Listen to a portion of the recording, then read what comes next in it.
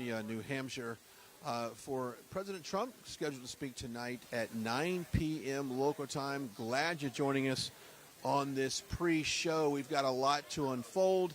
We've got Matthew Alvarez, who is also live down in at the campaign watch party that we'll be covering tomorrow night. He's there with a couple of special reports, but you're glad you're joining us tonight. Now, we're in a very packed facility, so I just want to say this off the top of the show.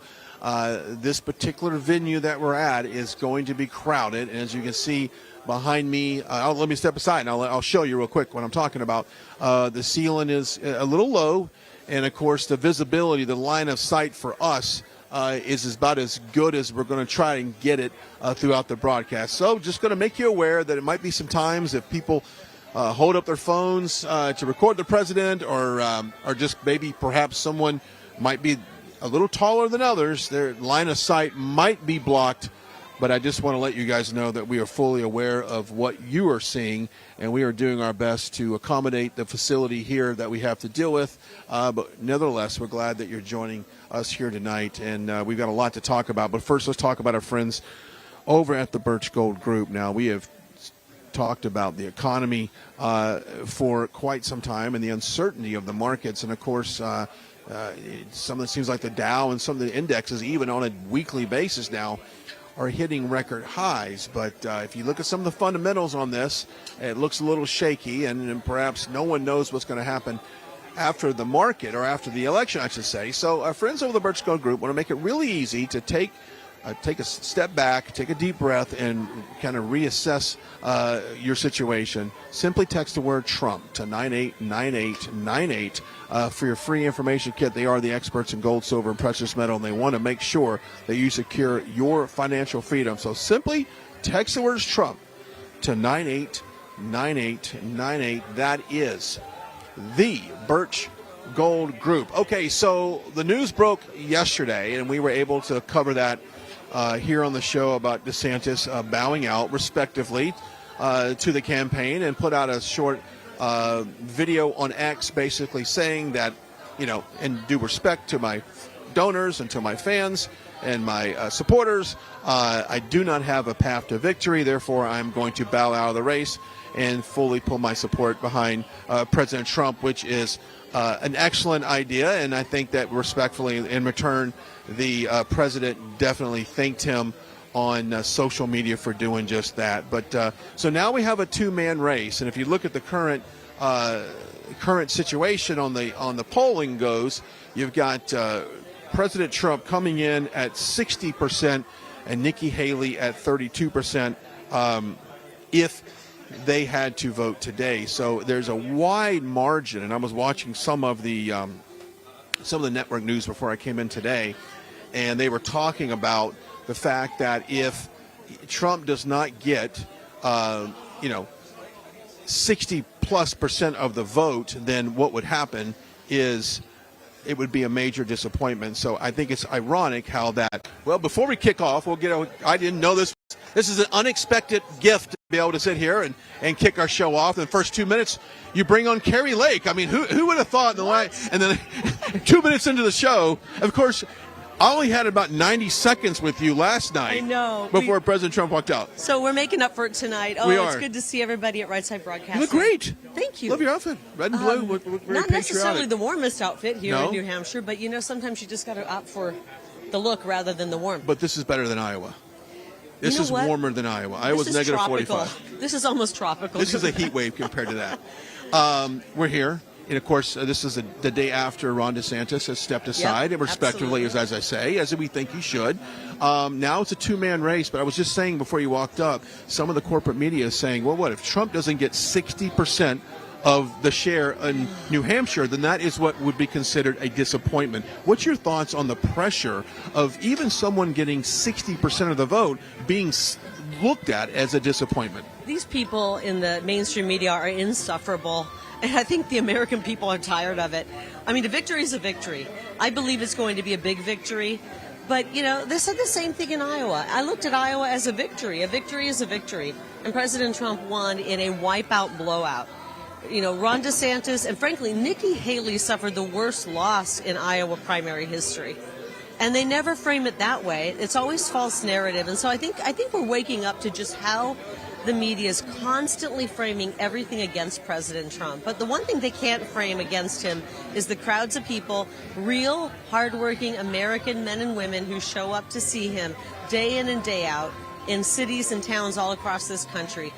There's no changing that fact, and eventually they're going to realize it, and they're going to realize it tomorrow when people show up to vote. Yeah, that's an excellent point. As I said, President Trump is doing these rallies in these mega arenas, and the other competitors are in Pete's Bar and Grill, and they're going to pull out a couple extra stools so they can get 12 more people in the door.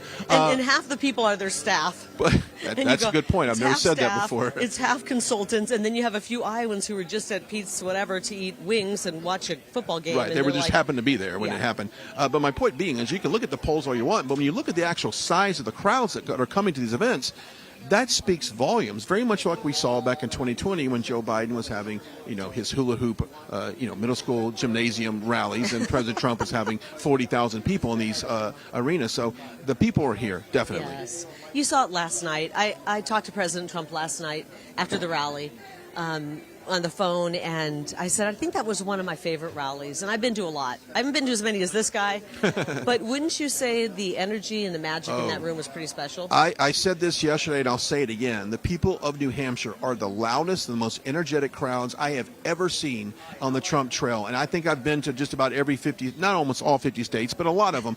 The people here in New Hampshire, this whole live free or die motto, they are absolutely living by it, and they are vocalizing their support for President Trump. I think we need to borrow that motto as a nation for the next 10 months, because we're in a live free or die moment. Yeah. A live free or die moment. We all understand, and I know that the people who watch Right Side Broadcasting understand, this is not a normal election. This is not a typical, we got to get out and vote. This is live free or die. This is do or die for America, for our republic. And so I love the people of the state. What I noticed when I walked in last night, I think I mentioned this on the broadcast last night, this was just working class people. These are the people who show up on Monday morning. They don't miss a day. They don't call in sick. They show up Monday. They go 9 to 5 and do overtime. They work all week. They do everything right. And they're like, when are the people we elect going to do the right thing by us? When are they going to secure that southern border? When are they going to stop letting our country be invaded? When are they going to stop selling us out? And the men and women last night are sick and tired of Washington, D.C., and they're ready for their fighter, the one they want, the one they voted for in 2016, the one they voted for in 2020, the one they're going to vote for tomorrow, to get back in Washington, D.C. and clean this out, drain the swamp, hose it down, bleach it out. Yeah, and we need fighters like you in the Senate, obviously, in Arizona. Because we need more people like you. I mean, the Senate, I call it sometimes a snooze fest. It goes a little slower there, and we don't have as many firebrands. We're ready to wake them up. But you're definitely ready to wake them up. Did you see the breaking news about an hour ago that the Supreme Court ruled that the federal government could actually go in and remove the barrier fencing that Greg Abbott, Texas governor, has put up? So now we have the federal government saying, you know what, we don't want to secure our border. We want to open it wide up. But see, we knew that. We knew that when Joe Biden on day one came in and opened it up. Here we had a secure border under our America First president, Donald Trump, on day one, hour one. Not even like in the afternoon, hour one, Joe Biden came in and completely reversed President Trump's effective border policy.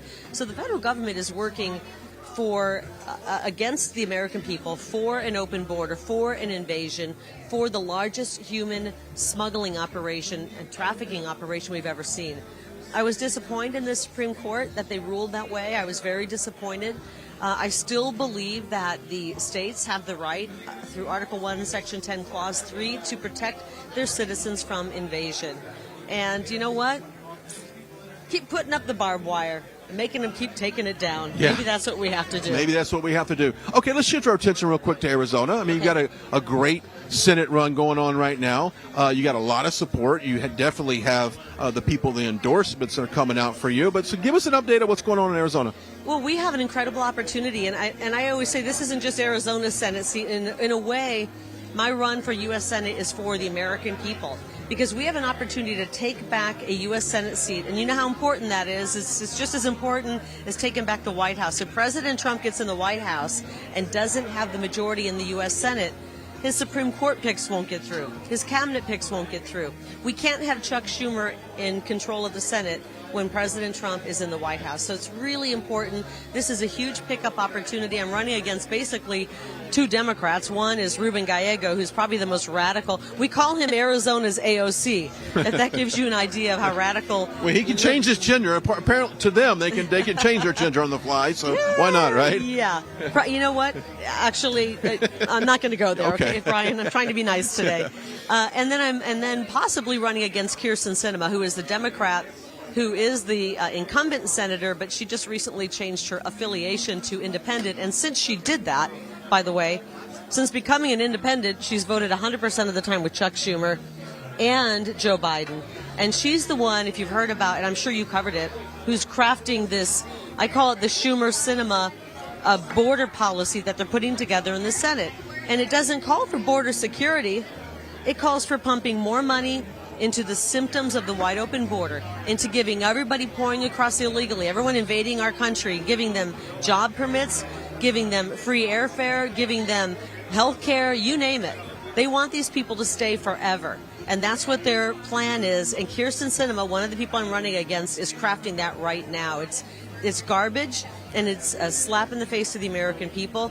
And frankly, it's their way to try to pump more money into Ukraine. They want to tie Ukraine funding That's to this. exactly what it is. And I tell you what, I get so frustrated as Congress and Speaker Mike Johnson wanting to continually work with Democrats to say, I'll fund the border, but I'll have to give you more money for Ukraine. There's no connection between securing our border and more money going to Ukraine. Earth to Washington, D.C. Just a message here from the people of this great country, because I'm talking to them all over. They don't want one more penny going to Ukraine. That border needs to be secured. We're being invaded, and it's just a disgrace what's happening in Washington, D.C. They shouldn't do a darn thing until they work to secure the border. And by that, I don't mean pumping money into the symptoms. I mean pumping money into constructing the wall, finishing the wall. The cheapest way to stop the invasion is to finish the wall. Yeah, it's the number one issue, not only in Iowa, but in New Hampshire as well. The top three issues were the border, economy, and national security. People are worried. Right. I saw a soundbite earlier on Fox News. They were talking about these people and, like, why do you support President Trump? They say, you know what, I felt safer 4 years ago. I literally felt safer 4 years ago that if something was to happen to this country, that we had a leader that would make the right decision and go after the people that have done this. They don't really feel like that with Joe Biden. Novel concept, huh? Yeah. Novel concept. Put America first. Make America great. First. You know, we have to worry about getting by now. It used to be people thought, well, we could afford groceries. In Arizona was rather affordable compared to other states. Now people can't afford to get by. They go to the grocery store, and it's almost like a financial assault. Yeah. And then they have to worry about walking across the grocery store parking lot in their own personal safety, because the crime is on the increase, it's on the rise in our cities, most of them run by Democrat mayors, sadly. But the people, in every way, they're taking incoming from bad policy that is putting the people of this country last. And we need a change. We need a man named Donald Trump back in the White House. That's a great start. We need strong America First fighters in Washington, D.C., in our city councils, town councils. We need people who are going to fight for American families in the, right down to the level of the school board. Oh, yeah. That's the most important when you think about it. We talk about the school boards, the city council. We got about 2 more minutes. We got to toss to Matthew Alvarez. I want to give people a chance to help you in the Senate run. What can they do right now to ensure that you win the U.S. Senate for Arizona? Well, unfortunately, campaigns don't run by themselves. So we've always been funded by the people. Anybody who can make a $5 a month, $10 a month donation for the next 10 months to help us win. We are up against, these people who are funded by who knows where the money's coming from. I don't trust where their money's coming from, but we need help in funding our campaign. CarrieLake.com, KARILAKE.com. I'm proud to have the endorsement of President Trump. I'm proud to be the most MAGA candidate running for Senate in the country. Yeah. Or maybe for Congress, too. You might be the most MAGA candidate, period, in the country. I just love my country, and I love my kids. I worry about their future, and I know that we can see our best days ahead of us. We're going to get out and vote. We're going to get involved. We're going to take it's going to be crazy the next 10 months. I think everyone agrees to that, but we're going to get out and get involved and make sure that we win. Starting in New Hampshire tomorrow, let's send Nikki Haley back to Davos where she belongs. There you go. Carrie Lake joining us on the show to President Trump, scheduled at 9 p.m. I tell you what, let's go ahead and toss to Matthew Alvarez, who is down at the headquarters for the watch party tomorrow night with a special report. Matthew, take it away. Got it. Good evening, Brian, and good evening, everyone. We are less than 24 hours from the first in the nation primary here in New Hampshire. Now, we're in Nashua, just about an hour and 10 minutes south of Brian's location, south of the location where President Trump will take to the stage tonight. Now, this is the site as well of tomorrow's watch party for Team Trump and others as we watch the numbers come in for this all-important primary here in New Hampshire. Now, earlier today, we ran into Don Jr. at a campaign event in Hollis, New Hampshire.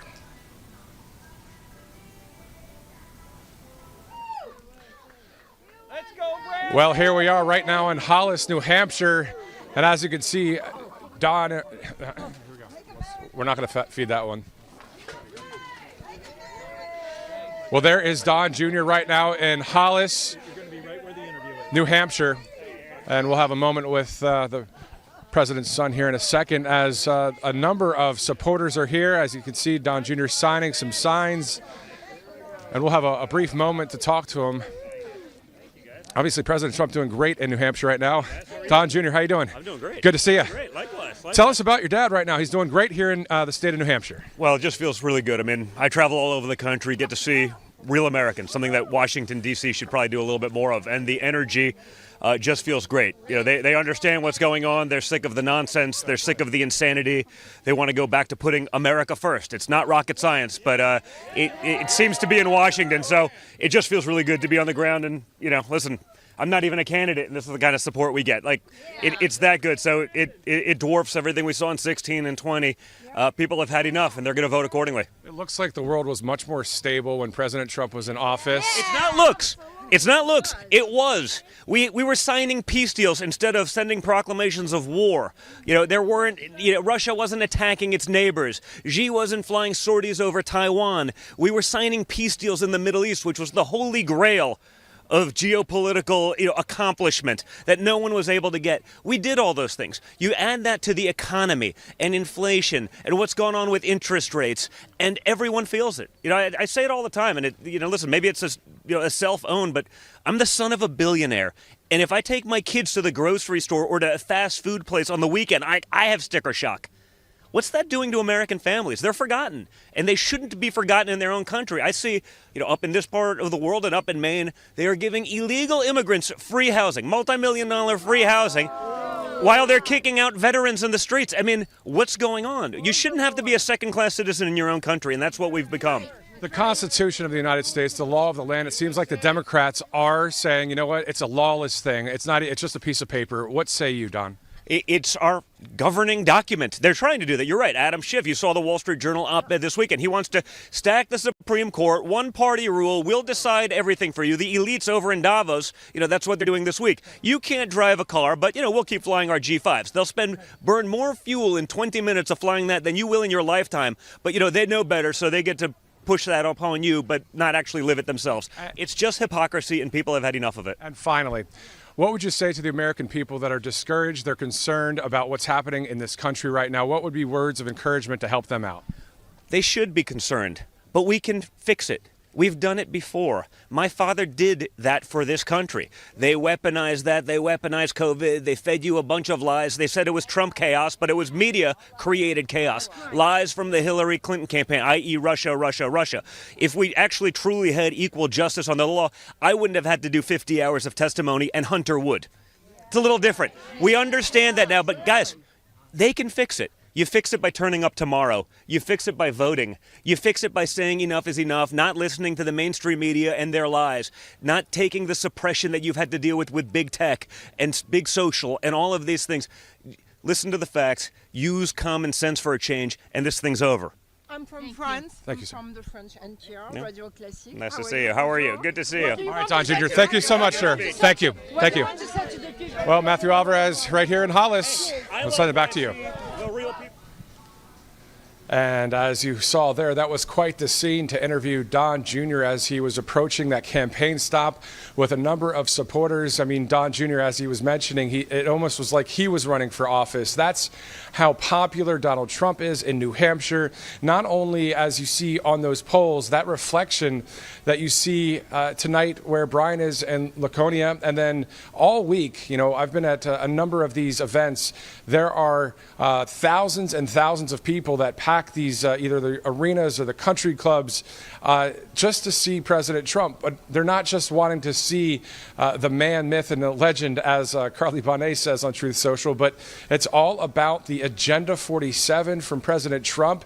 Any of the problems that the left may bring and that we have right now, there's an answer, there's a solution to that, and that's what is on the ballot come tomorrow here in New Hampshire. Once again, we're in Nashua. This is at one of the hotels here where the Trump team will have a watch party along with members of the public, but a lot of supporters, of course, as we watch those numbers come in. Right Side Broadcasting Network live throughout the night here. We'll be watching it right there with you as those numbers come in, as it is 45, the president taking on Nikki Haley, who many are saying she has more Democrat policies than conservative ones. So we will see how the numbers come in tomorrow. But again, President Trump with a very large lead here in the Granite State.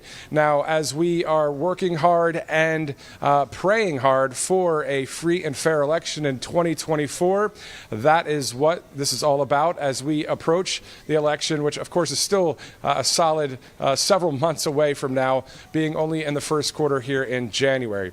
So if you'd like to follow me on Truth Social, it's at Matthew Alvarez.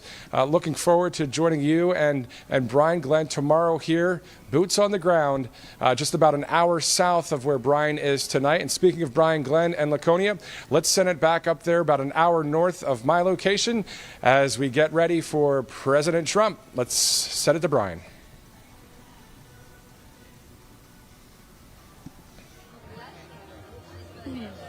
All right, guys. Thank you, Matthew.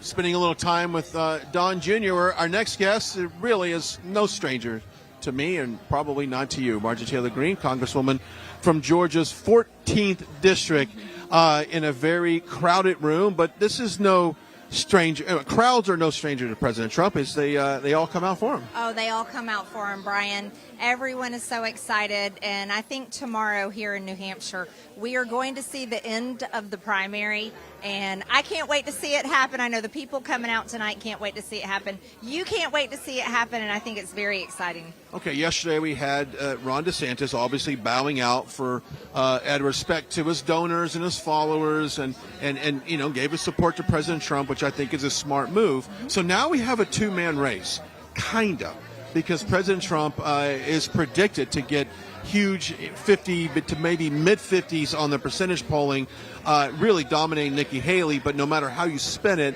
the media will always try to keep Nikki Haley in this race. Well, the media is trying to keep her in the race. The Democrats are trying to keep her in the race. The people that are trying to get her out of the race are Republican voters. Here's the real situation with Nikki Haley. President Trump defeated the Bushes in 2016. He defeated the Clintons in 2016. This Republican primary is so important because beating Nikki Haley means that we are ending the Republican establishment and we are defeating the neocons, which I think is one of the biggest things that needs to happen in the Republican primary. And that's why this primary is a referendum on the Republican Party. And there's a lot of video on her talking about war, and the base is very much against continuing this war in Ukraine. Nikki Haley has, without a doubt, she'll tell you that her husband is a veteran or active military, which is great. In all due respect, we appreciate his service, but we do not want to continue to send service members overseas, and definitely not our money as well. Well, of course, and we appreciate her husband's service. We appreciate everyone in the military. But let's be realistic. He wouldn't be on the front lines. It would be the junior military members on the front lines. And Nikki Haley is very much for foreign wars. She has made that clear throughout her campaign, and she's pleasing her donor base. weapons, from the military-industrial complex. And this is what Americans are sick and tired of. President Trump ended the foreign wars. President Trump brought the Abraham Accords. President Trump is the one that gave shock and awe to the whole world when he walked across the DMZ line, hand extended, shaking hands with Kim Jong-un, ending Little Rocket Man's reign. And, I think it's so important that we defeat Nikki Haley tomorrow, that we really embarrass her and punish her and show the entire Republican establishment, Washington, D.C., and the Democrat Party that Americans are sick and tired of the foreign wars. We want peace, and that's why we want President Trump back. And when they poll people not only in Iowa but here in New Hampshire, the border is one of the one or two top most things they want to fix in this country. And obviously, President Trump had a very clear-cut border policy. It was secure. Under Joe Biden, not so much. No, not at all. Brian, I serve on the Homeland Security Committee, and the heartbreaking stories that we have been hearing this entire Congress from parents who have lost children to fentanyl, from parents who've had a family member, a child or maybe another family member killed by illegal alien crimes. 2 constituents from my own district were killed by a 17-year-old cartel member smuggling illegal aliens across the border. Joe Biden's border crisis is intentional. He opened the border wide open, and Secretary Mayorkas is breaking our constitutional border laws, and that's why we are going to impeach Secretary Mayorkas on the Homeland Security Committee, and we are going to reelect President Trump and bring him back because we've got to have a strong, secure border. Okay, so walk me through this impeachment on Mayorkas. You're taking a vote on January 31st in the committee, and I'm assuming that's going to pass. Do we have any Republicans that are not on board with that? Not on our committee. We're actually writing the articles of impeachment right now. We have a strong case against Secretary Mayorkas. We've had over 10 million illegal aliens cross the border, over 1.8 million gotaways. These are people we don't know where they're from, we don't know who they are, and we don't know where they are in our country. We believe that many of them, and we don't know how many of them, are actually terrorists or tied to terrorism. There are rapists, criminals, cartel members, and our own Border Patrol chief told us that the cartels are controlling 5 out of the 9 border districts along the southern border. So we've under the Biden administration, under Secretary Mayorkas, we don't even control our own southern border. We've got the articles of impeachment ready, and we will be taking that vote on our committee. Okay, but what our viewers are wanting to know is once that gets moved to the House floor, what is the probability of all Republicans coming together? And you've talked about it before. Our margin of majority in the House is so slim. Do we have all of the conference on board to do these impeachments? That's a great question, and I know that's the question most people want to know. We are working on maybe a few Republicans that could be holdouts, but I think they're coming around. Why would they be holding out, though? I'm just curious. Well, I can't answer that because I can't understand it myself. I forced a floor vote on my articles of impeachment against Mayorkas, and we had 8 Republicans join with the Democrats and protect Secretary Mayorkas' job. They voted against my articles, but here was the good thing that happened there, is that moved my articles of impeachment to the Homeland Security Committee, where we have been working on them, holding impeachment hearings, and where we will produce a more expanded articles of impeachment, vote them out of our committee, take them to the House floor, and I feel pretty confident that we will be passing those articles of impeachment, impeaching Secretary Mayorkas. Because I know that a lot of our viewers cannot believe that this has not been done already. I've always said that's just the lowest hanging fruit on the fruit tree of impeachments. That is it. Okay, let's turn our attention real quickly to Joe Biden and Hunter Biden. Of course, a couple weeks ago, you might have saw the video that once Hunter Biden showed up to a markup session on contempt of Congress, he felt the need to get up and leave as soon as you had your 5 minutes on the floor. Let's walk me through that. What was going through your mind when you saw Hunter Biden and his whole team get up and walk out? What was going through your mind? Well, I watched them walk in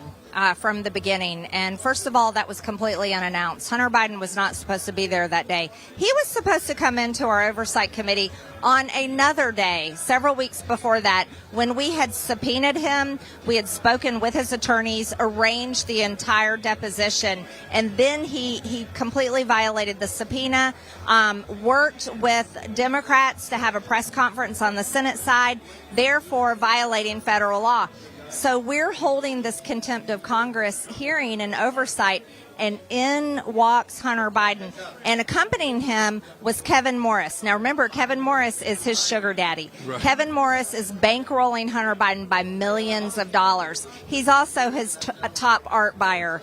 Sure. You know Hunter Biden art, it's so famous.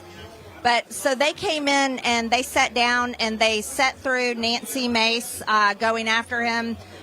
They sat there a little while longer, and then it was when Chairman Comer recognized me to speak, they literally jumped up and ran out the door. I think Hunter Biden was terrified of what I had to say to him. And what were you going to say to him?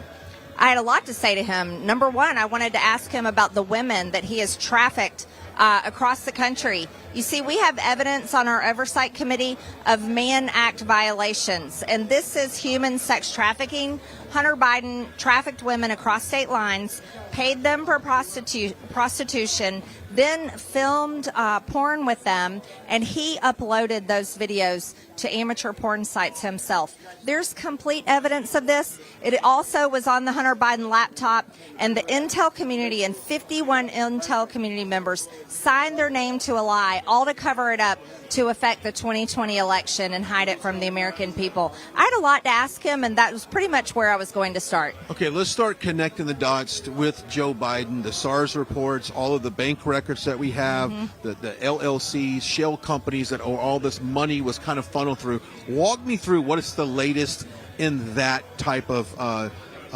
investigation. Absolutely. You see, this is why the American people are supporting President Trump. The Democrat Party, the Department of Justice, and these progressive state DAs are literally coming after President Trump and trying to put him in jail when, in all actuality, the American people know who the real criminal in the White House is, and that's Joe Biden. We have led an extensive investigation on the Oversight Committee. Jamie Comer has done an incredible job as our chairman. We subpoenaed bank statements, bank records, proving that Joe Biden and his family members have profited by the millions and millions of dollars coming from countries all over the world. China, Romania, Ukraine, African countries, Middle Eastern countries. We also read all the Treasury reports in the Treasury. This is not made up. This is not some sort of fake political document. We have all the evidence. It's real. And Brian, I have to tell you, I introduced articles of impeachment on Joe Biden on his first day in office. Well, we should be pushing harder because we have the evidence and we have to impeach Joe Biden. Okay. So I'm walking through the list of questions that I know that we get as a network, and I know they would probably have for you. Let's talk about Speaker Johnson and that he is up against the wall on not only trying to cooperate with the Democrats on funding Ukraine, but more importantly, we think should be really doing all he can to secure our border and getting the funding for that. Walk me through some of the things that our viewers need to know in regards to Speaker Johnson right now. Well, you know, he's a new speaker, but he's been there long enough. The honeymoon is worn off. And Republican voters across this country gave us the majority for a reason. And that's because they wanted Republicans to make the budget. They wanted us to use the power of the person. We told them we would to stop Biden agenda, like the Green New Deal, like wide open border policies, DEI, the woke agenda that the Democrats have forced down the American people's throat for years now. Well, that hasn't happened. As a matter of fact, just before we left for the break, for the second time, Mike Johnson led the Congress to vote and pass Nancy Pelosi's budget with a CR. I didn't vote for it. I voted against it. As a matter of fact, I voted against Nancy Pelosi's budget 4 times now. Unfortunately, he led that to happen and passed it. We're supposed to go back and have this thing done by March 1st and March 8th. I don't see how it's going to happen, but we need to do a better job. Okay, let's turn our attention to Georgia and Fannie Willis, this witch hunt that President Trump often talks about. A lot has unfolded in the last week in regards to this case against President Trump. Take us through the history of Fani Willis? Well, I tell you what, it's I'm surprised she's not in church again as we speak, because she's in hot water. Allegedly, Fani Willis and Nathan Wade have had quite the extensive affair. Right now, Nathan Wade's ex-wife has hauled him into court. They are unsealing his divorce case, going after the information with Nathan Wade in regards to his relationship and finances and how they relate to Fani Willis. And I think this is a very compelling case, and people in Georgia, especially the Fulton County taxpayers, they deserve the answers on that. But let's go a step further. Fani Willis and Nathan Wade colluded with the January 6th committee. We might want to step aside. Okay. Pause that thought as we Okay. pray or get into the program tonight. 7:04 local time. Welcome in. If you would please bow your heads, let us pray. Dear Heavenly Father, we stand before you today to humbly ask for your guidance. Our country is in disarray. We place our work and ourselves in your hands. Anoint our ideas, our creativity, our energy, so that even the smallest task may bring you honor. Lord, when we are challenged, guide us. When we are weary, energize us. Lord, you have a servant in Donald J. Trump who can lead our nation. Bless him with wisdom and discernment, with courage and conviction. Bless all that he does to inspire and invigorate us. Help him to transform America and bring all Americans together to be a better nation. The path in front of us is far more important than the path behind us. Lord, you have taught us that the greater the obstacle, the greater the glory in overcoming it. Help us to overcome any obstacles tomorrow so that we may deliver victory to your warrior, Donald J. Trump. Let us come together in unity and support to help President Trump and each other. Let us help him to make America great again. Yeah. Amen. Thank you.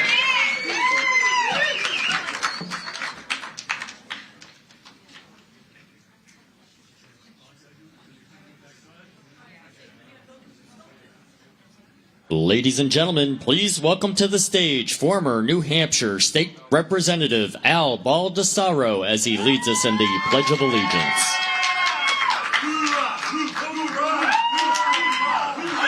Hoorah! How many veterans we have out here?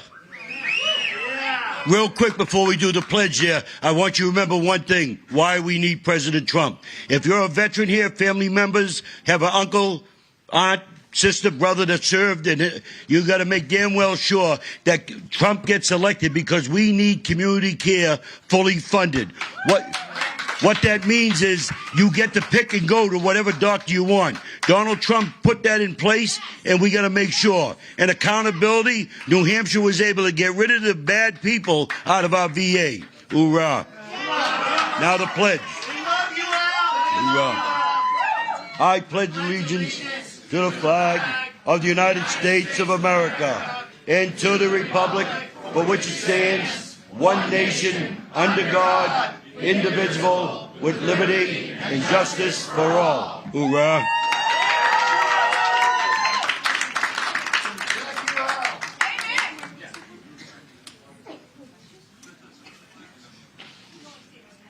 Ladies and gentlemen, please welcome to the stage historian for the New Hampshire Federation of Republican Women, Isabella Peters, to sing our national anthem.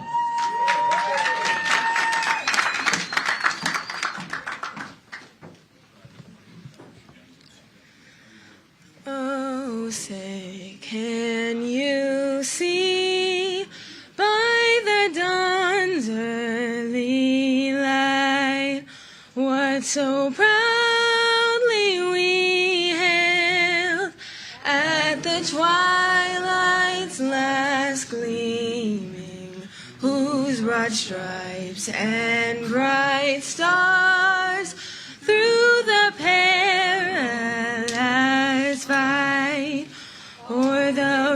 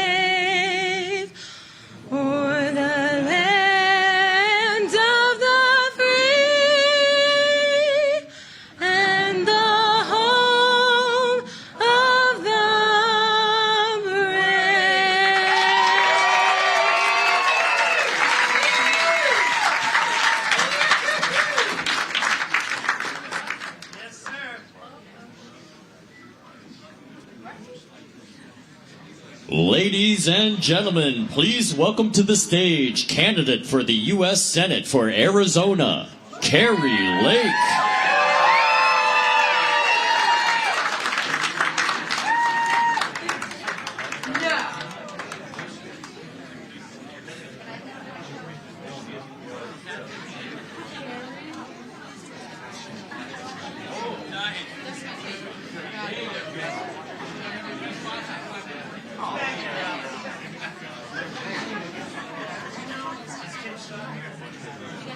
Ladies and gentlemen, please welcome to the stage Belknap County Sheriff Bill Wright.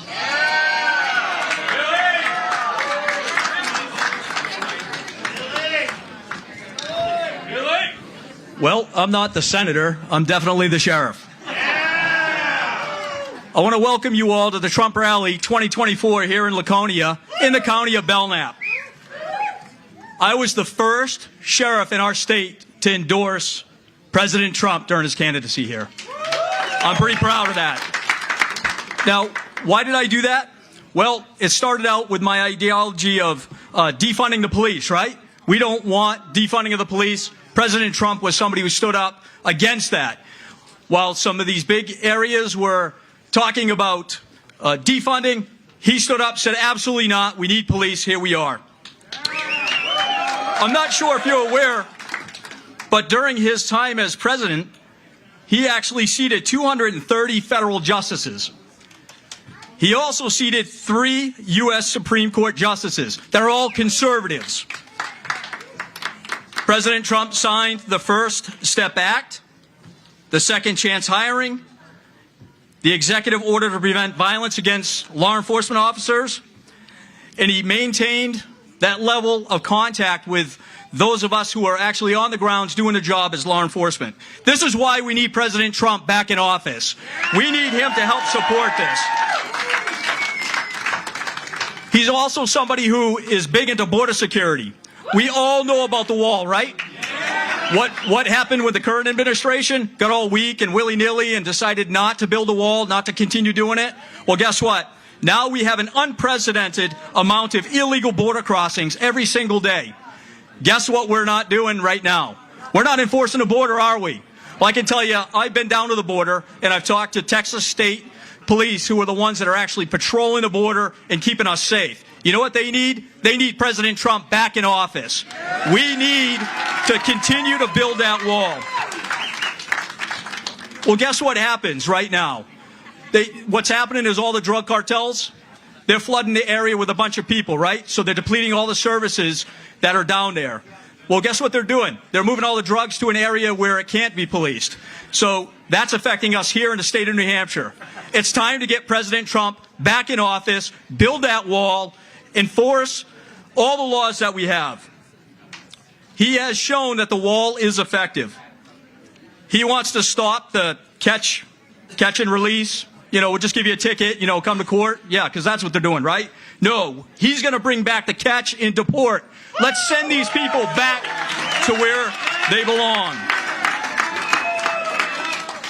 We talk about make America great, right? You people are the ones that are making America great right now by being here and supporting our next president, the 47th president, Donald Trump. He supports a strong military force. If you notice, when he was president, nobody messed with us. Well, look at us now. We're in these never-ending wars, right? Again, we need President Trump back in office. He takes the time to visit all the injured and ill soldiers and Marines that are out there. That's what's important, right? Well, he comes to New Hampshire and he says, wait a minute, your VA, that's not full service? Well, guess what, New Hampshire? You need a full-service VA center. And that's what he's going to do when he becomes president.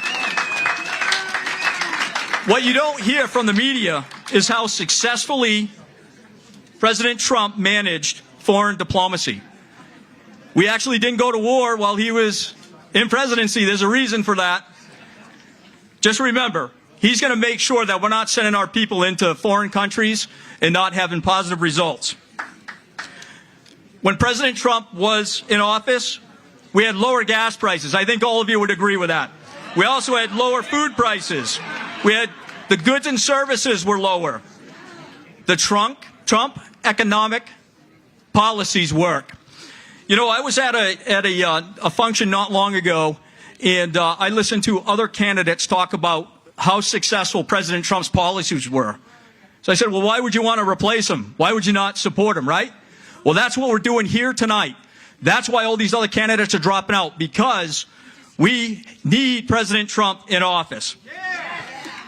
You know what else President Trump does? He holds government leadership accountable. That's something that's not normally done in politics. Guess what? He did it. He's not afraid to fire people and hire people and take the best of everything. We need President Trump back in office. Remember, President Trump needs all of us to show up and vote for the future of our country. I'm sure that you remember him saying, America first, right? You're not hearing that from anyone else. We need President Trump back in office. He's all for America first. Please, get to the polls. Bring people to the polls with you. Vote for President Trump. Thank you.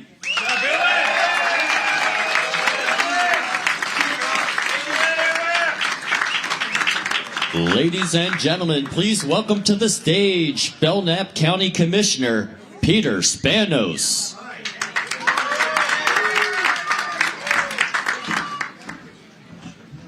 Good evening, all. Nice to see everyone.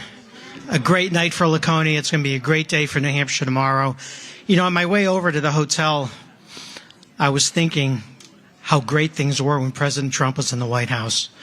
We had record low inflation, record low unemployment, a trade surplus, a secure southern border, a secure northern border. Today, all of that's been lost. We have a hot war in Europe for the first time in 75 years. We have a hotter war in the Middle East, which is a powder keg. In a remarkably short period of time, Joe Biden has steered America the Beautiful into the ditch. But all that stops tomorrow. We have the right man at the right time to do the right job, and that's President Trump.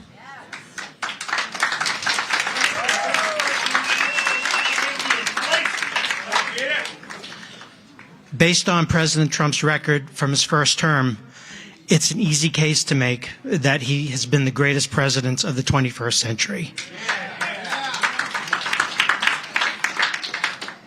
You know, the Democrats are praying fervently that Nikki Haley wins tomorrow. Now, why is that? Well, because they know, like we do, she is the easiest of outs in November. She's a rhino for sure. But that's not going to happen tomorrow. Tomorrow, we're going to go to the polls. We're going to pull the lever for President Trump. We're going to call our friends, call our neighbors, call our colleagues, our associates, our in-laws, our outlaws, grown grandchildren, grown children. We're going to make sure they get to the polls tomorrow and vote for President Trump. He is going to fix what's wrong with this country, and he's going to make it happen fast. I thank you very much for coming out tonight. I thank you for coming out in support of a great American, a great man, Donald J. Trump. Thank you very much.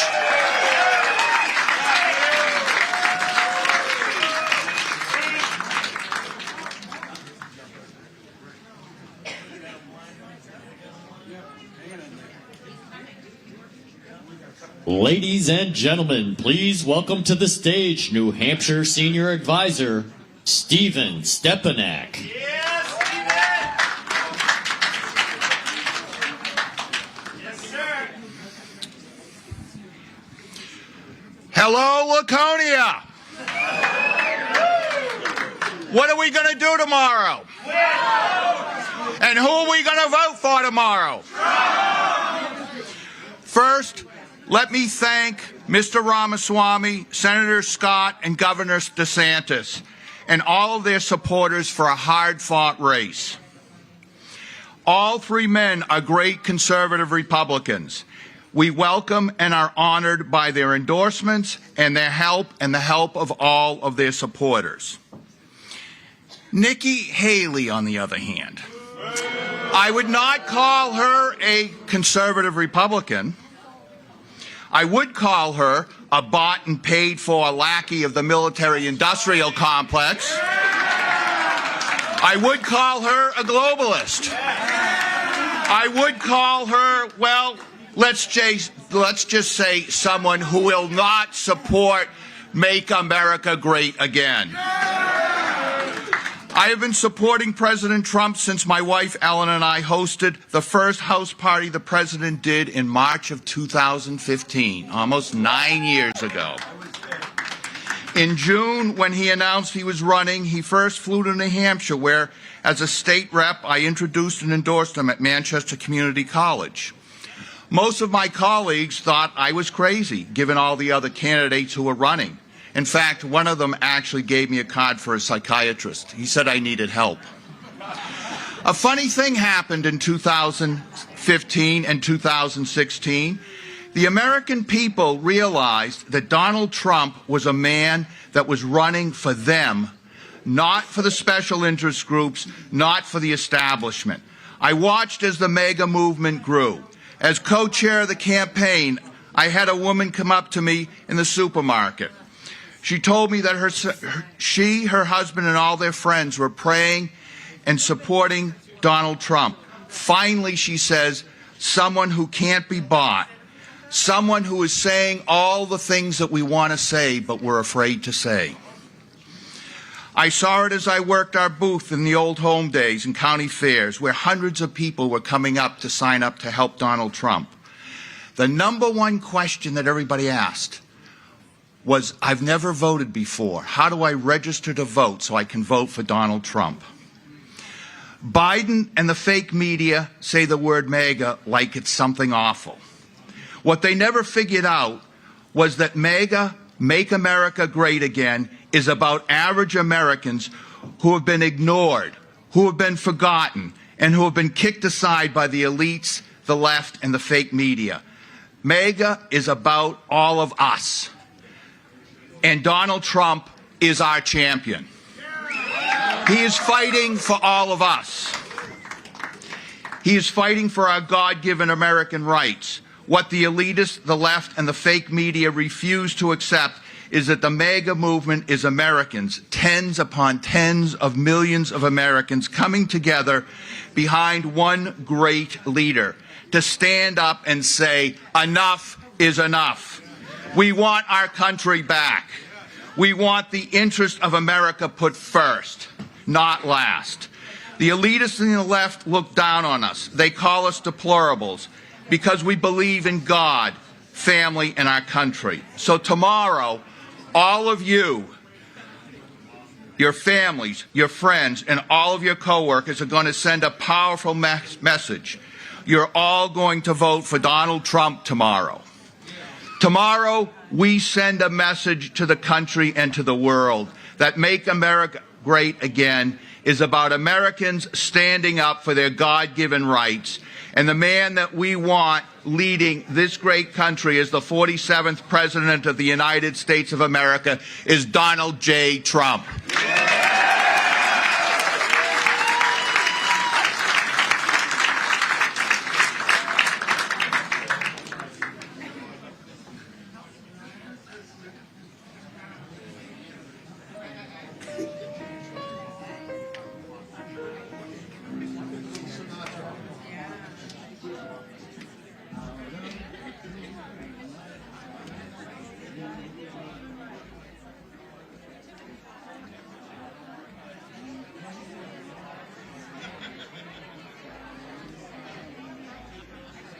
New Hampshire. Now, obviously, I do want to make a note that we are very aware of the limited visibility that we have from our camera position. And unfortunately, just about every camera in this facility has about the same challenges as we do. So we just want to point out that we know that sometimes someone's head might get in the shot of our cameras, and you might not be able to see whoever's speaking at that particular moment, but obviously we are doing the best we can to make sure the visuals are as on point as possible. Welcome in, 7:24 here local time. In the middle of this program, we have several speakers are still slated to come out. We've got Carrie Lake, Marjorie, Greene, I believe Byron Donalds as well. So we do have a lot of speakers lined up tonight before President Trump takes the stage at 9 o'clock scheduled, and so we'll see exactly if we're on schedule for that. We've also got Matthew Alvarez, who is over at the Watch Party headquarters that we'll be broadcasting from tomorrow night. And we'll have kind of a special preview of that. Also, if you missed the interview with Don Jr. earlier today that he did, we can go ahead and we'll be able to show that to you as well. But it is down to a two-man race here in New Hampshire. So we have Nikki Haley polling at, depending on what poll you see, in the 21 to 23% range, and President Trump polling upwards to 52, 53%, depending on what poll, once again, that you read there. So a commanding lead, and I think it's interesting to note how a lot of the political consultants, a lot of the mainstream media was saying that if President Trump, and this is incredible that we have even got to think this is a thing, but if President Trump does not get 61, 62% of the polling tomorrow in the primary, that it will be considered a failure for the president. And I think that's an unbelievable statement, especially if they said in the same sentence, if Nikki Haley can get within single digits of the president, that would be an accomplishment. So if she's 10, 12 points behind, that would be considered a failure. Let's see, the music is stalled. We might get back into the program here. I know they briefly paused it. They did call out a couple. Here we go. Let me step aside. Welcome to the stage, candidate for the U.S. Senate for Arizona, Carrie Lake.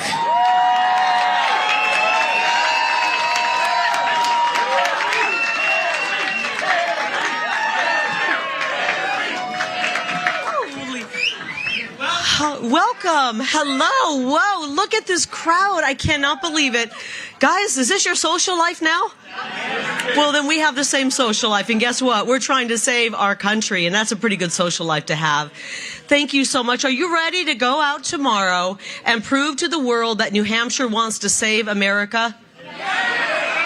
Who's ready to get up extra early and go out and vote tomorrow for President Donald J. Trump? All right. Who's ready to finally have a secure border and stop the invasion? I love so much New Hampshire. I'm from Iowa. I live in Arizona, in a border state, as you know how messed up the border is right now. But I love New Hampshire because you have sensibility. You can tell you guys work. You show up on Monday early for work. You work all day. You work all week. You do everything right. And you just expect your government not to screw you over. It's pretty simple. And we're getting screwed over right now by our government. I don't mean to sound so harsh, but what's happening on our southern border is messed up. And we're going to go out tomorrow in New Hampshire. You're going to go out tomorrow in New Hampshire and send a loud message to these fools in Washington, D.C. that we've had enough of a wide open border and an invasion on our southern border. We're done. And it's all going to lie on you guys tomorrow. We saw what happened in Iowa. What a great victory for President Trump. In the fake news media, they don't cover it right. The real story was the absolute humiliating defeat of Nikki Haley. Humiliating. The most humiliating defeat in Iowa caucus history. But the media acts like it's still a race. Guys, it's not a race anymore.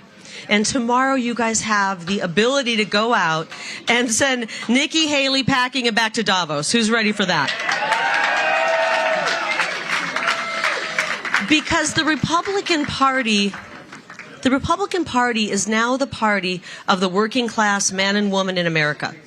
The Republican Party is no longer the party of the warmongers like Nikki Haley. The Republican Party is the party of truth and peace, and we get that with a man named Donald J. Trump. And I'm ready to get him back in office. Are you? I can't wait. I live in Arizona. It's one of the most beautiful states in the whole country, and I'm absolutely horrified by what's happening on our border. It is not okay that 300,000 plus people are invading our nation every single month right now at our southern border. It's not okay.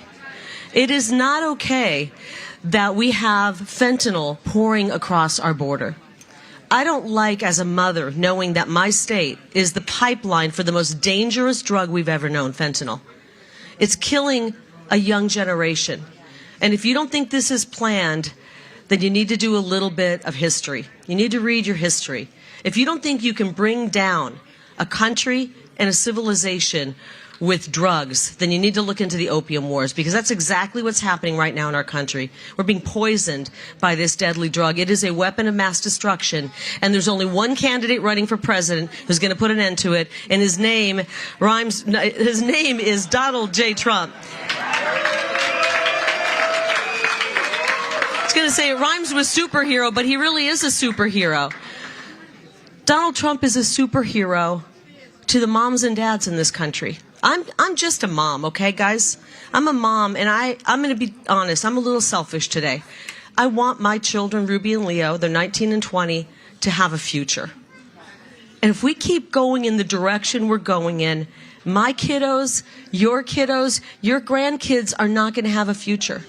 You guys are the live, free, or die state. Gosh, I love that. I love that. Can we borrow that motto and make it our national motto for the next year? Is that okay? Because honestly, we're in a live, free, or die moment. We either win this, we either win this election and get President Trump in office, or we're not going to have our freedoms and we're not going to have our country. I just had some snarky leftist reporter do an interview with me, and I was very nice. You know how I am. I'm always nice. And he said, "Is Donald Trump too old?" I said, no, age isn't a factor. It's cognitive ability. And then I had to school him because I'm sure he didn't get a proper American history education. And you all do, because you're here in New Hampshire. You guys are cut from the same cloth as our founders. You have their DNA in you.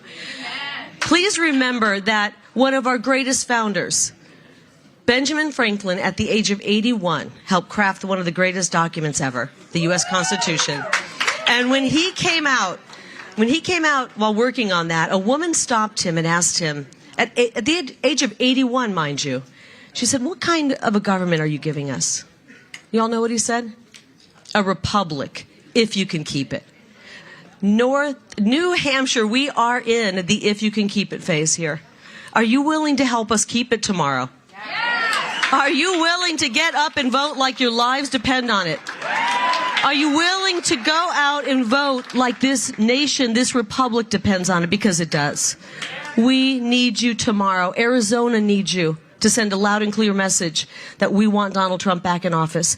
Every single state in this nation needs you. We are counting on you. We love you. Let's live free and let's vote tomorrow and get Donald J. Trump back in the White House. I love you. Thank you so much. Thank you.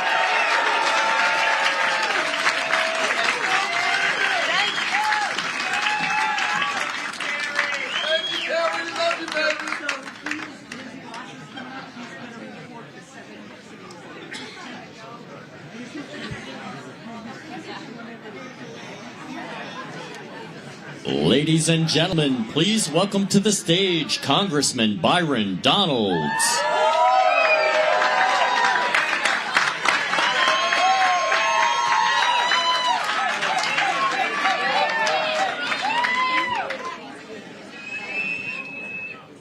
I'm a little taller than Carrie. New Hampshire, how you doing? So, you guys are doing the first in the nation primary election tomorrow, and I know something's going to happen really, really big in the state of New Hampshire. You're going to tell everybody in the country that the Republican primary process is over and that Donald Trump is going to be the nominee of the Republican Party.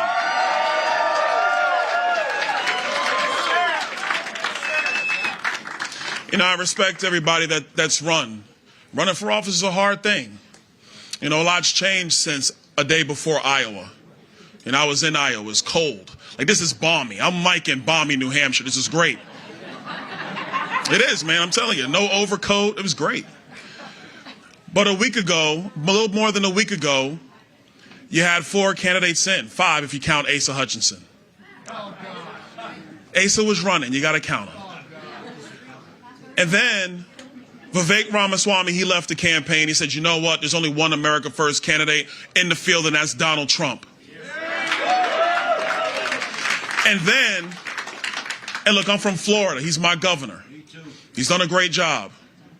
But now he's ended his campaign, and now he is standing with Donald Trump like all of you throughout this country. So now, New Hampshire, you're going to help us because we have one little piece of business left to do. Just one. It's a candidate. Her name's Nikki Haley. And something tells me,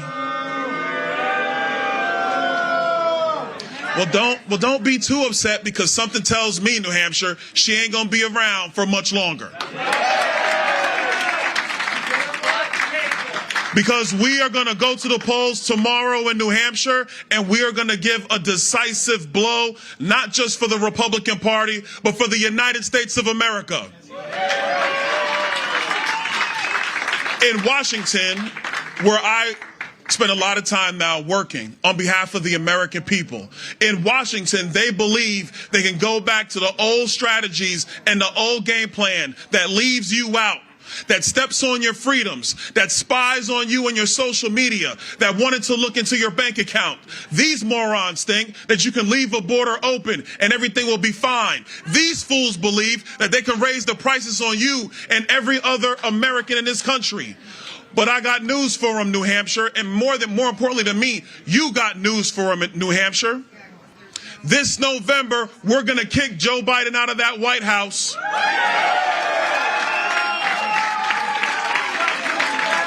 We're going to get rid of Kamala Harris because she's the worst vice president, too. Alejandro Mayorkas will be on the unemployment line. And we are going to save America and make America great again.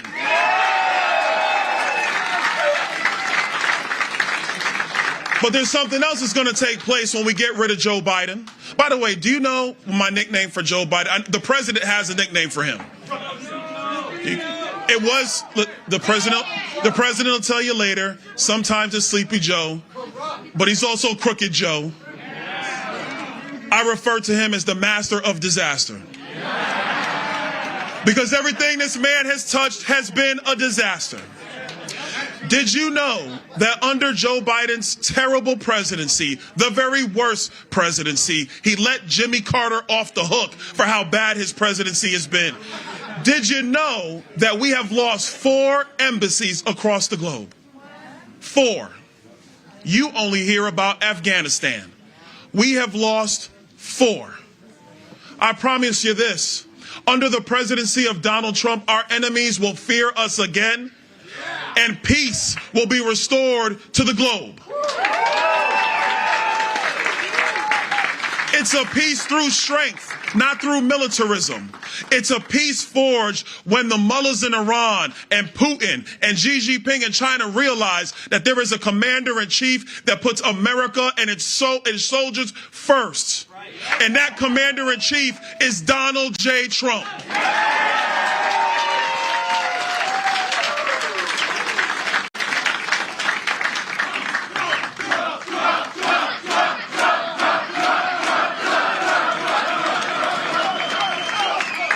We have a blessed nation. America is the greatest thing man has ever created. And the only thing greater than America itself is the very people that inhabit this nation, like the good people here in New Hampshire. And I'm telling you from Florida and every city I've been to, we're going to save America. I'm telling you, it's not just Republican voters, it's independent voters, it's minority voters. We're going to put Donald Trump back in the White House. He's going to be the 45th president and the 47th president, and we're going to make America great again. God bless you, New Hampshire. Get out and vote, New Hampshire. And God bless America.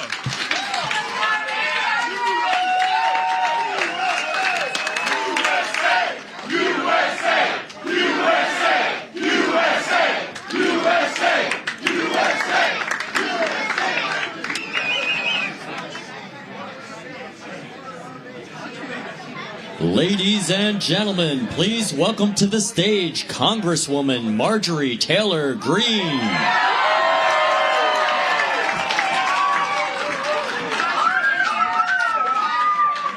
Oh, New Hampshire, New Hampshire. love you. I love you. And New Hampshire, I got to tell you something. Tomorrow, America's eyes are watching you. You're going to have the nation's spotlight because you have an incredible job. You're going to end the Republican primary in 2024. Let's go, New Hampshire. Now, I got to tell you guys, there's something we really have to recognize. Under President Trump, I know in Georgia, in my district, gas was $1.75. We could afford heating oil, food, rent, medications. You could afford to buy a house because interest rates were affordable. But now, under Joe Biden, people are suffering. The poor are getting poorer, and the rich are getting richer. And this is something we never thought we'd see in America. Under President Trump, we had world peace. Remember that? President Trump brought the Abraham Accords and brought the United States Embassy to Jerusalem. He brought peace to the Middle East. He ended the foreign wars. He defeated ISIS. And the entire world watched in awe as President Trump walked across the DMZ line, hand outreached, and shook hands with Kim Jong-un. And Little Rocket Man stopped launching rockets. Do you remember that? But now, under Joe Biden, we are watching World War III begin to erupt. We are watching a war in Ukraine that's really a proxy war with Russia. Russia continue to be funded as we fight to say stop funding that war, stop defending Ukraine's border, and defend our own border. And we'll never forget what Joe Biden did in Afghanistan. Never forget the 13 soldiers that were murdered that should have never died. Joe Biden brought shame on the military. Under President Trump, he will make America strong again. He will make the United States military strong again. And he will make our entire nation respected among the world again. We've got to bring back President Trump.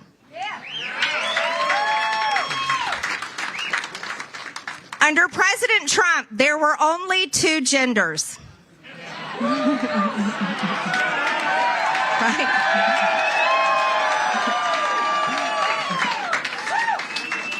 Well, we all know there's still just two genders, don't we? Male and female, everyone. You can't change it. Under President Trump, DEI were just letters in the alphabet. But now, under Joe Biden, it's real racism, and it's actually affecting many Americans, and we're fed up with it. And now, under Joe Biden, there's more genders than we can keep up with. And they're brainwashing our children. And children are being actually taught that gender is something that they can change. And we're seeing a horrendous practice in its genital mutilation of these children. That's something that President Trump will stop. And that's something we know he will do.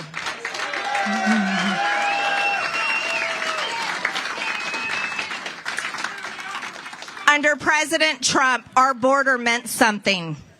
We had a strong, secure border. Our Border Patrol agents were working hard, and they loved their jobs because they were allowed to do their jobs. But under Joe Biden, they have been turned into the welcoming committee to the entire world. And this is something that is such a shame. They are down there making sandwiches and welcoming ISIS into our country, welcoming in terrorists from all around the world, welcoming in murderers, child rapists, and people that have been let out of mental institutions. This is not what our country stands for. Well, let me tell you, under President Trump, the first thing that he will do, and I will support him doing, and everyone that stands with him, is we will begin mass deportations. And we will enforce the strongest immigration and border laws in history. Our border will be strong, and it will be defined, and people will obey the law. One more thing that we have to recognize and address is under President Biden, the Department of Justice prosecuted criminals, prosecuted child predators, prosecuted terrorism. But today, under Joe Biden's Department of Justice, it prosecutes you, America, as it prosecutes Donald J. Trump and his team and all of his supporters. This should never happen in America, where people who were defending their free speech and were standing up for election integrity are being jailed and arrested nearly every single day. And the J6 defendants that are being jailed for years and years and years while Antifa and BLM rioters are allowed to go free. We must end the reign of terror of the weaponized government, and President Trump will do that on day one.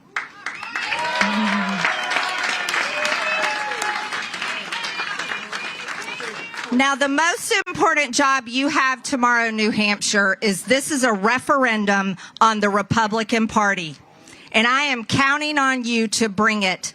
We have to end the reign of the establishment rhino Republicans. We will end the reign of the neocons.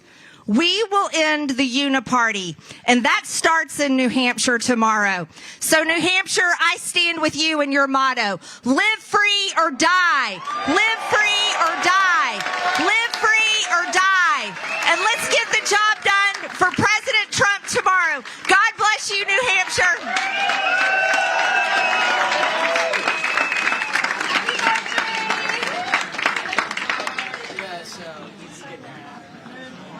That's why they're extending it a little.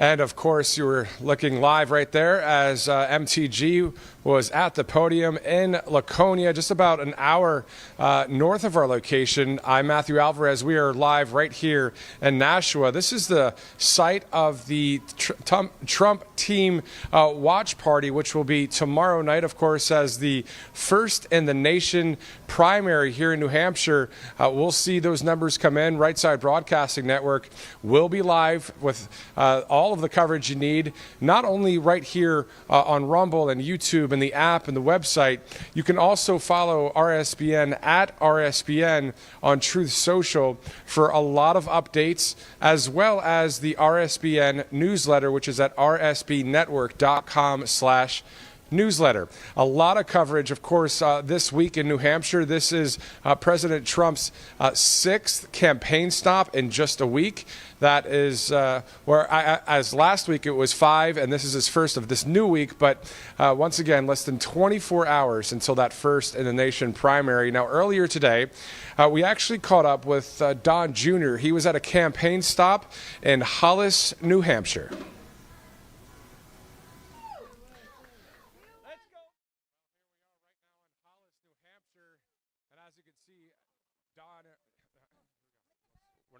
Feed that one.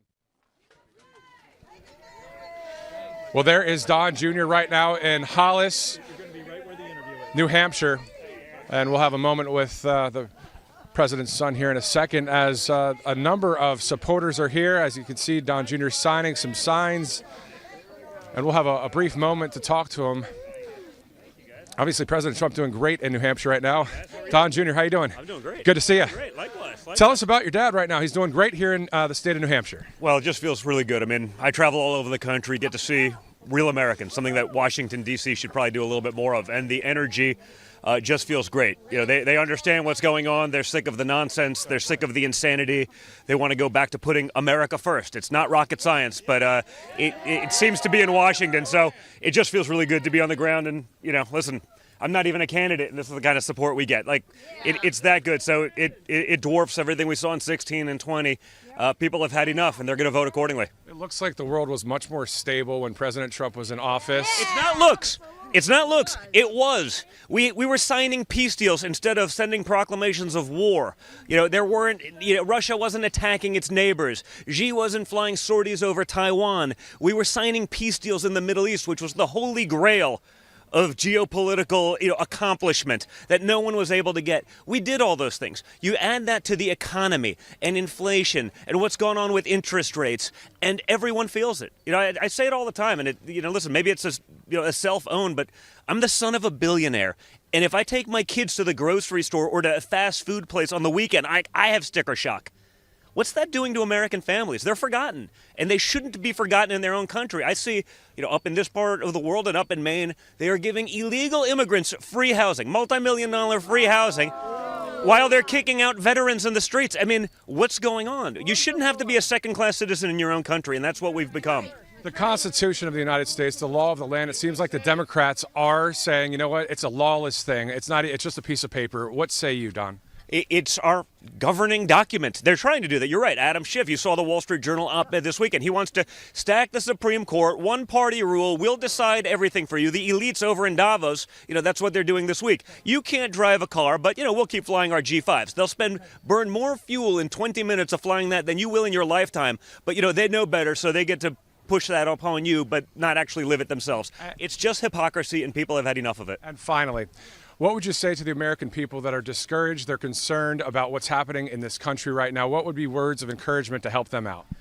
They should be concerned, but we can fix it. We've done it before. My father did that for this country. They weaponized that. They weaponized COVID. They fed you a bunch of lies. They said it was Trump chaos, but it was media-created chaos. Lies from the Hillary Clinton campaign, i.e. Russia, Russia, Russia.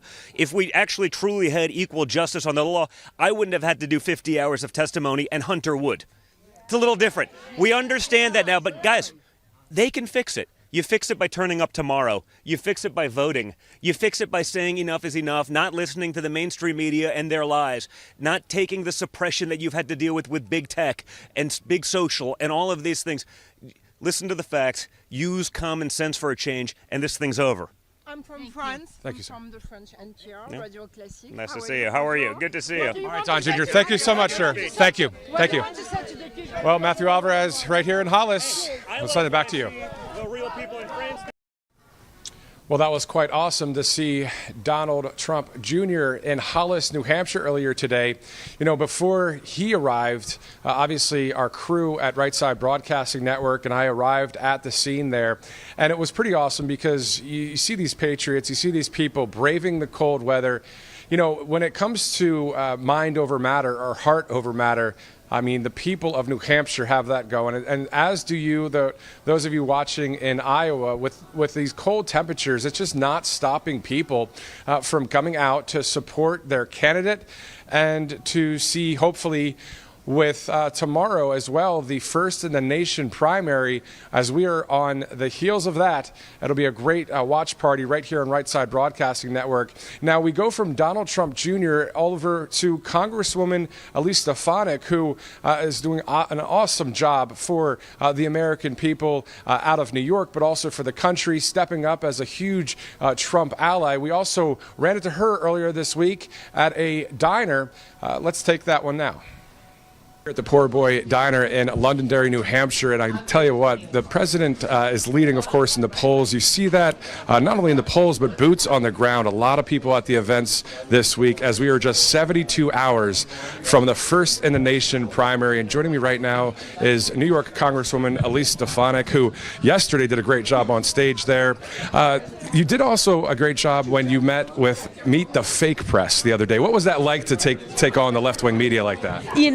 The American people are sick and tired of the fake news and the fact that they serve as stenographers for Joe Biden, and they're not focused on the issues that actually matter to the American people. The American people are concerned about our wide open borders. They're concerned about this historic inflation. They're concerned about this crime wave and the unconstitutional overreach, and all of those crises have been caused by Joe Biden's failed policies. That's what I focus on as an elected official, as a candidate in my district, in New York's 21st Congressional District, and as the House Republican Conference Chair. and the media bias is just so clear every single day.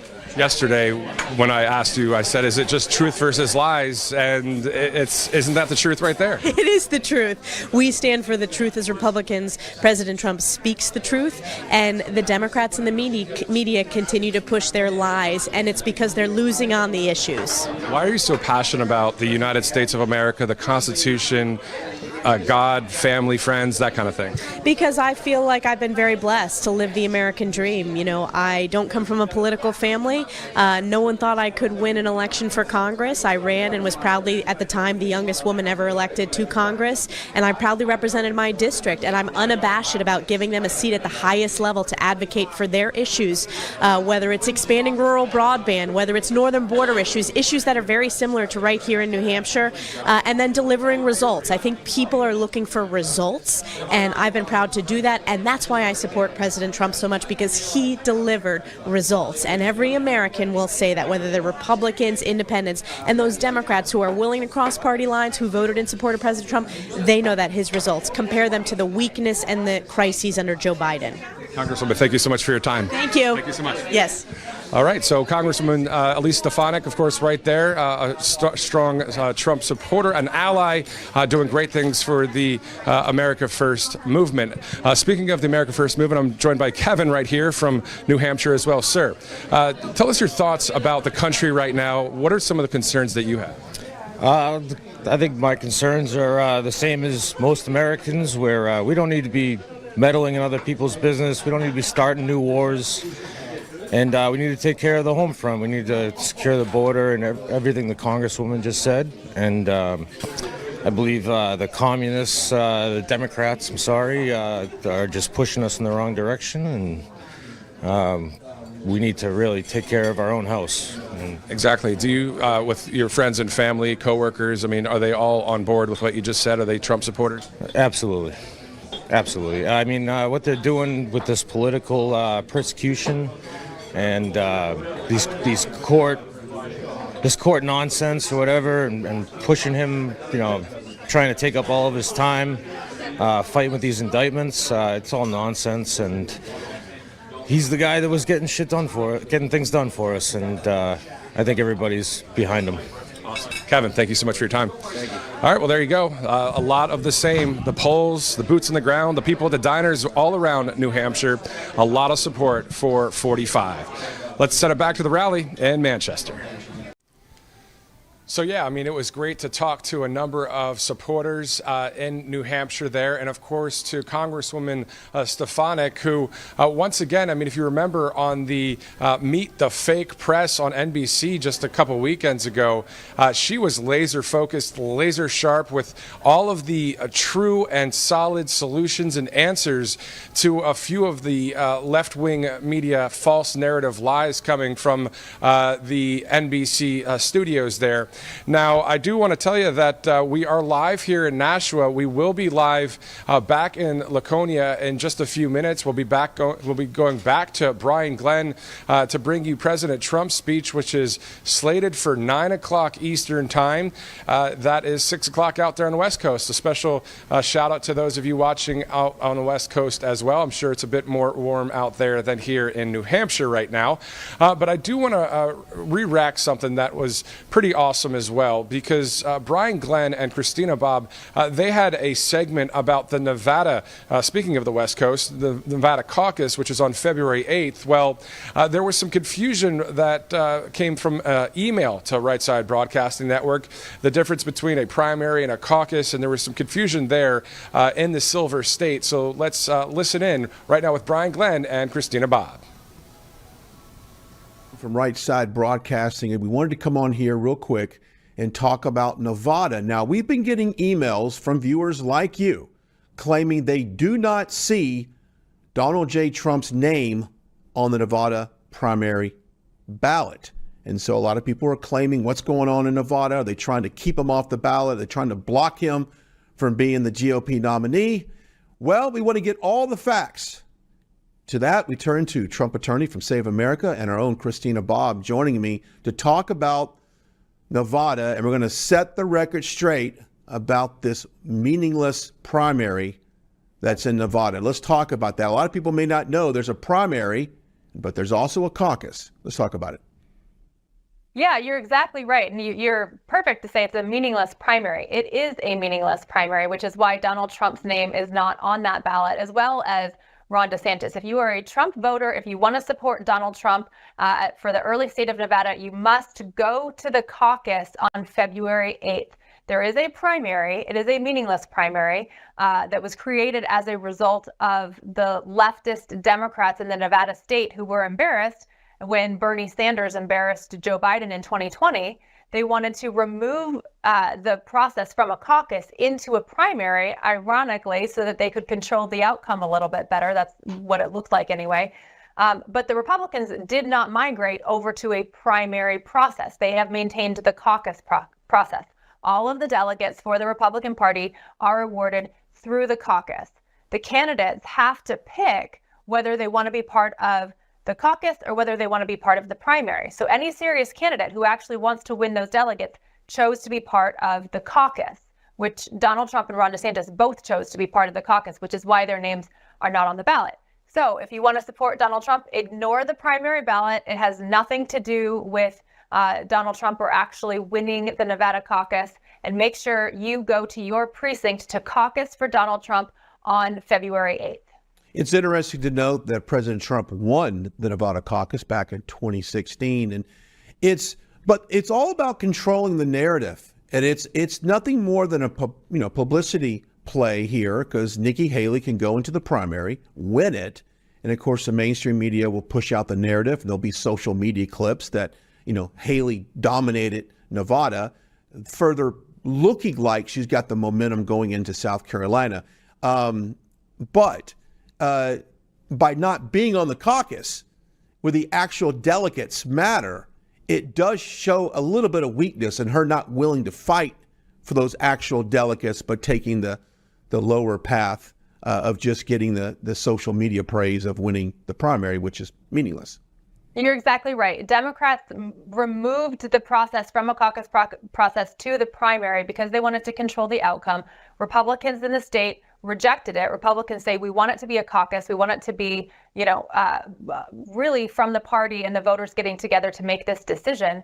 And Nikki Haley gave a nod to her Democrat colleagues, saying that she would play their game and play the primary game, which should be concerning for anybody concerned about election integrity, because it means she trusts the election process better than the caucus process, which any conservative these days I would think would laugh at that. That's a laughable idea. But the reason they switched it was because it's more controllable. It's easier for them to control the outcome of an election than it is a caucus. You're exactly right to say that this really is a publicity stunt. And I think it's a disinformation campaign really from Democrats. And we see a lot of disinformation coming out about this, about if you want to vote Republican, vote in the primary.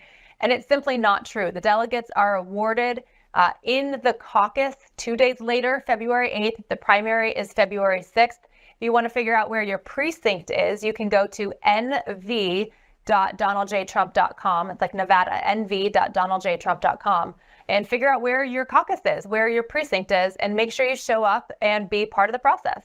And if you're thinking about, election integrity, very much like the Iowa caucus, the Nevada caucus does do a paper ballot. They meet in these small groups. They count the ballots right there in front of everyone. They have a total that night, typically a few hours after the close of the caucus. So it's a safe and secure way to cast your ballot. And I think that's what people learned in Iowa as we knew the results at about an hour and 30 minutes into Iowa. That's exactly right. Imagine that. Republicans wanting paper ballots, same day counting, results displayed in front of everybody. The process is open so people can watch it. It's very transparent. Imagine that it actually works for Republicans and they don't want to change that process. If you want to be a part of the process, show up at your precinct. It's from 5 to 7 p.m. on February 8th. And get out, be a part of the process, and just help support Donald Trump.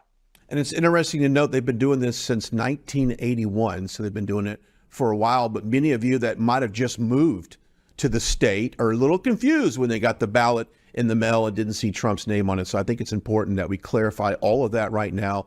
And rest assured, if you want to cast your vote for President Trump, you do that in the caucus on February 8th. Christine and Bob, it's always a pleasure. I can't wait to get you back out on the road and stay warm down there in South Florida right now. Thanks, Brian. Thank you. And there you go, Brian and Christina, clearing up any confusion around Nevada caucus versus the primary with that viewer's email that was into Right Side Broadcasting Network. Now, of course, Nevada is next after the New Hampshire primary, the first in the nation primary, which, of course, is tomorrow. So just want to bring you up to speed a little bit here. Obviously, President Trump will be speaking live in Laconia, is about 1 hour north of our location. The reason why we're here in Nashua is because we know that President Trump and others, the Team Trump, will be here tomorrow with supporters as we watch the numbers come in right here on Right Side Broadcasting Network. So make sure tomorrow to remember that we're your election headquarters for the primary tomorrow, and we'll have a number of interviews and wall-to-wall coverage, which is always really good, right? Especially in this day and age when there's so many other distractions, even on news outlets, with a number of these left-wing people that are on air. And, even Fox right now, according to President Trump on Truth Social, he's not having so many kind words for Fox News Channel. So a lot of people are starting to detox from what they've been watching on the mainstream media. So let's go right now back to Brian Glenn, who is live in Laconia. I'm Matthew Alvarez. We'll see you in a bit. It's an honor to meet so many amazing people in New Hampshire as we traveled all around your beautiful state. And what we saw was that all of you are so engaged, you're so thoughtful, you are so deeply caring about the future of this country. And we know that's why you're here tonight, because you care about our future. So first of all, I just want to say on behalf of us, gratitude to all of you. You matter, you're important, and you're going to send a big message tomorrow. So thank you for being here. And I think we all remember back in November 8th, 2016, that day in November, a great day when Donald Trump beat Hillary Clinton. You guys remember that day? Well, that was a fun day for Catherine and I. I was an outsider. I was a business leader, had never run for office before, and we got elected that same night. And then I had an opportunity to serve under President Trump. And we're a huge energy state in North Dakota, one of the largest in the country.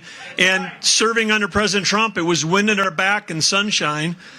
And then when Joe Biden took office, it was night and day. And we've been fighting the federal government every day since then. When Donald Trump was president, America was safe and prosperous. And Joe Biden in 3 years changed all of that. Three things are all connected that affect all of you. It's energy policy, our economy, and our national security. Those three things are all interconnected. When President Trump was in office, we had energy independence. When we get him back in the office, we're going to have energy dominance. And of course, Joe Biden, when he took office, he started on day one trying to kill the U.S. energy industry through executive orders, trying to kill projects that would help keep the price of your energy down. You pay here in New Hampshire, you pay more than almost anyone in the country to heat your homes, put gas in your car, and food on your table, and you can thank Joe Biden for that. Absolutely. But under President Trump, it was common sense. We were selling energy to our allies as opposed to buying it from our enemies. Just made total sense. But with Joe Biden, of course, what are we doing? The failed sanctions on Russia. Russia's selling records amounts of energy to China. Iran, he lifted the sanctions on Iran. They're making bank. They had $4 billion in reserves when President Trump left office. He had crushed them with sanctions that worked. Under Joe Biden, they now have close to $100 billion in assets. They're the ones that are funding terrorism, and they're funding it with oil money thanks to Joe Biden. So Joe Biden has made the world less safe. It's empowered foreign dictators. It's completely changed the world. His weakness, his appeasement, Joe Biden's weakness, his weakness leads to war. President Trump's strength led to peace and prosperity. We need President Trump. America needs President Trump. His leadership of peace through strength, made the world a safer place and made the U.S. more prosperous. You all know that. We all know that, and that's why you're all here tonight. But as I said at the beginning, we're here at a spot right now where tomorrow this primary race can be over. You're going to see tonight that former rivals, people that were running for president, lining up behind President Trump. By Wednesday, this primary race should be over. You send the strong message on Tuesday. We're going to be united as a party, and on Wednesday, we can start working on getting Joe Biden out of the White House.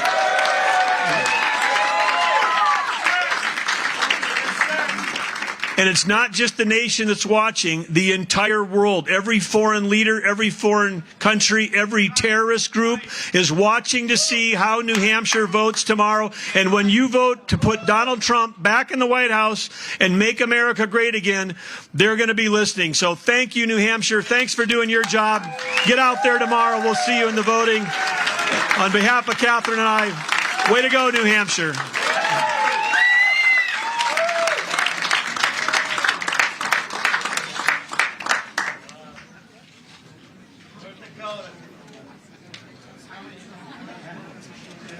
Ladies and gentlemen, please welcome to the stage United States Senator of South Carolina, Tim Scott.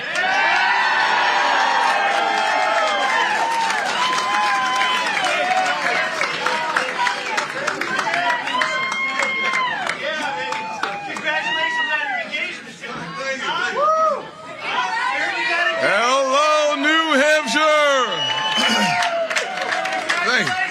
Thank you, sir. Congratulations on your engagement. Thank you very much. Thank you.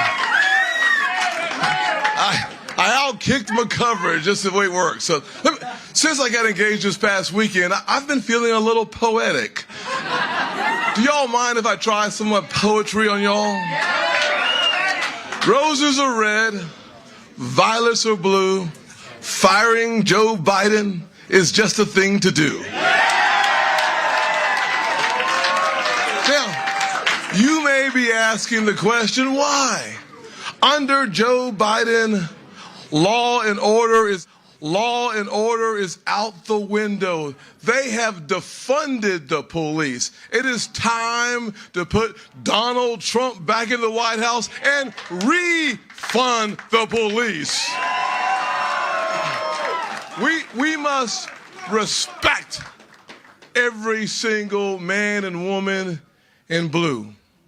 Our streets depend on it. As a kid who grew up in poverty and in some poor neighborhoods, we wanted more police, not less police. But Joe Biden and those DAs that believe in no cash bail, they're destroying inner cities. They're destroying our nation. It is time to put Donald Trump back in the White House.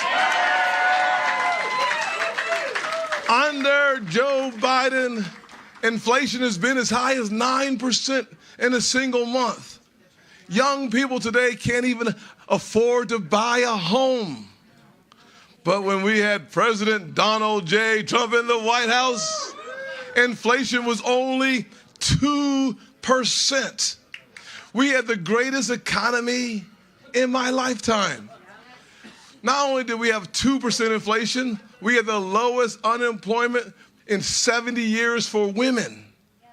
An all-time low for black folks and Hispanics and Asians. The majority of y'all, 50-year low. Donald Trump delivers, not for black people, not for white people, not for Hispanics, but for Americans. He loves Americans. Red, white, and blue. I heard every beauty pageant, someone says, what do they want? They want world peace. I'm not saying Donald J. Trump is a good-looking dude, don't get me wrong. But what I am saying is if you want world peace, you want Donald Trump. Think about it, though. Think about it. Today, we have China coming into Cuba. The Iranians near Brazil. Ukraine, you remember the days before Donald Trump when there was an Obama and a Biden in the White House? and there was an incursion. I can't hear y'all. Did y'all say yay? Woo, right. An invasion and an incursion before Donald Trump, an incursion after Donald Trump. How about in the Middle East? Israel, our strongest ally in the Middle East. Babies burned, beheaded, women raped. And what does Joe Biden do? He sat on his hands. We need Donald Trump for world peace. We had a better economy. We had world peace. Trump, Trump, Trump, Trump, Trump, Trump, Trump, Trump, Trump, Trump, Trump, Trump, Trump, Trump.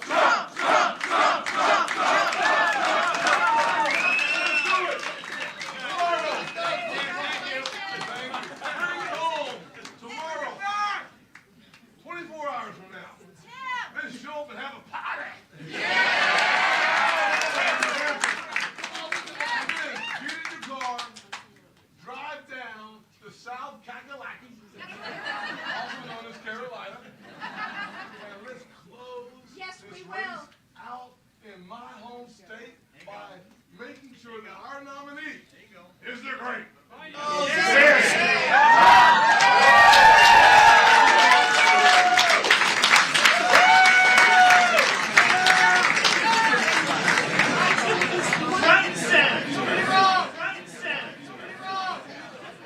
Ladies and gentlemen, please welcome to the stage Donald Trump Jr.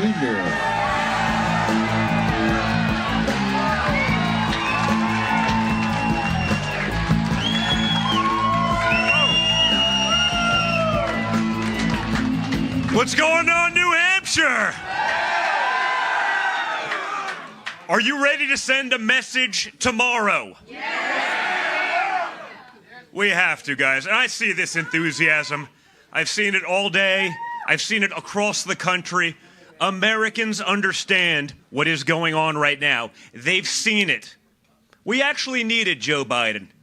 We needed Joe Biden to show us just how bad the Washington, D.C. establishment has failed us. The only people that need the Washington, D.C. establishment are people like Nikki Haley, big war, the military-industrial complex, the consultant class who have failed us time and time again, shipping your American dream to countries that hate our guts so they can make a couple bucks as, consulting on something they know nothing about. But we can send a message tomorrow and we can end this primary rapidly so that we have the money, the time, the energy, the reserves to take on that machine who have exposed themselves over the last few years. I've been watching for 3.5 years since the adults got back in charge. Yeah. I'm with you. We all have to be involved, but it takes all of you, guys. It takes all of you. That's the reality. When it was Donald Trump out there by himself, taking all the slings, taking all the arrows, and we sat back behind afraid, it doesn't work. He's still taking them. I mean, he's a young and vibrant man, but they're trying to put him in jail for 1,000 years. I say that's rather a long time. And yet, Joe Biden, Hunter Biden, the brothers, the sisters, the grandchildren, the mistresses, the girlfriends are all on the Chinese payroll and no one cares. It shows you what it's all about. The people. We can start to lock them up, Chet. I mean, it feels a little dated, but it should apply, right? Lock him up! Lock him up! Lock him up! Lock him up! Lock him up! But I only... Listen. If you apply the Don Jr. standard, where I had to testify for 50 hours for treason, a crime punishable by death, you'd say, you know what? Hunter should probably do a lot more. If it was Don Jr.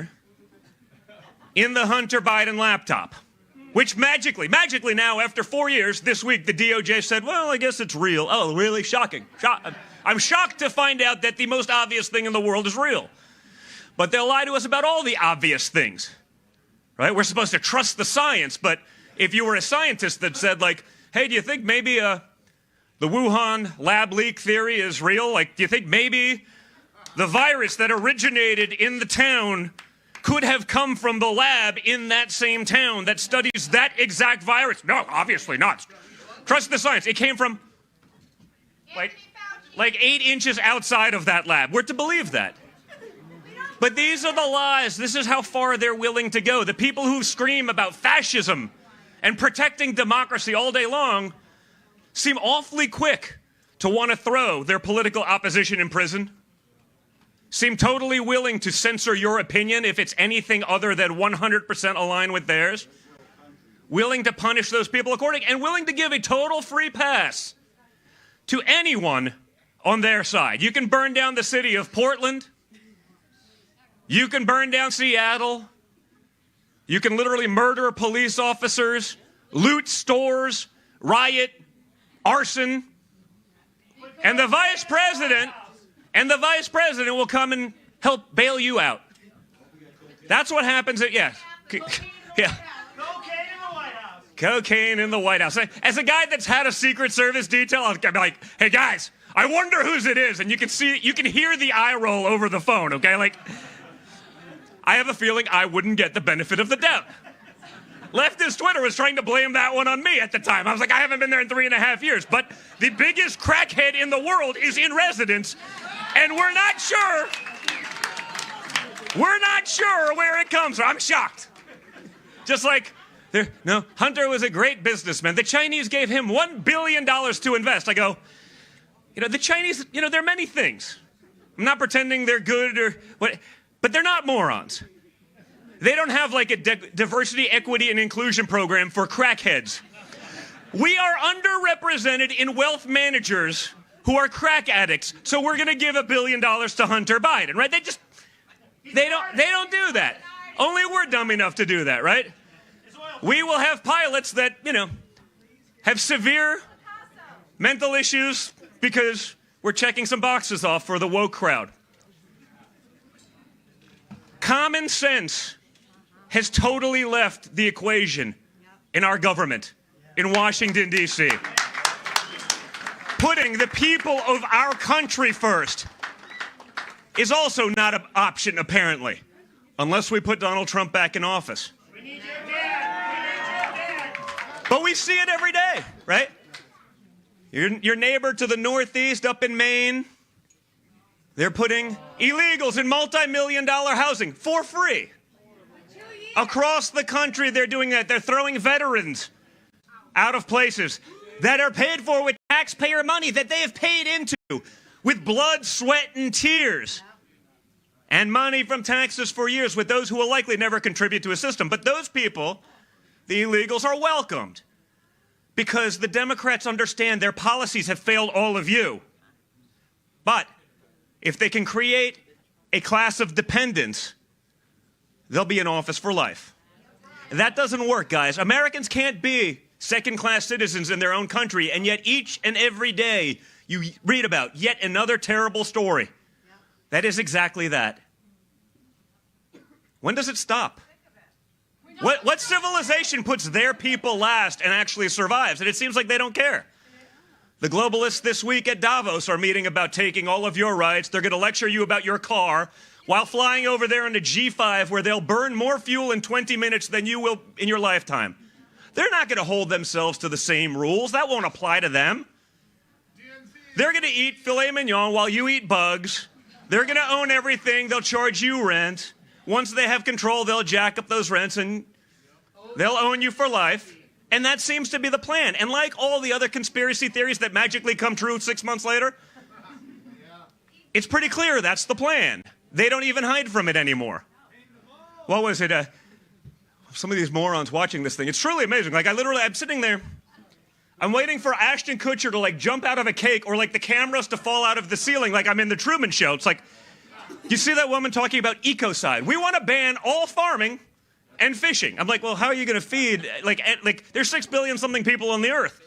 They want to ban all farming and fishing, and anyone who breaks the law and farms and fishes should be criminally charged. They want the world to starve to death, and they're just fine with that, I guess. But it never ends. So tomorrow we have a chance to send a message. We have a chance to end this primary, to stop draining the resources that we need to go after the true scourge of this country, which is failed Democrat, insane, woke policy. We see it every day, folks. I get it. Like, I'm the son of a billionaire from Manhattan. Okay? If I'm upset when I take my kids out to go do basic things, if I have sticker shock, I get it. I'm totally self-aware. Like, I shouldn't. And it's probably not going to change my habits. But if man, what's it doing to the average family who's working their ass off, making $50,000, $60,000, $75,000 a year? It's killing you. So we need everyone to stop listening to the very, very honest media who's clearly not lied to you and has been totally above board for the last few decades. Totally unbiased, folks. Totally unbiased. And start using what you see. They can't lie to you anymore because it's gotten so ridiculous. It's gotten so insane. It's gotten so extreme that even those who are sitting on the sidelines, even those who are politically agnostic, even those who are just busy trying to salvage what's left of their American dream that hasn't been exported, those people, even though they were indifferent to politics for a long time, they are wide awake right now, folks, because you can't hide from the insanity anymore. So what we need to do is we need to end this tomorrow, okay? Nikki Haley, Joe Biden, at this point, it's the same thing. There's a reason billionaire Democrat donors are supporting her, because they're fine with either one of her or Joe. They got a puppet, dancing monkey. Dance, monkey, dance. Here's the dollars. You do what we want. You export our jobs. You export our manufacturing. I'm going to save half a cent on my widget, and everyone is happy. There's a reason they're going after Donald Trump the way they are. And you see the nonsense. You see the nonsense also unraveling, right? It's almost good. I will say, bring on more of the nonsense, because it's so ridiculous. The narrative is so obvious that, again, those same people who are sitting on the sideline, I wonder if there's something there like, this is ridiculous. I can't even believe it. They get it. So we have a rare chance to take our country back. But now we can do it with the knowledge of having actually done it before. We have a track record of success. Okay? My father built a robust economy. We had low interest rates. We had low inflation. We had job growth for the lowest income earners. Okay? We had no wars. Nikki Haley would send us into every war on every front imaginable because she's owned by Boeing and the other big war companies who she sits on the board of. You know, she's going to send your kids to go off and die in there. She couldn't care less, along with the rest of that class. I have 5 young kids. Guess what? I don't want them going off to a far-off land to die for Vladimir Zelensky so that he can buy another yacht or another home. In the money that we've sent there, that is 100x what we'll spend to protect our own border so that we can end up in a conflict with the world's largest nuclear superpower by volume of missiles, Russia. Like, I don't get it. It doesn't make sense to me. But they're pushing for it. The Republicans, rhinos, are pushing for it too. You know what? I'll do the survey here because we have a little time. I've done this all over the country, and I hear people like Mitch McConnell out there talking, the Ukraine war is the #1 priority for Republicans across the country. And I say, you know what? This crowd by itself is more real Americans than Mitch McConnell has probably spoken to in his career. How many here? Glitch. Reboot. It's ridiculous, right? I mean, you know, and then you got Joe Biden, the Roomba. He can't find his way out. This stage is about 10 by 12, and he could not find his way off the stage. He'd be walking into the wall and back. It doesn't end. But wait, we got to get to the survey, because we still have to continue to send a message to Washington, D.C., because they want to send another $60 billion to Ukraine. Raise your hand if Ukraine is a top 3 issue for you in this room. Yes. Are you from Ukraine? Oh, no, so don't raise your hand. So that was a false positive. She's saying the opposite.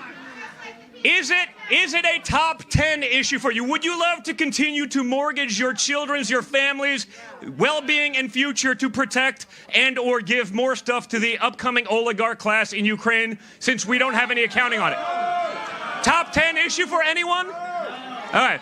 The reason I asked, ma'am, if you were from Ukraine is I've done this in front of about 35,000 people now. And one person raised their hand. It was not a top 3 issue, but it was top 10. The guy happened to be from Ukraine, so I gave him a pass. So that's 1 in about 35,000 people. And yet, even the Rhino Republicans in D.C., it's the top issue. The media can report this. Not one hand went up. And yet, they're telling us that is. We need people in Washington, D.C., representatives who actually represent the will of the people, not the will of the swamp, not the will of the billionaire donor class, not the will of those who failed us time and time again. We can't do it without you guys. So you guys are the front line of that. Tomorrow, we can end this, and we can get back to fixing our country. We can get back to bringing prosperity. We can get back to ending the wars rather than perpetuating them forever. My father can fix this. You know how I know? Because he's done these things, right? The peace deals in the Middle East, that was the holy grail of geopolitical issues, right? Everyone in history said they're going to do it. How many did? No one, until Trump. Because you can't have someone negotiating something whose prior largest accomplishment was signing a car lease. That doesn't work. You need someone who's actually done that. You need someone who's been on the other side of the table. It doesn't matter if it's business or politics. You have to understand. My father got that. So within months, you have the failed Afghan withdrawal. You have the adults back in charge telling us that they are shocked and dismayed that the Taliban did not install a more diverse and inclusive government in Afghanistan. I was like, remember that one? Anthony Blinken, the Secretary of State, the adults, before Congress told us he's shocked and dismayed. You know, if you're dismayed, maybe I understand, but did you really think there was going to be like a trans coalition in the Taliban government? I mean, I get it's all the rage right now. It's the most protected class in America and probably Europe. You know, if you're trans, you can do anything you want.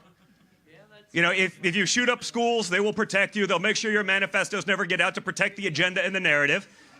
But did you really think after 20 years of war that they were just going to adapt? The same people that were throwing homosexuals off buildings last week are now going to be very inclusive? These are not serious people, but they're the ones who've been making decisions. They're the ones mortgaging our futures to the hilt. They're the ones whose only position is there because of tenure, not because of knowledge, experience, wisdom. They've just been there longer, so they get a more powerful position to make bad decisions with your money. And that's the problem. They don't even think of it as your money anymore. So guys, I ask you, call your friends, call your loved ones, call anyone, and let them know. Like I said, you can see it based on the funding alone. You know, the Koch network, they love Hillary, because it's the same. It's literally, Nikki Haley is Hillary dressed as a conservative for Halloween. She was created in a lab by the neocon warmongers who would love, she's the perfect person for that. So if you want to be in endless wars, if you want someone who can't get a single person that I'm aware of from her own delegation in South Carolina, where she's from, they were all here tonight or over the last couple of days. Doesn't that tell you everything you need to know? And yet, Democrat mega donors, the Koch network, rhinos in D.C., that's her base. The Democrats are voting for her tomorrow because Joe Biden's not really on the ballot. So they're trying to give her a win to drag it out, to make sure the primary lasts longer. Guys, enough is enough. Let's end this thing now. It starts with you. Thank you so much for being here. Thank you, honestly. Thank you for all of your efforts. Thank you, honestly, to all of those who were in the race. Who stepped aside when it was appropriate, who endorse, who understand that we are all on one mission to save this country, to put you and the American people, our Constitution, first. Now is the time to do all of that, and I'm just honored to be in the fight with you guys, so thank you so much. Great to be here in New Hampshire. Thank you, buddy. Thank you, guys.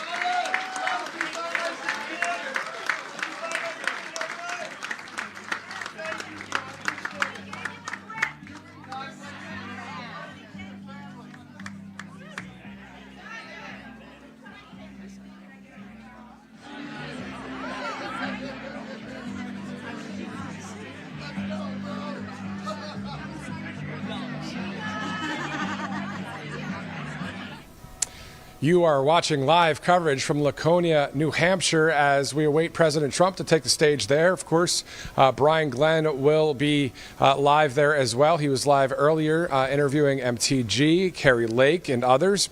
You saw there Tim Scott on the stage. You saw MTG and Carrie Lake as well, and then, of course, Don Jr. Now, this live report is brought to you by Tax Network USA. If you have any back taxes or having any issues with filing and with the IRS and that kind of thing, all you have to do is go to Tax Network USA right there. You see the information on your screen. A little bit of financial freedom and peace of mind goes a long way, especially as we approach the second quarter slowly. I know we're way in the first quarter right now, but April is going to be here before we know it. So if you have any problems, any issues when it comes to back taxes, go to Tax Network USA and go ahead and reach out to them right there. You see that information on your screen.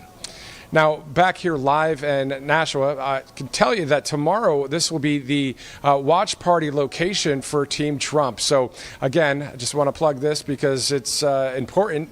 The fact that Right Side Broadcasting Network has been giving you live coverage all week, last week, and then the beginning of this week here in New Hampshire, we'll have that primary numbers in here tomorrow for you. Brian Glenn and myself, Matthew Alvarez, will be live here for you, and we'll be interviewing people as well.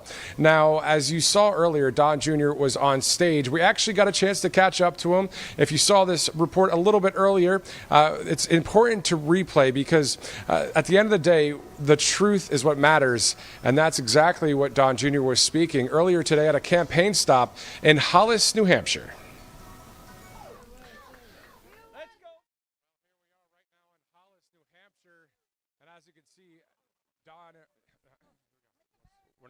Feed that one.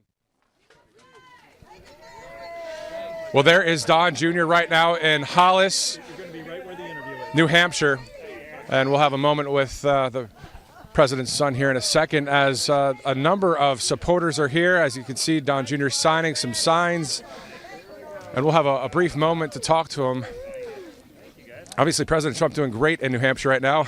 Don Jr., how you doing? I'm doing great. Good to see you. Great, likewise. Tell us about your dad right now. He's doing great here in the state of New Hampshire. Well, it just feels really good. I mean, I travel all over the country, get to see real Americans, something that Washington, D.C. should probably do a little bit more of. And the energy just feels great. You know, they understand what's going on. They're sick of the nonsense. They're sick of the insanity. They want to go back to putting America first. It's not rocket science, but it seems to be in Washington. So it just feels really good to be on the ground. And, you know, listen, I'm not even a candidate, and this is the kind of support we get. Like, it's that good. So it dwarfs everything we saw in 16 and 20. People have had enough, and they're going to vote accordingly. It looks like the world was much more stable when President Trump was in office. It's not looks.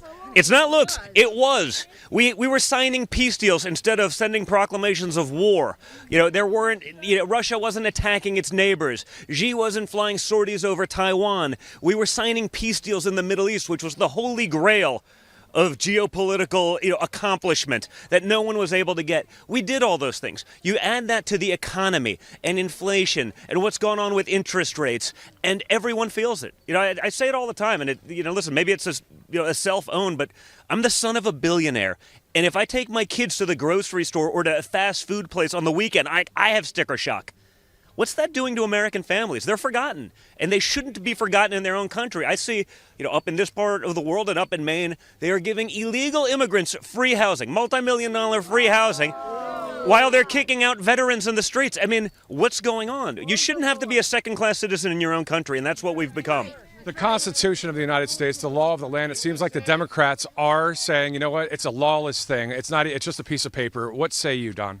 It's our governing document. They're trying to do that. You're right. Adam Schiff, you saw the Wall Street Journal op-ed this weekend. He wants to stack the Supreme Court, one-party rule. We'll decide everything for you. The elites over in Davos, that's what they're doing this week. You can't drive a car, but, we'll keep flying our G5s. They'll burn more fuel in 20 minutes of flying that than you will in your lifetime. But, they know better, so they get to push that upon you, but not actually live it themselves. It's just hypocrisy, and people have had enough of it. And finally, what would you say to the American people that are discouraged, they're concerned about what's happening in this country right now? What would be words of encouragement to help them out?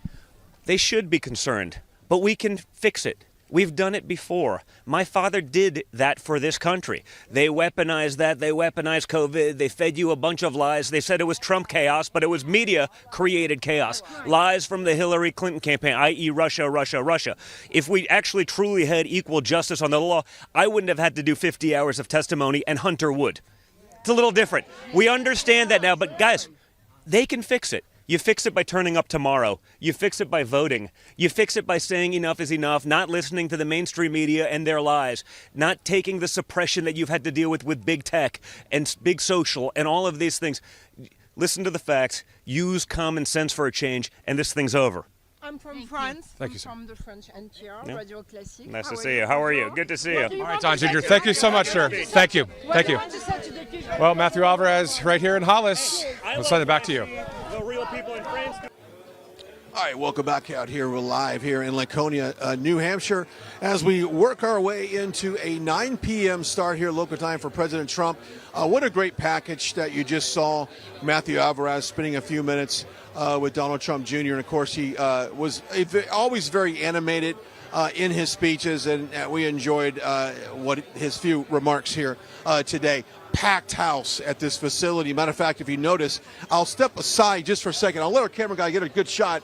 What they did was they kind of split the middle here and separated the crowd so that we all have a better shot. If you watched the broadcast a little earlier this evening, you did notice that our video was slightly impeded by people standing in front of the camera.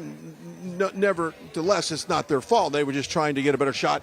But the people here at this facility have paved the way for a little bit better of a camera shot, and we're so glad they have done that tonight, just in time for President Trump at 9 o'clock. All right, let's go over some of the stats. The latest polls indicating that President Trump still has a very sizable, commanding lead on Nikki Haley here in New Hampshire, depending on what polls you look at. Some has it at 51 to 52%, with Nikki Haley being in the low 30s. So maybe like an 18, 19-point lead, depending on the polls that you look. Now, I was watching some of the newscasts earlier, and they were actually saying, and this is really surprising to me, that if President Trump doesn't get over 60%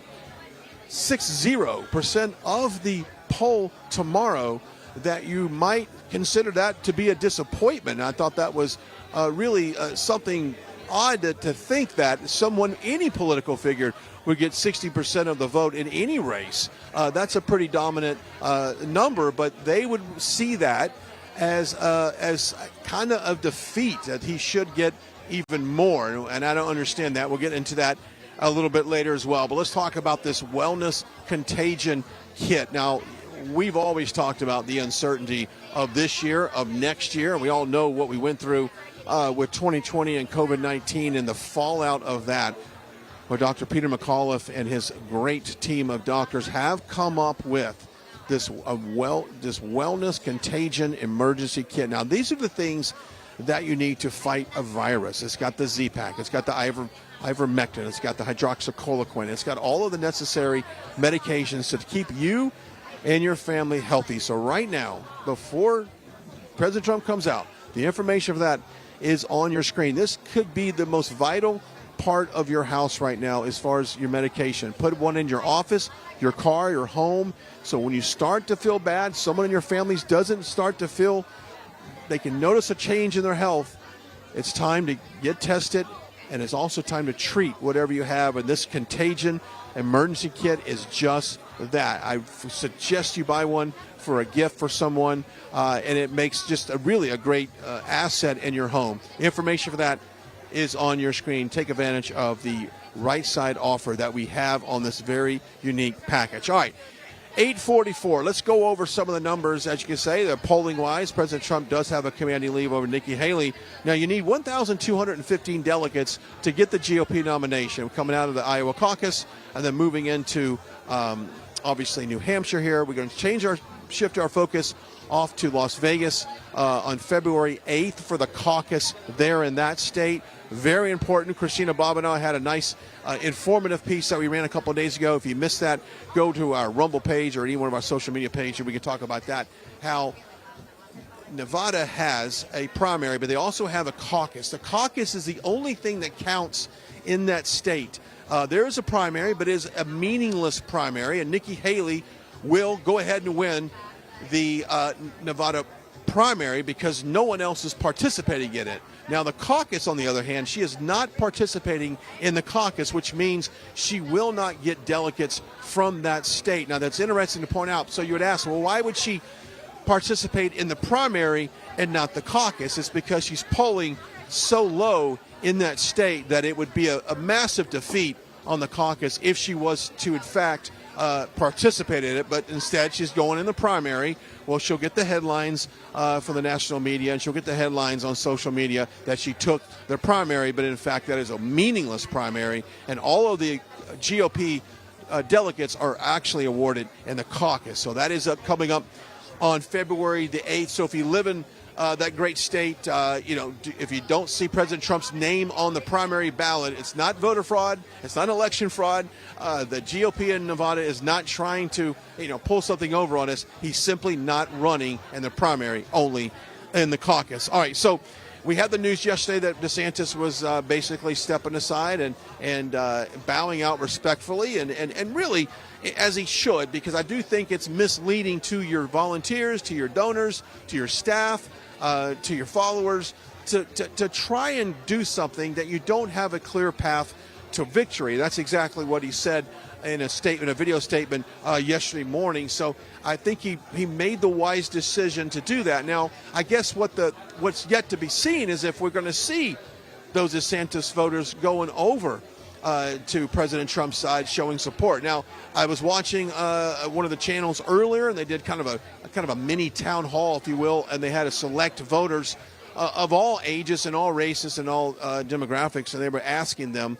One guy was an ultimate never-Trumper. He was absolutely a never-Trumper, and he said, I'll vote for a write-in candidate before I vote for President Trump. And I thought that was very interesting. Then they had a Ron DeSantis voter, and he did say that he would swing his votes over to President Trump in that. Then they had an independent that was going to wait to the last second in order to make up their mind. They need to learn a little bit more, but one of the things that was on their mind was the border and the broken border policies that have been the fallout from Joe Biden and his administration. So you've got independents looking at the border. You've got never-Trumpers that will be a never-Trumper. And then, of course, you have very dedicated Nikki Haley supporters that really, some of them said they would rather vote for switch parties to a Democrat or vote in a write-in candidate before they would vote for President Trump. So you do have a little bit of mixture in there with the never-Trumpers and the Nikki Haley supporters, but I can only imagine that is a minority of that group. I think the majority of people would go over to President Trump. All right, let's talk about our friends over at TrulyOffice. Now, fellow patriots, at this Trump rally today, are you tired of big tech dictating what you see and what you read on the internet? Now, when you log into a site and it says, do you approve this cookies? Do you approve authorization of sharing your information? Well, there's no more tracking your data. There's no more expensive subscriptions and no more giving your money away to evil, woke billionaires. Right now, TrulyOffice is affordable, easy, and built on the values we hold dear to us. Complete control of your data, your privacy, no ads, no tracking. Save your hard-earned dollars and switch to TrulyOffice.com/rumble. That is TrulyOffice.com/rumble. Go check it out right now, and it is a great way to keep your data secure and private. The information for that is on your screen, TrulyOffice.com/rumble. All right, so we got that here. We had Carrie Lake on with us earlier talking about her support for President Trump and, of course, her run for Senate there in Arizona.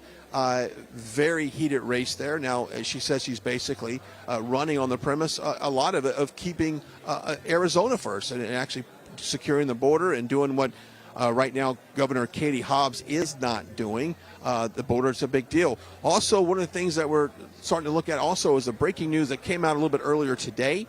The Supreme Court ruled in favor of the federal government in terms of stepping in and removing the barriers that Governor Greg Abbott has put on that piece of property along the border to secure it from the illegal immigration. So you've got kind of a battle, a tug of war, if you so, between the state of Texas and the federal government in terms of that land. So the border, very much a top issue, not only for voters here in New Hampshire, but also voters in Iowa and across this country as well.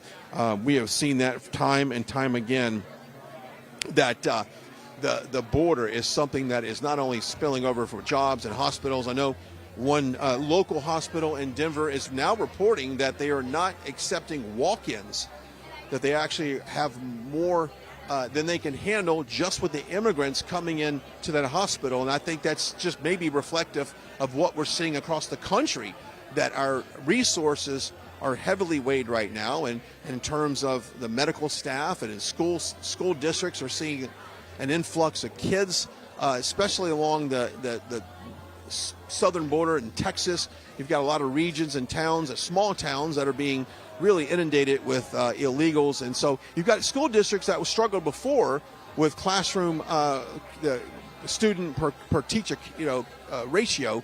But now with the addition of a lot of immigrants, that ratio has increased, which means the education has diminished, and that is something that is affecting everyone. And, of course, if you go up to what's happening in New York City, what's happening in Chicago and other big cities around this country, immigrants are literally sleeping in airports. They're sleeping in police stations, hotels, even booking kind of Airbnb type homes for an extended period of time. That's exactly what our federal government is doing right now. So, I think as a humanitarian crisis it is, because a lot of these people are coming here with really no place to go, and we already have such a demand on our social system here in terms of taking care of not only the homeless, but we have a lot of veterans that need assistance. And so to think that our federal government is stepping in and pushing, true Americans to the side to take care of these immigrants is absolutely disgusting. And I think that you can look at,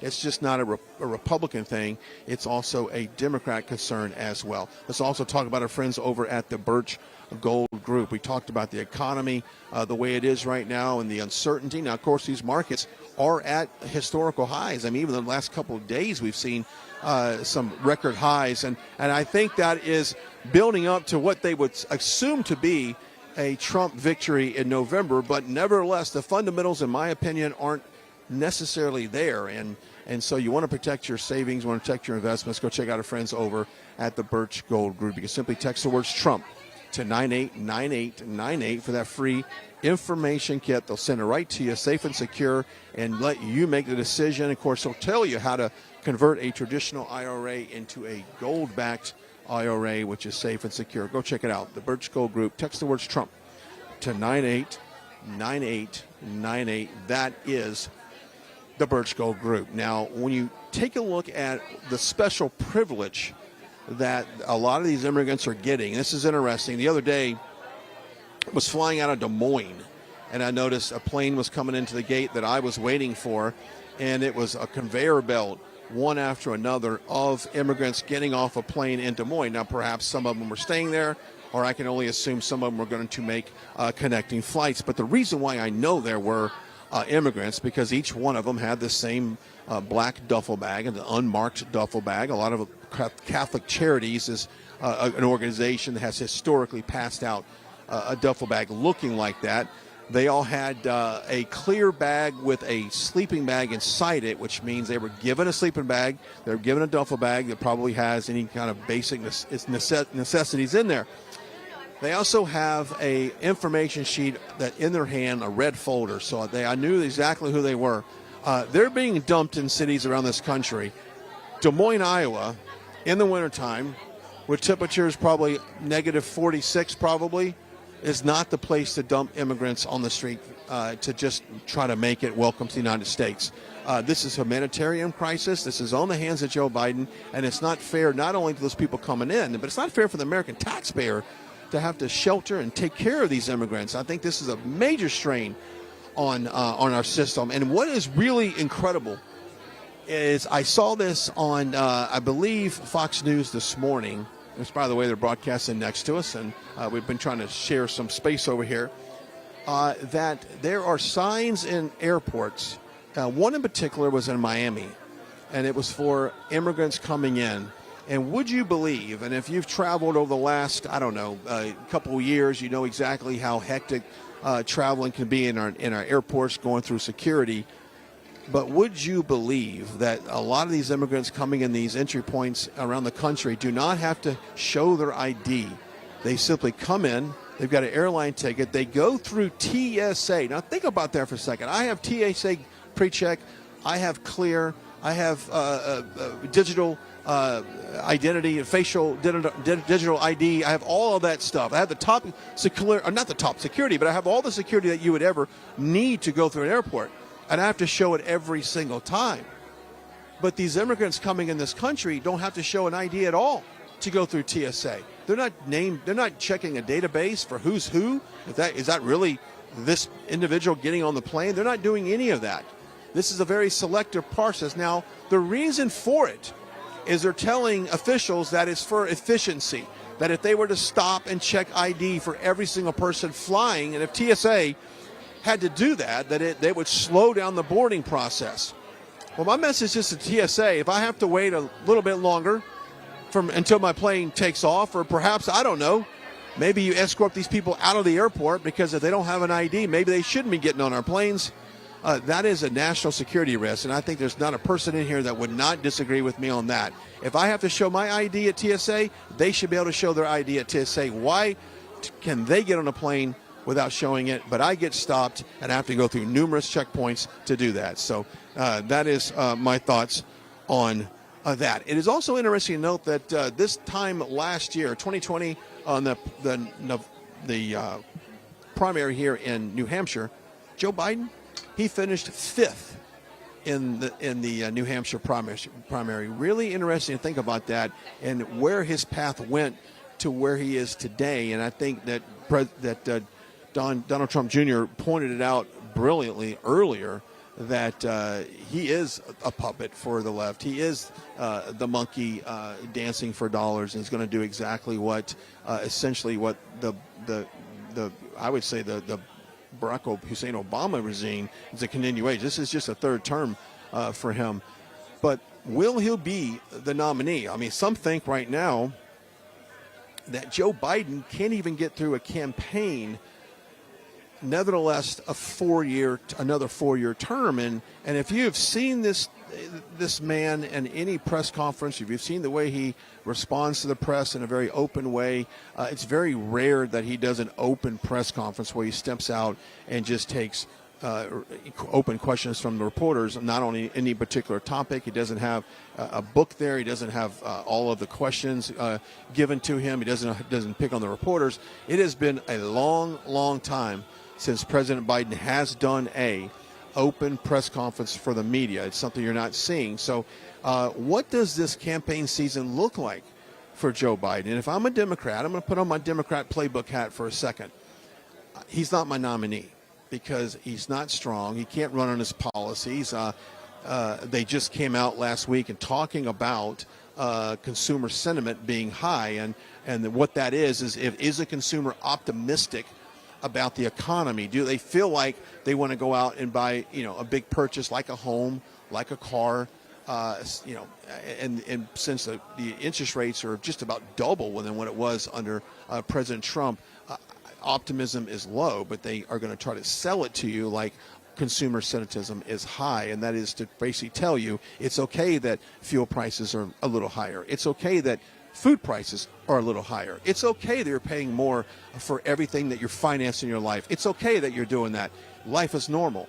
Well, life is not normal, and I think you're going to see this narrative being pushed out that the economy is not that bad. The border is not that bad. We had Marjorie Greene on earlier talking about the possibility of impeachment on Mayorkas, and of course that goes to a vote. Now pay attention here. That goes to a vote on January 31st in the committee. They'll do a markup on that. They'll vote on those impeachments, and then that will be brought to the House floor. Now, we don't have a date as of yet for an official floor vote on impeaching Mayorkas.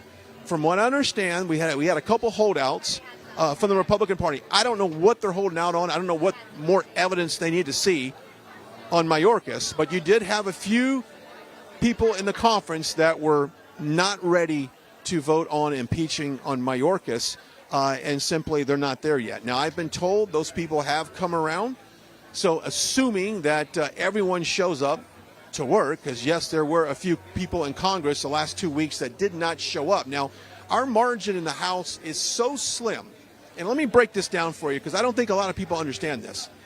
Our margin in the House is so slim that if anyone had an illness, if anyone had an emergency, if anyone just could not, for whatever reason, come into work and vote on the House floor, the Democrats, if they all showed up and they all had quorum and they all had full attendance, they could control the House floor. And they could absolutely vacate the chair on the Speaker for Mike Johnson. It's absolutely possible if Democrats have the majority on the House floor. Now, would they do that? That's the question. How desperate are they to put in Hakeem Jeffries as Speaker of the House? I personally think they like Mike Johnson because Mike Johnson's playing ball with them. If it was Kevin McCarthy, and this situation would come up, I think absolutely they would vacate the chair. But I don't think they're going to do it with Mike Johnson. But what they can do is control how many things we pass and make it very difficult to pass. I'll call out a couple of Republicans because I think it's time to call them out. You've got people like Bob Good. I call him Bob Not So Good. Is House Freedom Caucus leader. Is absolutely the most biggest anti-Trumper there is in Congress.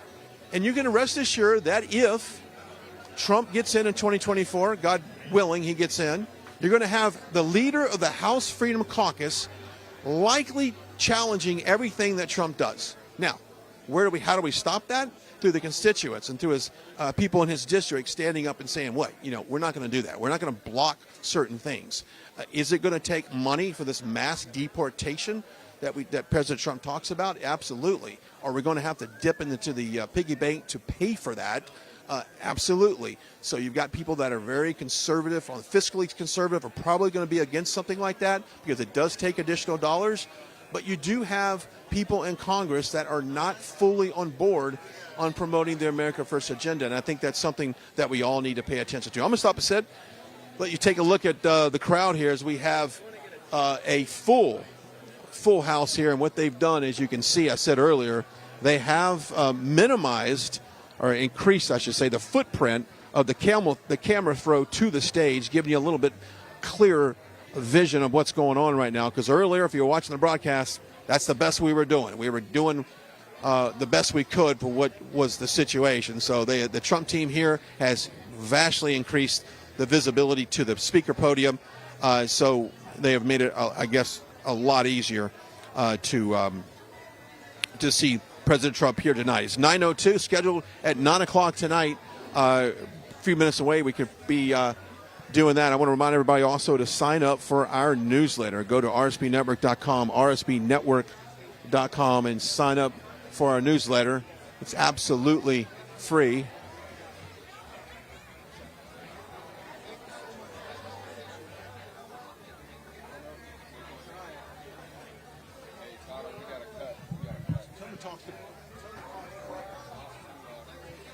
We're going to toss it over to Matthew Alvarez, who is standing by at the campaign watch party. Matthew, take it away.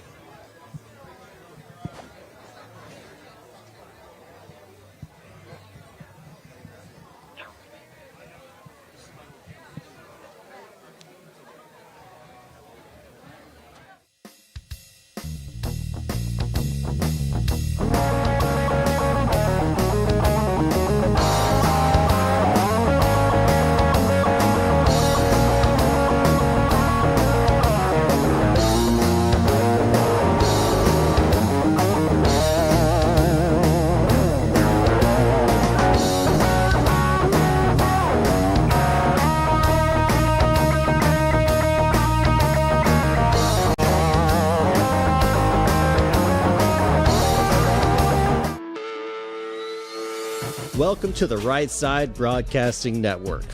We're not like the other media outlets out there that cut and edit what other people say.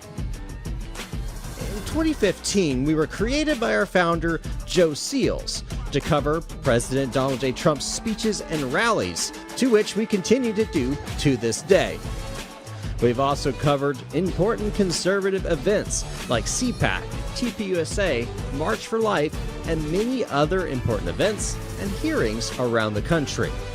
We were made for people like you, everyday Americans who are tired of the mainstream media, who are tired of being lied to, manipulated, and fed an agenda.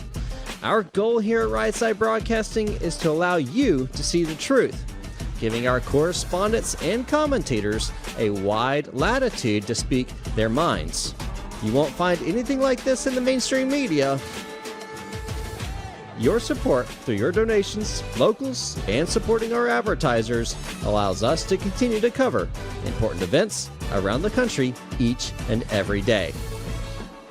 So, from us here at Right Side Broadcasting, thank you for supporting us and the right side of history. What's up, guys? My name is Jaden Hurd, and I have a Christian show called Let It Be Heard, where we analyze culture and current events from a biblical perspective. I highly recommend you guys check us out. We now have episodes every Monday, Wednesday, and Friday. And basically, what happens is we react to videos, we have talking points, we have on guests, and it's very exciting. Come check us out on Rumble on the RSBN channel. God bless you guys.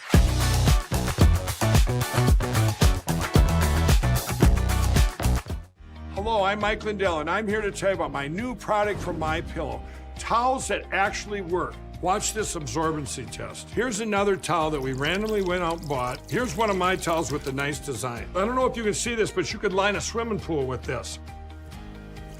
I mean, this is crazy. Get rid of it. Towels that actually work. What a concept. I'm interrupting this commercial to let you know you can get our 6-piece My Towels, regular $69.98, now only $29.98. Or you can save 25% on our brand new kitchen towels, made with the same technology as our famous My Towels. Also, we have bath sheets, bath towels, washcloths, hand towels, and so much more. And the best part, with your promo code, your entire order ships absolutely free. So go to mypillow.com or call the number on your screen. Use that promo code to get deep discounts on all My Towels. And for a limited time, your order ships absolutely free. Welcome back. I'm Matthew Alvarez here in New Hampshire right now. We'll be bringing you back to Laconia very shortly as soon as President Trump takes the stage. Our studios in the southeast of the United States will let us know, and I will toss it then to President Trump, unless we do get Brian Glenn in Laconia. Meantime, we are here because we do know that the watch party will be here tomorrow night as we are in the first in the nation primary for New Hampshire. Obviously, it's been a wonderful week last week with 5 campaign stops for President Trump. And now we have entered into the new week as we are less than 24 hours from the first in the nation primary. Now, as we saw earlier, I interviewed Don Jr., who was in Hollis, New Hampshire, just a few miles from our location. So it's been quite awesome to see these patriots and these conservative leaders doing the best they can for you, the American people. We're out here to see our country saved, but also to make sure we have free and fair elections. I mean, that's one thing, of course, President Trump talks about a lot, as does Mike Lindell and others, as we look for election integrity. So you're seeing on the other side of the screen there a live shot from Laconia, just about an hour and 10 minutes from our location. So it is wonderful to have live coverage in both Nashua and Laconia right now here in New Hampshire as we await President Trump to take the stage. It's 9 o'clock, 9:08 Eastern time. So he should be taking the stage momentarily. So if we do hear that, we will be tossing to Laconia. So once again, the polls right now in New Hampshire are off the charts for President Trump. I mean, double-digit leads, depending on which poll you look at. I mean, that could be the USA Today poll or some other polls out there as well, where he has that double-digit lead. In one of the polls, it's a 63-point lead for Donald Trump over Nikki Haley. So a lot of people are seeing some of Nikki Haley's either town halls or some of the speeches that she's doing and the millions of dollars in advertising that she's putting throughout the country and especially here in New Hampshire right now. But all of that nice camera work and Governor Sununu and that kind of thing, endorsing Nikki Haley, at the end of the day, it's up to the people to decide. And the people, what we're seeing is a fact-based situation where you see tens of thousands of people at various events. You think about just last night when we were in Manchester for that arena, the Southern New Hampshire University Arena, a packed house there for President Trump. It's just something you see at any state. I mean, I know I'm preaching to the choir to a lot of you out there. I mean, every time he's at an arena or a remarks or any kind of event, we see President Trump doing great things for the country, as are a number of other people, including, Henry McMaster, the governor of South Carolina, was actually in Manchester, along with a number of South Carolina delegates. So it's pretty awesome to see how things are transpiring right now for the America First movement. Now, once again, we talk about the mainstream media a lot here on Right Side Broadcasting Network, as do other conservative media outlets, because what's happening is, I'll say it to you straight. I mean, trying to detox from the left-wing narrative, the false narratives that continue on a number of the cable news outlets that for years have been straight up lying to the American public and bringing and pushing propaganda and trying to pull wool over the eyes of the American people. But I know a number of you are awake now and having an awakening moment, and this is the time to have it in 2024 as we slowly but surely approach the general election on November 8th of this year. And before you know it, January 20th, 2025, the presidential inauguration. My, oh my, what would it be like to see that day right now? If we were able to fast forward and see who was being sworn in as the 47th president of our great union. We know that we hope it will be a conservative, someone that stands for family values, for God, for freedom, for family, friends, and for the American way.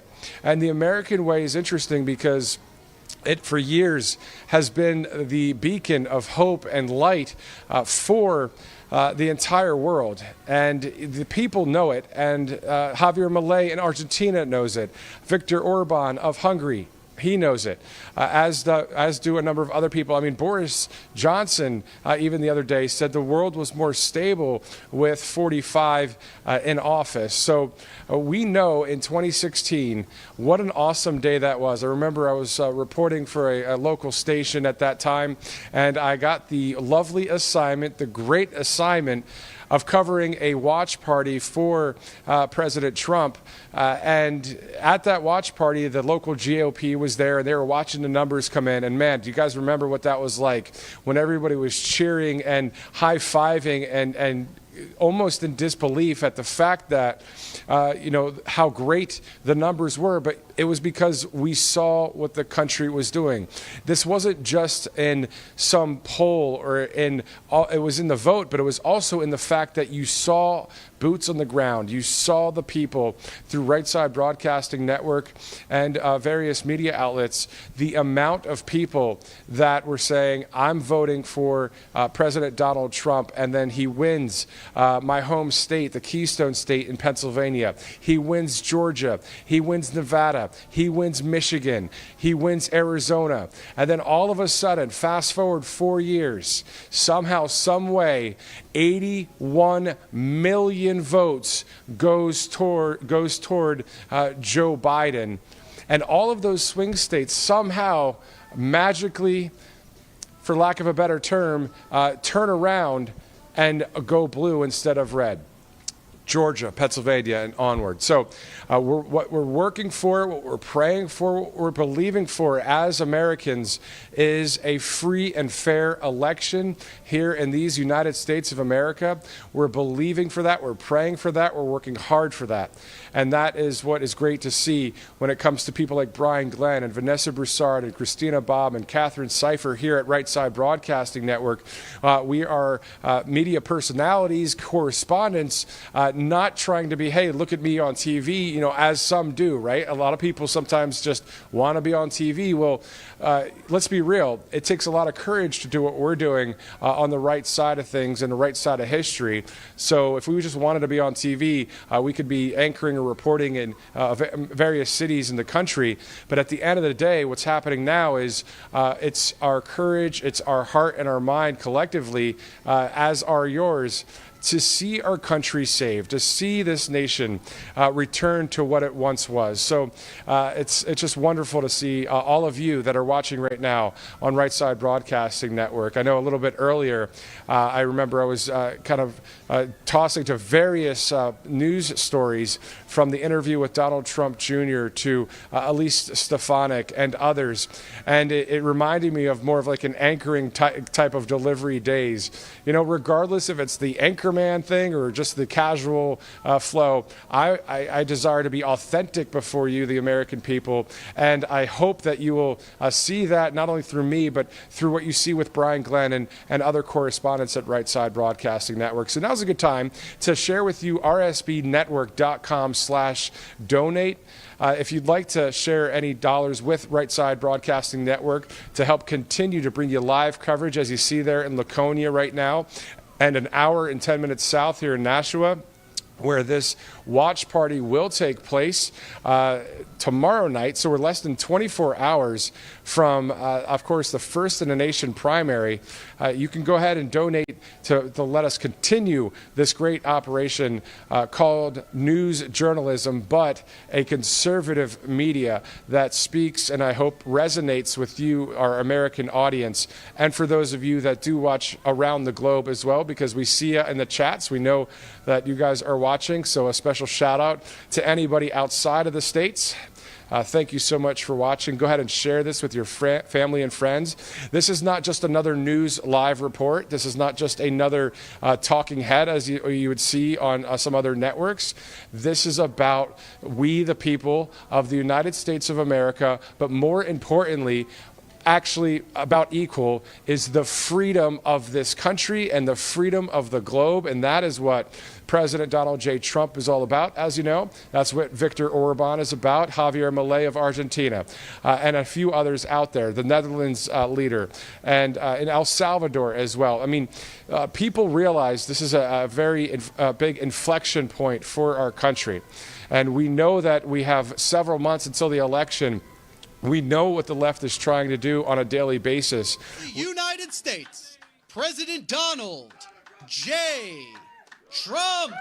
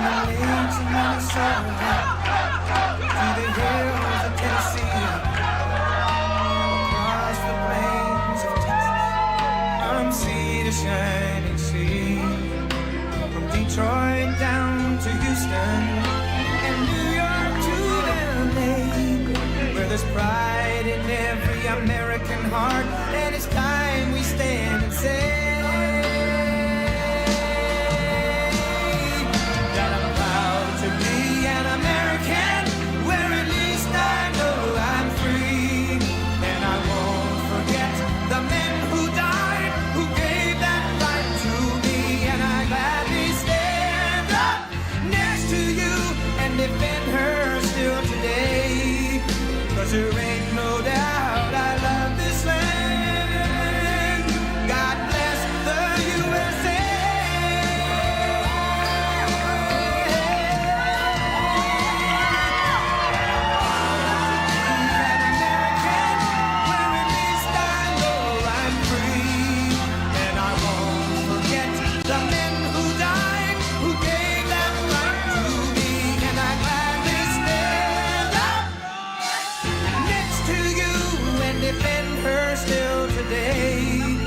Cause there ain't no doubt I love this land. God bless the USA.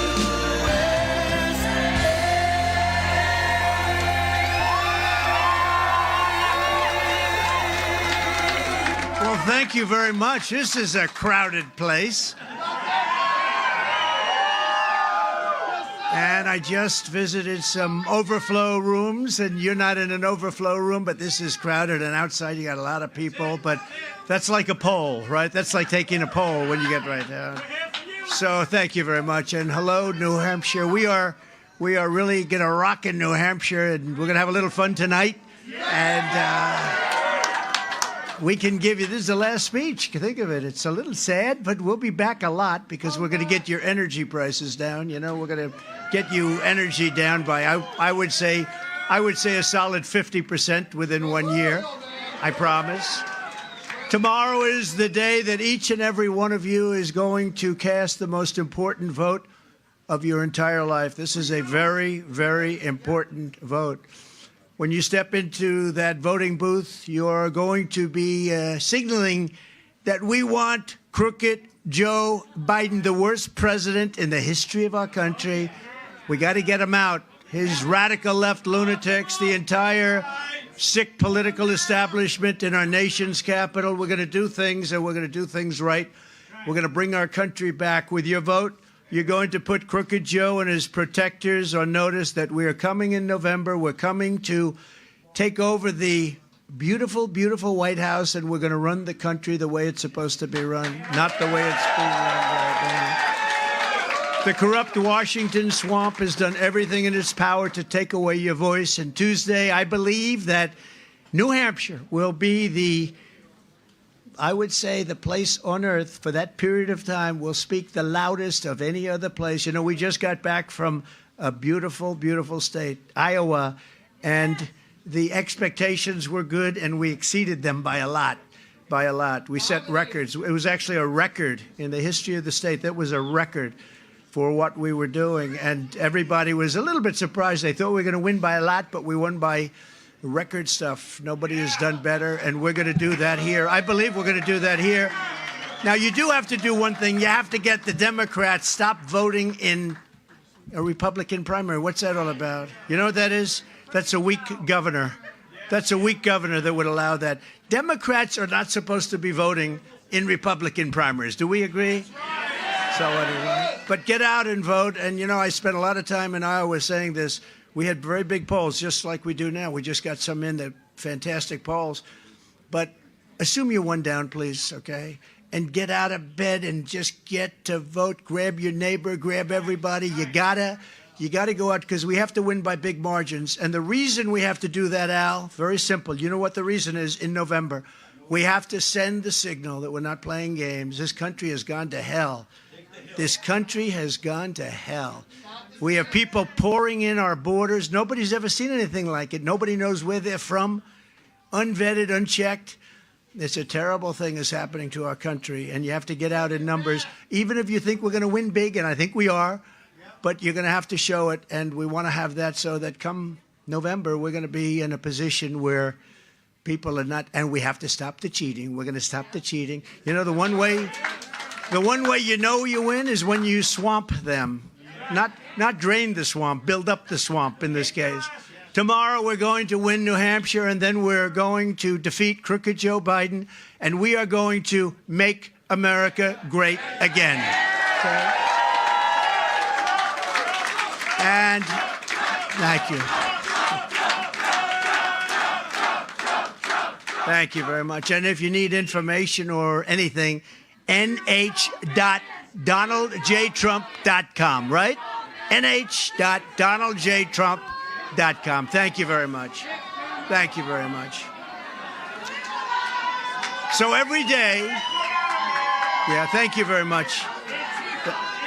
That was handled very quickly. By the way, that was handled in record time, I think. Thank you. Good job. Good job back there. Thank you very much. Every day the Republican Party is becoming more and more unified. Thank you very much. That was a good job. Boy, that was quick. That took about 9 seconds.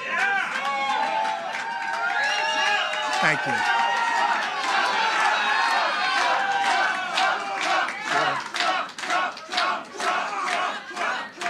Every day the Republican Party is becoming more and more unified, and it is. And you see what happened? I mean, we had a very good competitor, Ron, as you know, Ron DeSantis.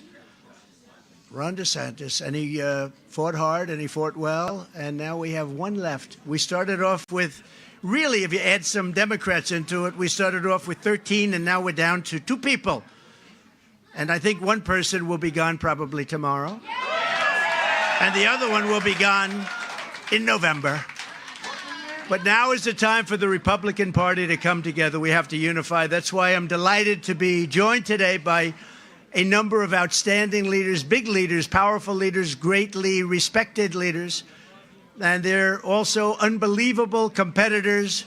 And we're all on the same team, 100% focused on Biden and beating him in November. So I just want to introduce to you for just a few seconds, a few people that have been incredible on the campaign trail. They've been really good, and they'll have a lot to do with what's happening in the country over the next 4 years, and I'm sure long beyond that.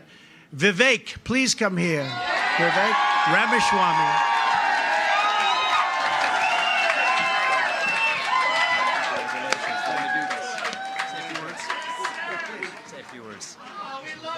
I love you back. It's good to be back here. We will speak the truth and get this done. We are in the middle of a war in this country. It's not between black and white or even between most Democrats and Republicans. It is between those of us who love this country and a fringe minority who hates the United States of America and what we stand for.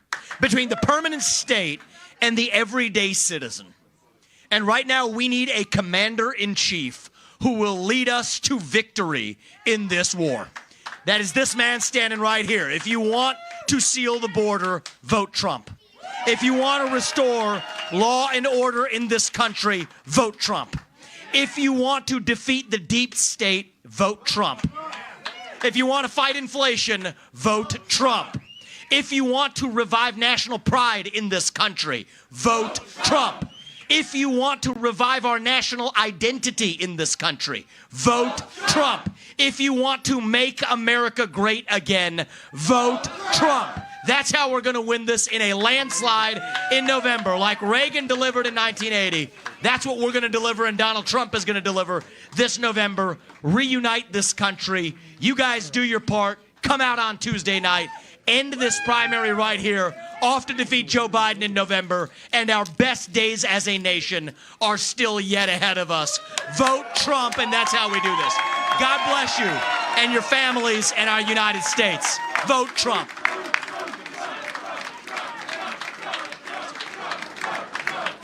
Thank you very much. Vivek, we love him. Dynamo. He's a dynamo. So one of the most respected governors in the country, brilliant guy, made a lot of money, and then he said, let me run for office. We know about that. And he is truly from North Dakota and done really an incredible job. And he's a friend of mine, become a friend of mine, and a really good one. Doug Burgum. Doug.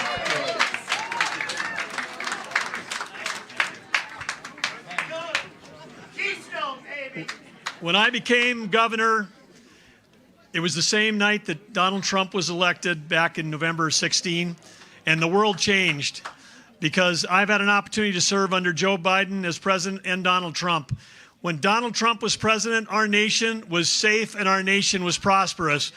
Joe Biden, his weakness has led to war. His weakness and his appeasement has led to our adversaries like Iran and Russia making hundreds of billions of dollars selling oil to China. Economy, energy, national security, those are all three tied together. There's one candidate in this race that understands how to make our nation more secure, our nation more prosperous. It's the person who did it when he was president before. That's Donald J. Trump.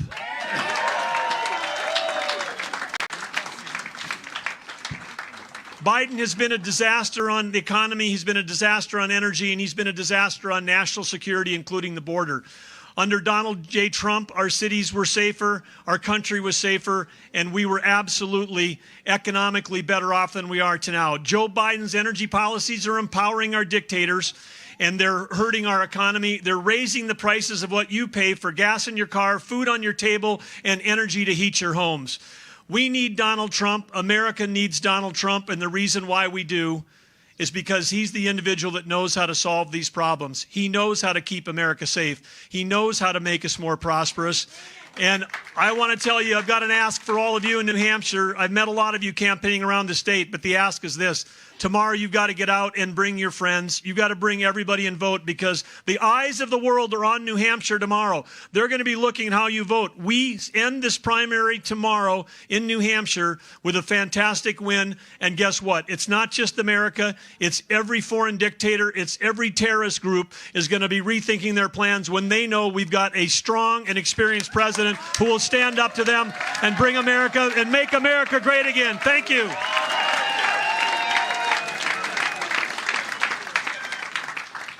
Thank you very much, Doug. That was good. Hey, they did a very good job, didn't they? You'll be seeing a lot of them. And we have another one. Everybody knows him. And today it was a big story, the biggest story out there. He's engaged to be married. We never thought this was going to happen. What's going on? A very, very fine person, a man that we work so closely and I work so closely with. He was in the Senate. He's been there now a long time, and one of the most respected people in all of Washington, Senator Tim Scott, South Carolina.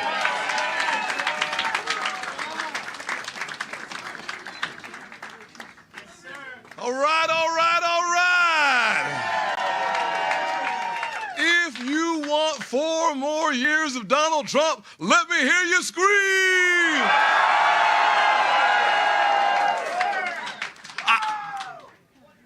If you want the race to be over tomorrow, let me hear you scream. All right. How many of y'all want 4 more years of low inflation under Donald Trump? How many of y'all want 4 more years of low crime and high law and order under Donald J. Trump? How many of y'all want me to stop talking so you can hear from your next president, Donald J. Trump? 4 more years. 4 more years. 4 more years. 4 more years. 4 more years. 4 more years. 4 more years. Thank you, fellas. Great people. They are great people. Thank you very much. That's a great group of people. You'll be seeing a lot of them. Sadly, not everyone is willing to put our country first. Here in New Hampshire, Nikki Haley has made an unholy alliance with rhinos, never Trumpers, Americans for No Prosperity. Did you ever hear of them? Did you ever hear of them? Americans for No Prosperity. I added the word no in. Globalists and radical left communists to get liberals and Biden supporters to vote for her in the Republican primary. You've got a lot of Democrats voting for her.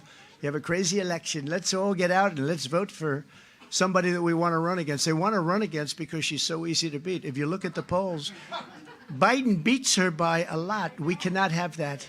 We cannot have gone this far and let that happen. The people behind Nikki Haley are pro-amnesty, pro-China, pro-open borders, pro-war, pro-deep state, and pro-Biden.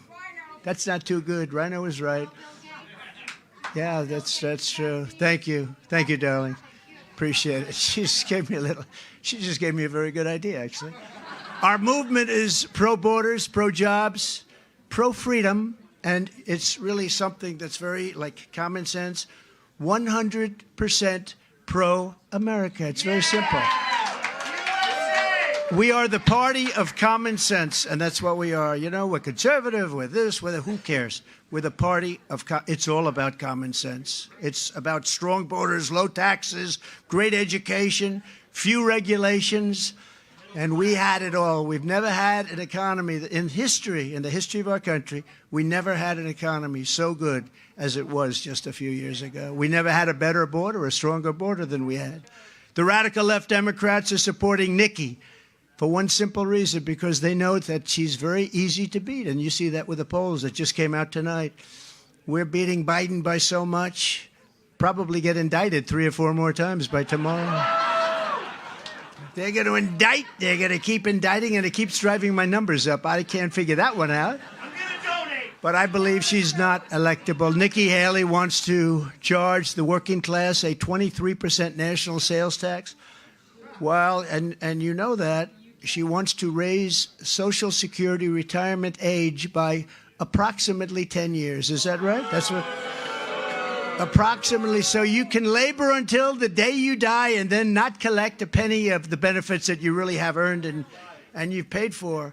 And if you're lucky enough to live past the retirement age of 75 under Nikki Haley's plan, and she wants to raise it, and remember this about now, she says, I would never do that, but politicians always go back to their first concept, to their first policy, to their first idea. They always do, and they'll go back to it. They'll go back to it as sure as you're standing here. And I'm sorry we got rid of the seats, but they didn't have enough room. And I heard we could have even done better, but the governor made it very difficult to get in. Does that make sense? You're governor.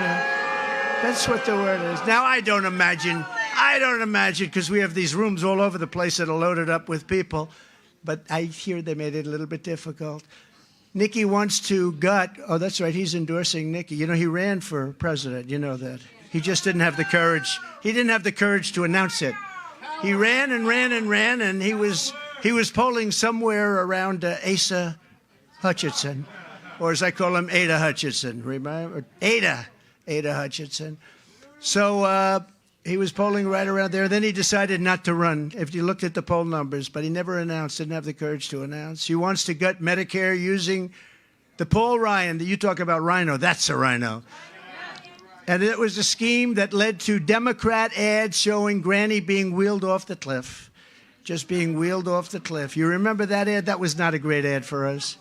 With your vote for our campaign on Tuesday, so important, most important vote you're ever going to take or make, you can declare that the Republican Party is never going to go back to those days of weak establishment candidates who preach cutting Medicare and Social Security at home while they spend trillions and trillions of dollars on endless wars all over the place in countries that you've never even heard of and countries that don't want us. It's a terrible thing. We're never going back to the days of globalist rhinos who promised border security before the election, but do the bidding of their open borders and donors after the election. And we're never going back to any of the things that you see that are stupid things, very stupid things. They do very, very foolish things, costly and foolish, and so bad for our country. So if you want a losing candidate who puts America last, vote for Nikki Haley. But if you want a president who puts America first every single time, you're going to vote for Donald J. Trump, and you have to get out and vote. And as soon as I lift my hand from that beautiful Bible that we're going to use, a specific Bible, a very beautiful Bible, as your 47th president, and we're all in this together. You've been great from day one. You were so great in 2016. You were so great to me. Remember, we won by 21 points. We came in. They said, who the hell is that guy? And we won by 21 points. But I'll seal the border and we'll shut down the invasion of our country, number one. That's the first thing. And we will almost simultaneously, I would say, let that have one day, right, Al? One day. But we will unleash American energy like I unleashed it before, except this time we're going to keep it going because they turned it off. We will terminate every diversity, equity, and inclusion program across the entire federal government. And I will instruct the heads of ICE and Border Patrol to begin the largest deportation program in American history. We have no choice because this is not sustainable. Our cities are being choked. This is not sustainable. 3 years ago, we had the most secure border in the history of our country. We built 561 miles of border wall and got Mexico to give us 28,000 free of charge. You think that was easy? Not easy. 28,000 soldiers we had guarding our border, and we had the best border numbers that we've ever had. We had the safest border in the history of our country, and all Biden had to do is go to the beach and relax, okay? He was there anyway, but he'd go to the beach and say, let's dismantle. We had something called Remain in Mexico. It all worked. It all worked, and it worked well. Under Biden, the USA has been turned into a dumping ground to the world, just a dumping ground. On day one, I will terminate every single open border policy that crooked Joe Biden and his administration have put onto our country. So sad. To stop the deadly drugs that are poisoning our people, I will deploy U.S. Navy to impose a full fentanyl blockade on the waters and the region where they're coming in through certain channels. They're coming overland. They're coming any way they want to come. 12 times more than came in 4 years ago. 12 times more. Drugs are pouring in. And by the way, you have two very bad distinctions. You're the highest energy per capita. You're the highest by far energy anywhere in the country, number one.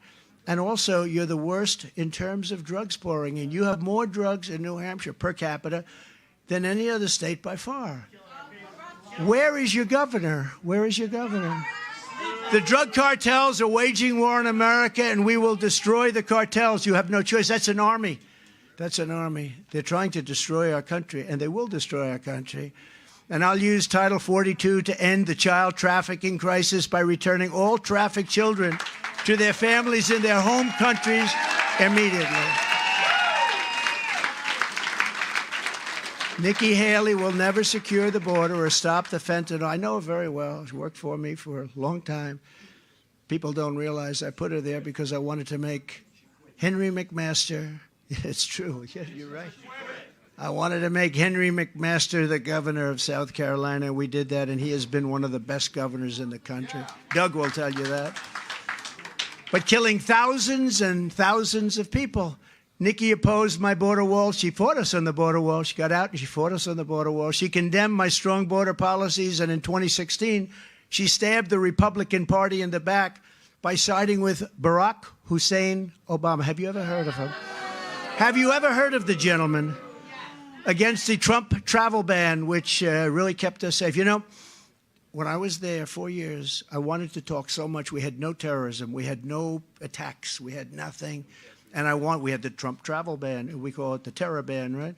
We wanted to stop terror from coming into our country. But I couldn't talk about it because I didn't want to do that. And then the following day, something happens. So I went 4 years keeping my mouth shut on that particular subject. But now I talk about it all the time. We had no attacks. We didn't have a World Trade Center. We didn't have the attacks like you've seen, and certainly that you see in other countries. And by the way, now we're getting involved again in the Middle East. Look what's happening. You're getting involved. Here we go again with the Middle East. We spent $9 trillion, killed millions of people, including our side, their side, millions of people. $9 trillion. You know what we got? Nothing. Nothing. You got death. You got blood. You got nothing. And we spent our blood and our treasure, as they say, our blood and our treasure. And our blood is more important than our treasure. And it's a shame. It's a shame. I beat ISIS. You're right. Thank you for telling me that. You're right. I was getting to that, but he's very good. He's sharp, this one. Thank you. We did. We beat the hell out of ISIS. It was supposed to take 4 to 5 years. We got it done in 4 months, I'd say. 4 months. 100% of the ISIS caliphate. Biden and his thugs are desperate to stop us because we are the only ones, and they know that, who can stop them. And that's why they are weaponizing law enforcement and high-level election interference, the likes of which this country has never seen. We've never seen anything like what's happening with using the DOJ and the FBI to go after his political opponent. It's unbelievable. The good news is it's driven my poll numbers up. Someday we're going to have to write a book about this one. But people understand. And, I have a voice. I have a big voice, so I can speak about it. I can talk about it. I can talk about when they want to indict you and arrest you for election integrity. And, they're still fighting on the 2016 election, right? It's okay for them. They're fighting still. They're fighting on the 2016. Same things, except much worse than they accuse our patriots. All we want is an honest election. Because if you don't have honest elections and strong borders, you don't have a country. Joe Biden is truly a threat to democracy for two reasons. Number one, we just said part of it, but number two is he's incompetent. And that's probably the biggest threat that we have is his incompetence. This is only happening because we're leading big in the polls. If I didn't run, or if I wasn't leading by so much in the polls, but if I didn't run or if I was in number 4 place where they're not too worried, none of this would be happening. None of this would be happening. In the new Redfield, thank you for saying that. That's very nice. In the new Redfield-Wilton poll, how about these numbers? How about these numbers? In the new Redfield-Wilton poll, it's Trump 72, Haley 9. In Nevada,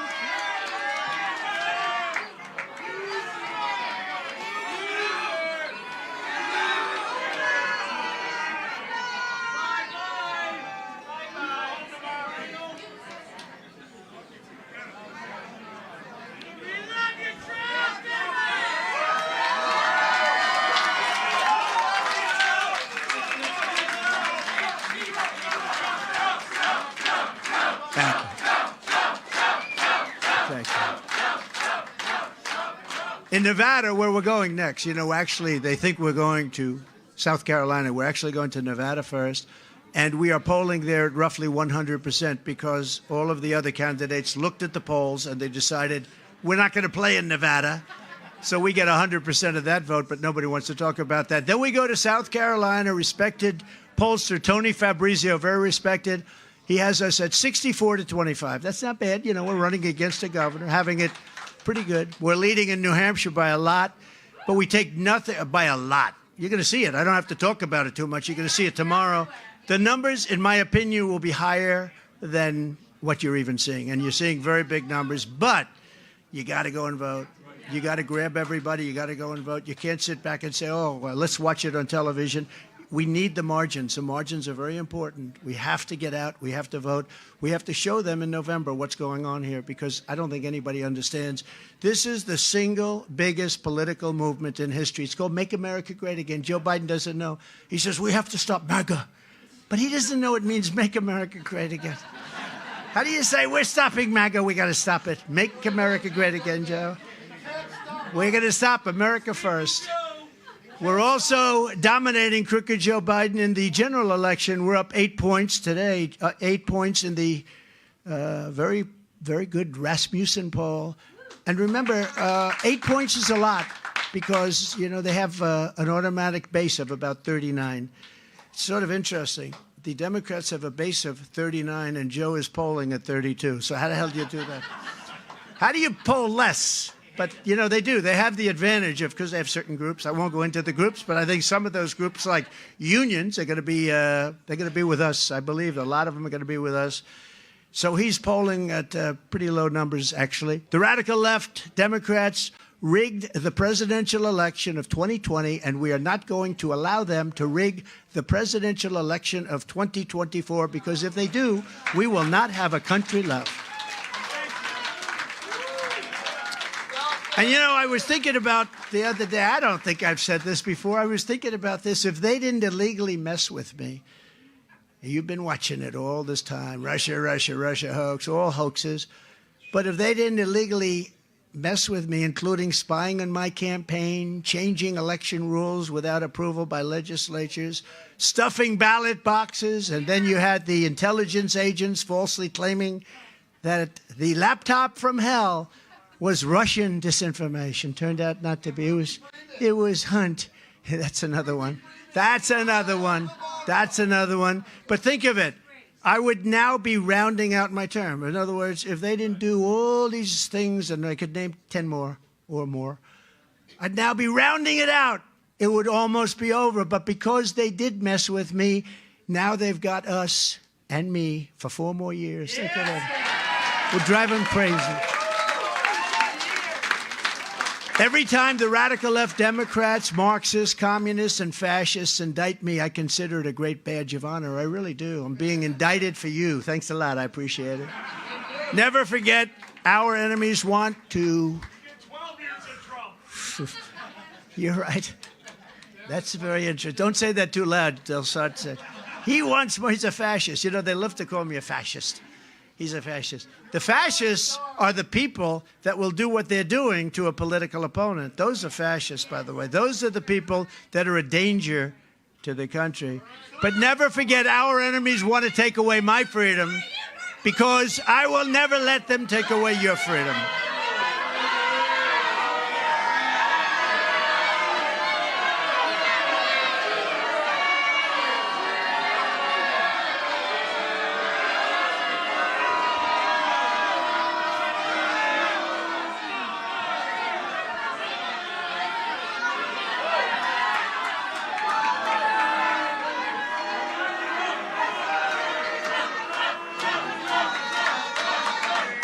Thank you.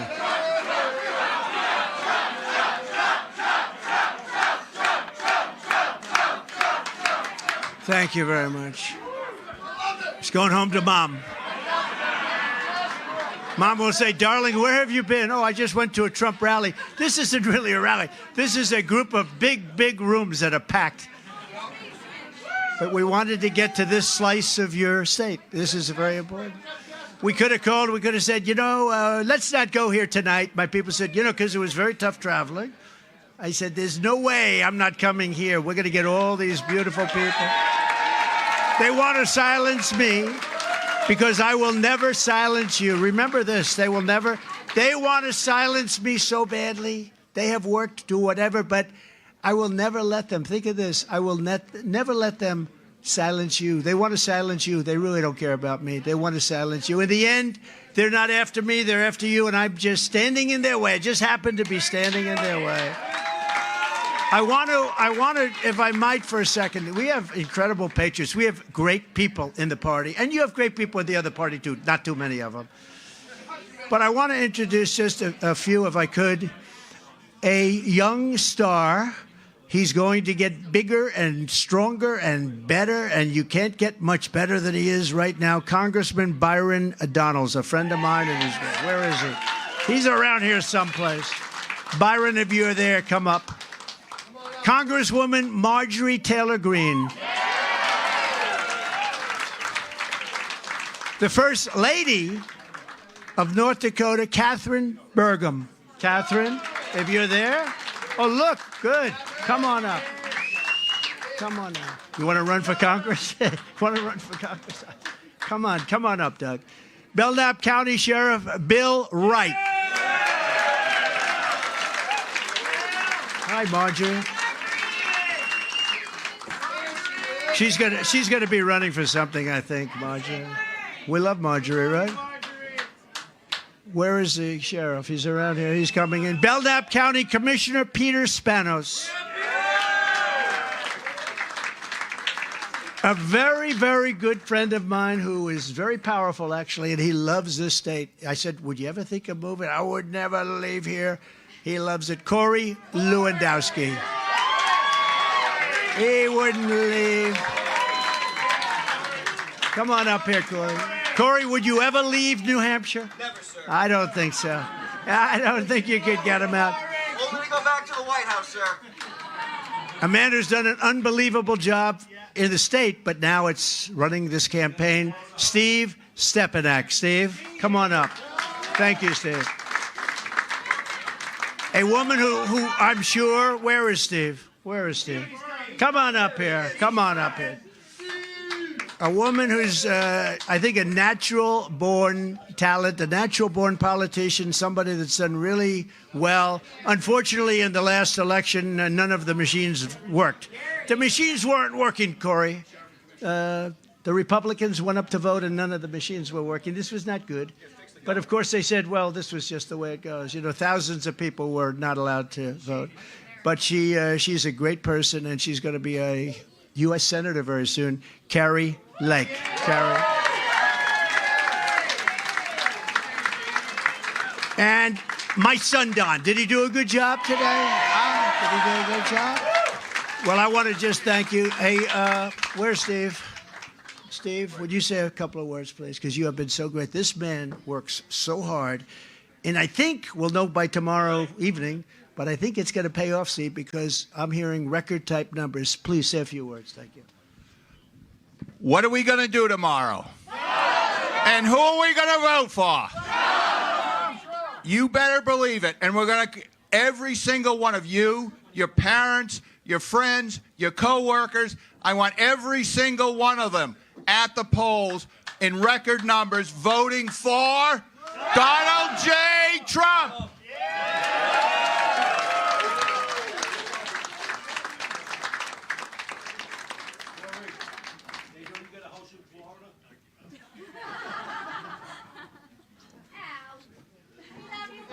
Thank you very much. Thank you. Those are great people. I was also honored. She's back. She's back.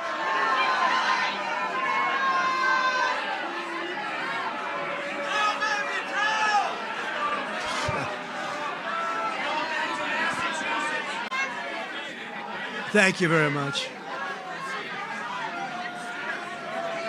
Thank you very much. That's beautiful. I was also honored. This is very important because I was also, she's going home now. Where have you been, darling? You know, we don't have that like we used to. We used to have it all the time. That's a good sign, I think. I was also honored to be endorsed today by the United States Federation of Police Officers, the largest law enforcement union in New England. And I want to ask Jerry Flynn, please, if you would. Come up, Jerry. Could you come up? Jerry has been great, and Tom Daly is here someplace. Tom is a powerful man. Come here, man. I'll be real quick, but in 2008 to 2016, there was what was created by Barack Obama and Joe Biden called the war on cops. It was the worst time for a professional police officer in the history of law enforcement. 2016, Donald J. Trump became the law enforcement president, and we had 4 great years with him, and we need those 4 years back. We were happy to be the first law enforcement agency to endorse him in 2015, and we're proud. The United Federation of Police Officers and the New England Police Benevolent Association is proud to stand with the law and order president, Donald J. Trump.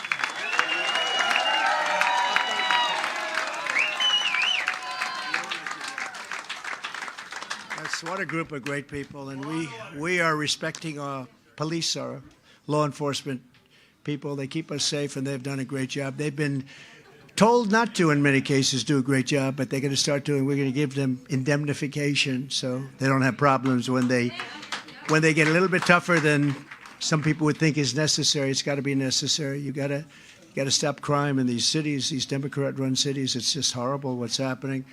Today, we're also very grateful to be endorsed by one of the nation's largest Catholic advocacy groups, Catholic Vote. It's called Catholic Vote.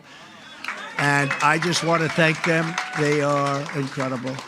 I don't know what it is with Catholics, but the FBI is going after Catholics. What is going, why would any Catholic vote for a Democrat? You too? Anybody, any Catholic being harassed? Now, why would a Catholic, think of it, what they're doing. I hear stories that are just horrible. Why would a Catholic be voting for Biden or a Democrat? Doesn't make sense. It's horrible. What they're doing is horrible. From the very first day that we take back the White House, Crooked Joe Biden and his radical band of lunatics, I believe we're going to have our 4 greatest years in the history of our country. I believe that. And I don't know if you noticed when we won Iowa last week by record numbers. Did you see there was a little accident that happened in Asia? China crashed. Did you see that? Their stock market crashed when we won. Well, no, we want everybody to do well. We want them to do well, too. But it's sort of an interesting thing. Now, the Democrats would say that was just a coincidence, right? But no, their market crashed when they came out with those record numbers, and that market went down trillions of dollars. The next Trump economic boom will begin on November 5th, 2024. It's going to be a boom like no other. And you know, the stock market is going good. You know why because the economy is horrible except for the stock market, because everyone thinks we're going to get elected, and that's why they're doing it. These are very smart investors. If they see a bad poll, you're going to see some bad numbers. Or if you see a bad result tomorrow, you're going to see some very bad numbers. But they're running on the fumes of what we did in every way, including oil. We produced things that nobody ever thought possible. But the day after the election, they're going to turn it all off. You watch. But the stock market's running on fumes, and the stock market, literally, every single time you see good polls coming out from that stock market goes crazy. So I want to just congratulate all of you investors, but you better hope I win, because otherwise you're going to be in 1929 territory, in my opinion. And we're going to bring America together through success. You know, we're going to bring the country together through success. Success is going to be the way it happens. That was happening until COVID came in, a couple of years, 2.5 years. We had the greatest, and even after, I mean, you look at the numbers, we had the greatest numbers in history for those 4 years. But until COVID came in, nobody's ever seen anything like it. Better than any country at any time, ever. And I'll tell you, people were coming up to me, the people that you would least suspect, and they were coming up and they wanted to talk turkey. People that we weren't talking to too much, because everybody was doing better. Every single group, rich people, poor people, but especially poor people, actually, proportionally, it worked the best for poor people. But people with diplomas from the best colleges and schools, and people with no diploma, women, everybody, Asian Americans were doing unbelievable. Hispanic Americans were doing unbelievable. African Americans were doing, everybody was doing, and people were talking, and it was success. And when they ask me, can we ever bring our country together? I say, yes, we can, with success. We get that success back, and we're going to be bringing our country together like you wouldn't believe it actually could. Even me, I was so surprised. I was getting calls from people that you would not suspect would be calling. And everybody got a piece of that action, and it was a beautiful thing to see. We had gas prices at $1.87 a gallon with no inflation. We didn't have inflation wiping you out. Inflation is called a country buster. It busts countries. It breaks up countries. Together, we ended the NAFTA disaster, the worst trade deal ever made, and replaced it with a brand new USMCA, that's Mexico and Canada, the best single trade deal ever made in our country. And we know it's good because Mexico and Canada are trying to renegotiate the deal. And they shouldn't be doing that, Joe. You shouldn't do it, because we had to suffer with NAFTA for years. I took on communist China like no administration in history, bringing in hundreds of billions of dollars, pouring right into our treasury, when no other president had gotten even literally 10 cents out of China. Nobody even tried. We took in hundreds of billions of dollars. I gave $28 billion directly to the farmers. And in your case, we gave it also to the New England lobstermen and fishermen. Any fishermen here? You know, Biden wants to put a license fee on fishermen. Can you imagine? I hear it's $700 a day. And I know nothing about fishing and costs, but I know that $700 a day, that's a lot of fish. They want to put on a $700 fee. They're going to do that. When Joe Biden, I'll get rid of it my first day, okay? I'll get rid of it. When Joe Biden took office, he immediately canceled the Keystone XL pipeline that I had approved. I proved it. It was all being built. Waged war on American energy and launched the Green New Scam. It's the Green New Deal. We call it the Green New Scam because it is a scam. Triggering runaway. Did you see Carrie left? Carrie goes over to China to lecture them about the environment. They take his meeting, they have lunch, he goes, and then they laugh at him as he's walking out. They don't do anything.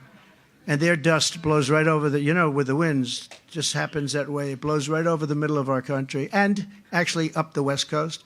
Their garbage comes right along, goes right down the Pacific, right alongside of Los Angeles. We end up picking up their garbage. How stupid are we? But it's triggering runaway inflation and sending the cost of energy right through the roof. And again, remember I said this. You have the highest cost of energy of any state in the union. We're going to cut your costs within 1 year down to half. And I have a friend over here who's going to keep me to that, because there's no reason that New Hampshire should be paying the highest. You're higher than anybody else, including in New England. You're higher than any other state. If we don't win this election, Biden will stop all the drilling and all the things that we got started, and prices will go up like you won't believe. It's going to happen if they win, and we can't let them win.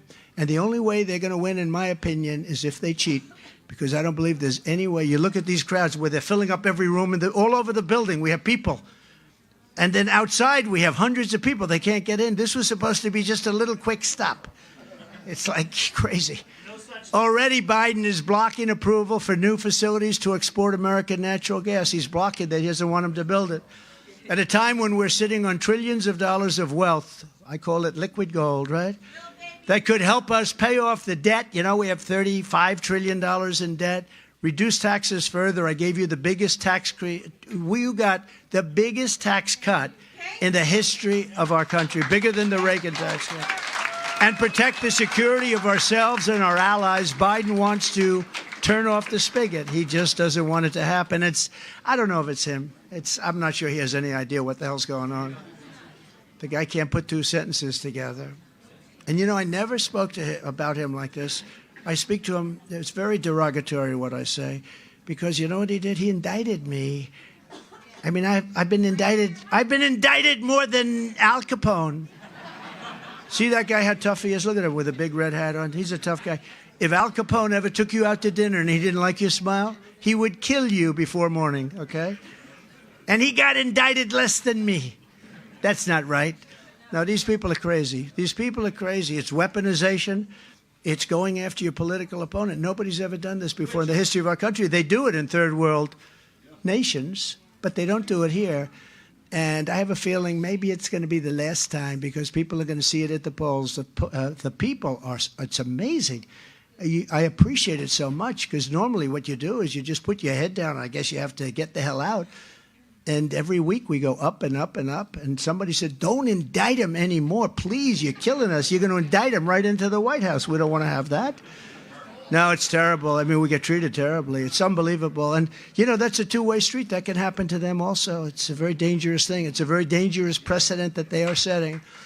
On day one, I will end Crooked Joe's insane electric vehicle mandate, which has caused the prices of cars to skyrocket. And, you know, electric vehicles, they don't work so well in the cold, so the people of New Hampshire are not exactly thrilled. You know, they don't work very well in the cold. You ever see all these cars like they're abandoned? They look fine. They look nice. Why are they not? It gets to a certain temperature. They're not exactly, you don't want to be there. While Biden is pushing the largest tax hike in American history, I will make the Trump tax cuts, again, the biggest ever in history. We're going to make them permanent. They come due in a year. And I will once again cut a record number of job-killing regulations. Number one in regulations in history. We cut more regulations than any president in history. That's why we had such a good economy. And, you know, it was interesting. I was with business leaders, and I asked the whole group, about 20 of them, big companies, and I said, which was more important, the tax cuts or the regulation cuts? Every single one of them said the regulation cuts were more important. Before I even arrive at the Oval Office, shortly after we win the presidency, we win. We're going to win it together. I will have the horrible war between Russia and Ukraine settled. We'll get it settled. Would have never happened. And when I was commander-in-chief, Iran was a weak, broke, and it was ready to make a deal. They were weak, they were broke, and ready to make a deal. Then Biden came in and surrendered everything, all of the things I did. You know, I told China, if you buy any oil from Iran, I told this to every country, practically every country, they're not selling oil. And now, under Biden, Iran is rich, powerful, and an instrument of terror that is spreading bloodshed all over the Middle East. You see what's happening. They had no money with me. Now they have $200 billion, and they control Iraq. Another great move, going into Iraq. What a stupid move that was. Under my leadership, we will restore peace through strength. That's all you need, peace through strength. We rebuilt the entire military.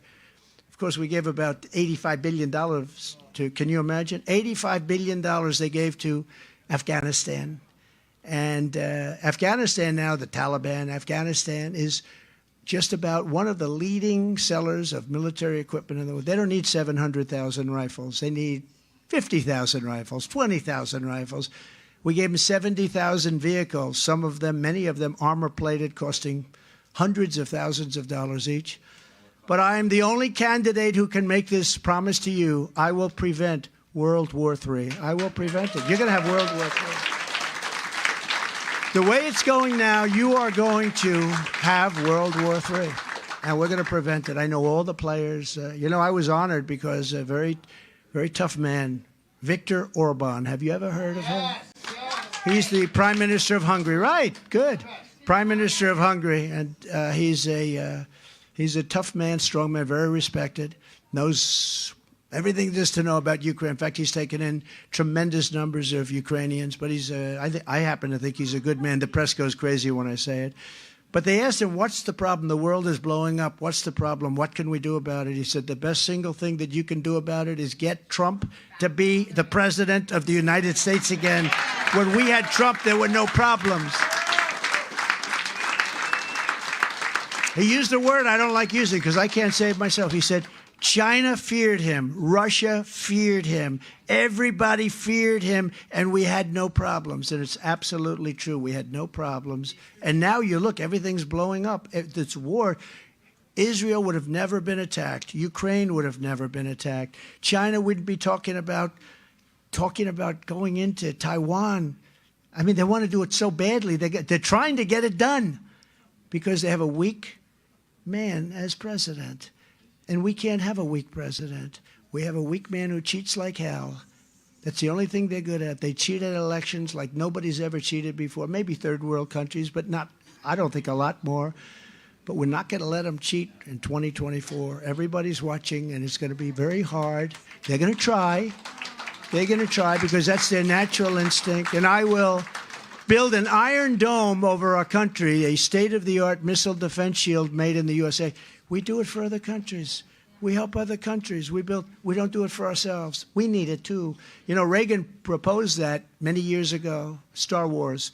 He proposed it many, many years ago, but at that time there was no technology. It was just like it looked good.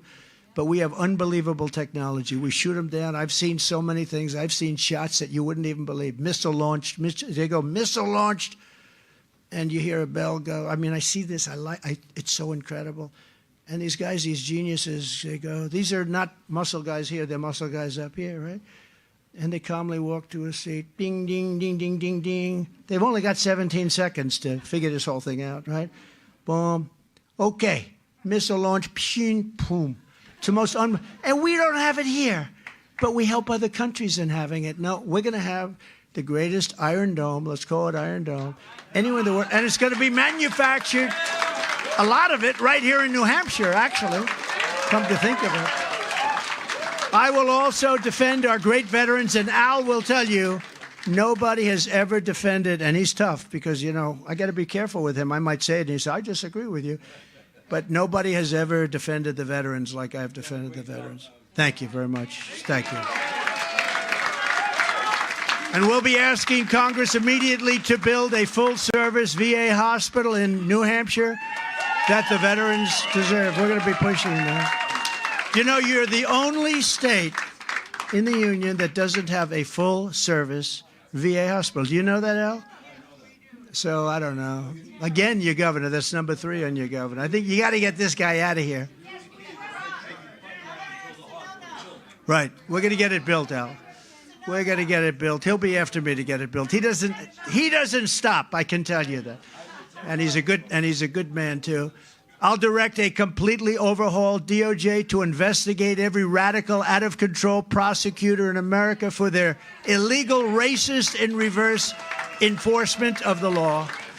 And I'm also going to indemnify all police officers and law enforcement officers throughout the whole United States to protect them from being destroyed by the radical left for taking strong actions on crime.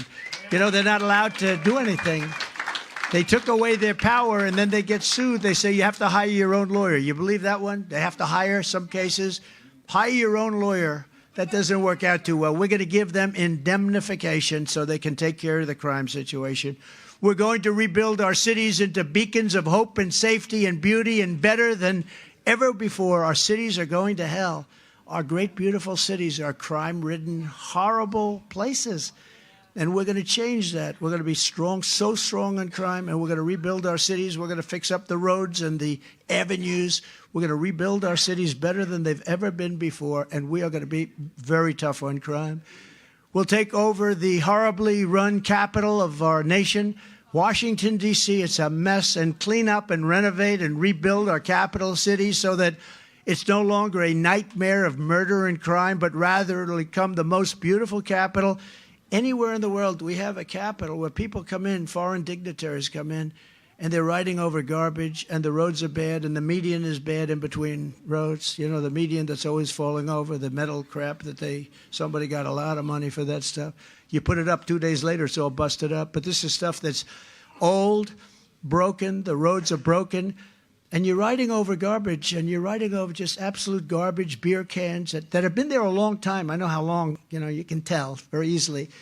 And these are people coming into this capital, the capital of our country, and you look at the parks, they're riddled with tents. Homeless are living there. We have to take care of our homeless, but you can't let them do that. When I was president, if I saw 2 tents forming, I'd say you have to get them out fast right away, because once you have 2, you have 3, you have 4, they build up so fast. On day 1, I will sign a new executive order to cut federal funding for any school pushing critical race theory, transgender insanity, and other inappropriate racial, sexual, or political content on our schools. And I will not give 1 penny to any school that has a vaccine mandate or a mask mandate. And something that I can't believe, but I have to say it because this is where they seem to want to go, the radical left, I will keep men out of women's sports, okay? Do you believe it? And as I did better than anybody else, and it's not easy, I will fully uphold the Second Amendment. We will fully uphold. And this I do for Vivek, because he's very big into it. I happen to agree with him, but he said, could you mention this? I will never. He said, I love Vivek. I love him too now. I didn't love him when he was running, but I like him now. It's amazing the way you can like somebody when you win, right? But Vivek is great. He's really great. But he wanted this, and I'll give him full credit for it. It's very important, actually. I will never allow the creation of a central bank digital currency. And we will protect innocent life, and we will restore free speech, and I will secure our elections, and our goal will be one-day voting with paper ballots and a thing called voter ID. Voter ID. But until then, Republicans must win. We have to win. If you took the worst 10 presidents, let's say the worst. I used to say 5, remember? A few months ago. Then I said 5. If you took the worst 10 presidents in the history of our country, think of it, the worst 10, and you added them up, they would not have done near the destruction to the U.S., to the United States that we love so much, as Joe Biden and the Biden administration have done. Look at what they've done. Look at the Afghanistan embarrassment, the worst ever in the history, the most embarrassing moment, I believe, in the history of our country. But look at the border. Look at the border. The border is like a sieve. It's an open wound. What we're allowing to come into our country, they're coming from all over the world. It's not just from the 4 countries that we know and love and we've dealt with pretty unsuccessfully. They're coming from all over. They're coming from Africa. Last night, 2 nights ago, they had 20 people from the Congo, and they were, where do you come from? They come from prisons, because prisons are being emptied out all over the world, and they're coming into not just in South America, that would be bad, but they're being emptied out from all over the world. In Asia, they're coming from Asia. How about China? 28,000 Chinese, and they're between the ages of 18 and 25. Those are fighting ages, right? Those are fighting ages. What's that all about? They're coming from the Middle East. They're coming from Yemen. We're bombing Yemen, and we have their people coming here, but they're all men, very few women. I hate to say that, but they're very few women, and they're of fighting age, 18 to 25. That's called prime time. And they're coming from all over the world. And we're like a dumping ground for the rest of the world. We're stupid people. We're being run by stupid people. Or people that hate our country. I'm not sure which. Nobody can figure it out, because who would want to run? Who would want to run on a policy of open borders where anybody can come in? They're emptying jails out. You know, we took out thousands and thousands of gang members, MS-13. They say they're the toughest gangs in the world. I think they're probably not compared to some of the gangs that are coming in now from parts unknown, right? But we took out thousands and thousands. They're now being let out of jails, and they're coming into our country. Many of them have already come in. And if the fake news would go and investigate the jails throughout, let's say, South America and even the rest of the world, you'll find that they're getting low because they're letting their bad prisoners come into the United States of America. And that's really bad for us, and it's really unsafe. And I was talking to Sean Hannity today. He said, I give it 100% chance, 100% that we're going to have a bad attack. What do you think? Do you think I'm right? I said, you're 100% right. He gives it 100% chance, and I said, you're low. Let's give it a little bit more than that if we can, right? If you could, I would. So if you want to save America, then tomorrow, and you have to do this, we're now at tomorrow. Look at this. The season has started. We had this tremendous success in Iowa, and now we have, and by the way, I kept you first in the nation for primaries, right? I kept you first. I promised I would. That was up to me. Had nothing to do with your governor, I can tell you that. He's too lazy. He's too lazy to do that. But tomorrow, Tuesday, January 23rd, you have to do this. You have to go out and you have to vote for Trump. Vote for Trump. We're going to turn this country around so fast. It's going to be a beautiful thing to behold. So in conclusion, and I think this is so powerful and so important, we're going to be taking on some of the most menacing forces and some of the most vicious people and opponents that we've ever seen before.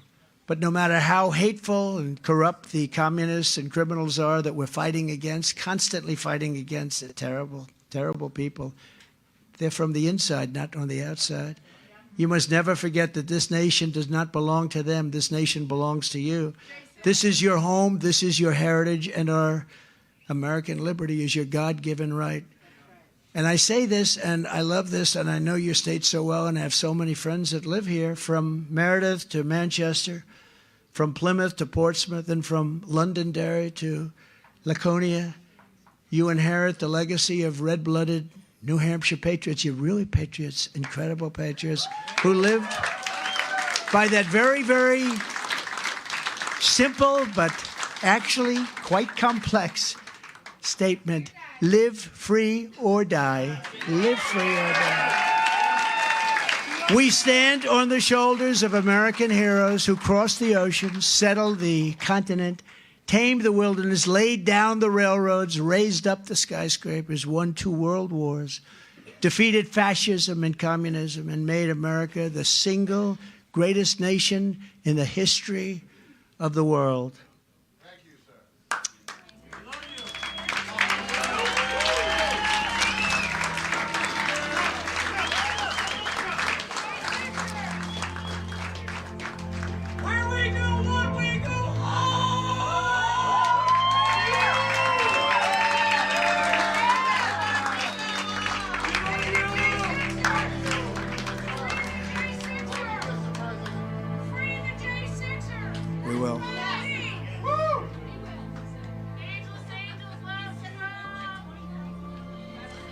But now we are a nation in decline.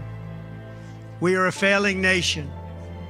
We are a nation that has the highest inflation in 50 years, where banks are collapsing and interest rates are skyrocketing. Likewise, we are a nation where energy costs have reached the highest levels in our history. We are no longer energy independent or energy dominant as we were just a few short years ago. We are a nation that is begging Venezuela and others for oil. Please, please, please, says Joe Biden. Yet we have more liquid gold under our feet than any other country anywhere in the world.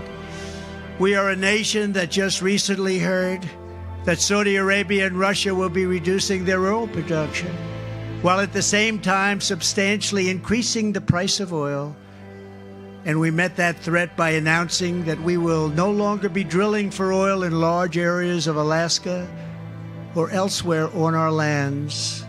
We are a nation that is consumed by the radical left's Green New Deal. Yet everyone knows that the Green New scam is fake and it will lead to our destruction. We are a nation whose leaders are demanding all electric cars, despite the fact that they don't go far, cost too much, and whose batteries are produced in China with materials only available in China. When an unlimited amount of gasoline is available inexpensively in the United States, but not available in China. And now we are a nation that wants to make our revered and very powerful Army tanks the best in the world, all electric, so that despite the fact that they are also not able to go far, fewer pollutants will be released into the air as we blast our way through enemy territory in an environmentally friendly way. And they also want to make our jet fighters with a green stamp of energy approval, though losing 15% efficiency, but allowing us to keep our enemy's atmosphere clean of emissions as we viciously and unceremoniously attack them at levels never seen before. Who are these people that would do this to us? Who are these people who would ruin our country? We are a nation that has ended oil exploration and production in the United States just as the price of oil reached an all-time high. What other country would do such a thing?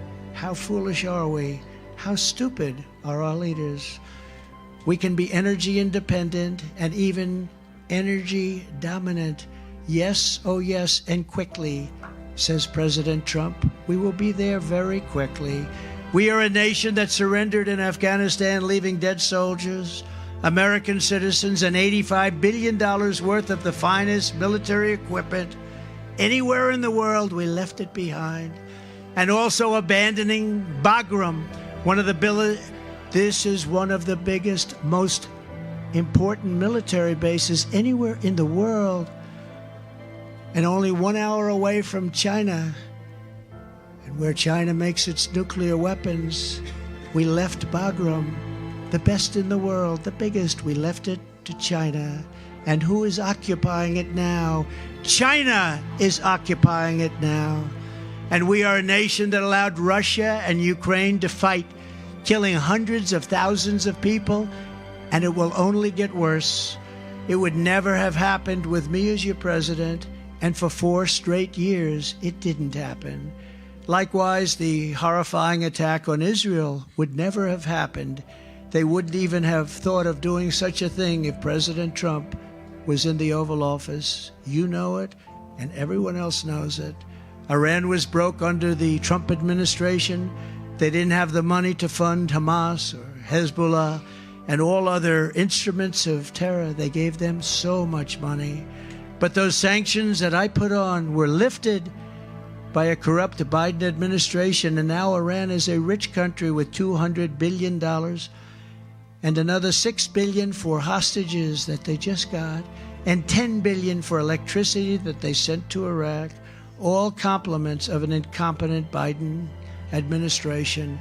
And China with Taiwan is next. We are a nation that allows radical left terrorists to violently attack our cities, leaving behind massive destruction and death, and nothing happens to the criminals that do these horrible things. There is no punishment. But when people who love our country protest on January 6th in Washington, they become hostages, unfairly imprisoned for long periods of time. We are a third world nation that has weaponized its law enforcement against the opposing political party like never before.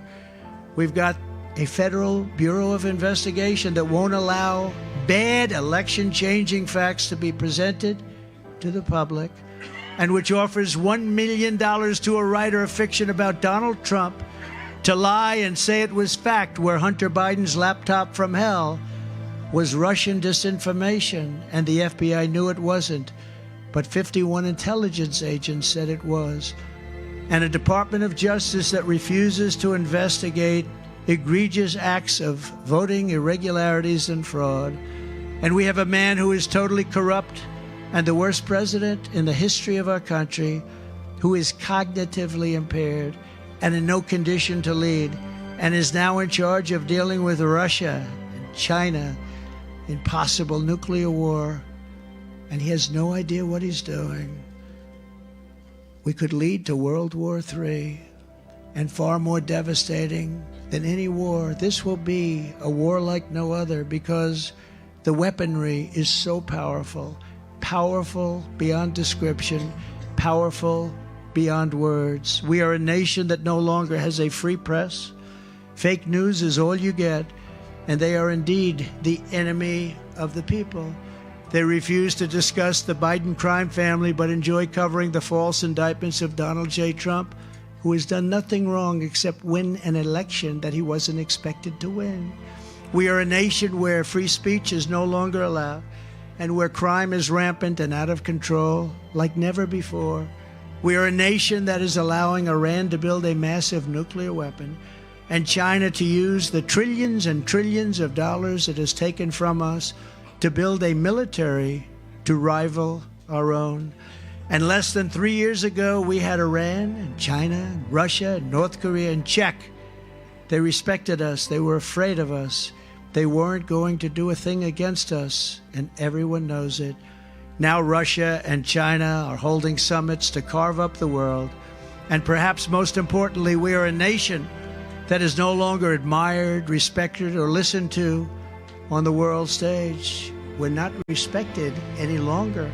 We are a nation that in many ways has become a joke. And we are a nation that is hostile to liberty, freedom, faith, and even to God. We are a nation whose economy is collapsing into a cesspool of ruin, whose supply chain is broken, whose stores are not stocked, whose deliveries are not coming, and whose educational system is ranked at the very bottom of every single list. We are a nation that just sold a once great company, United States Steel, to Japan. We are a nation whose stock market's continued success is contingent upon MAGA winning the next election. It is contingent on MAGA winning the next election.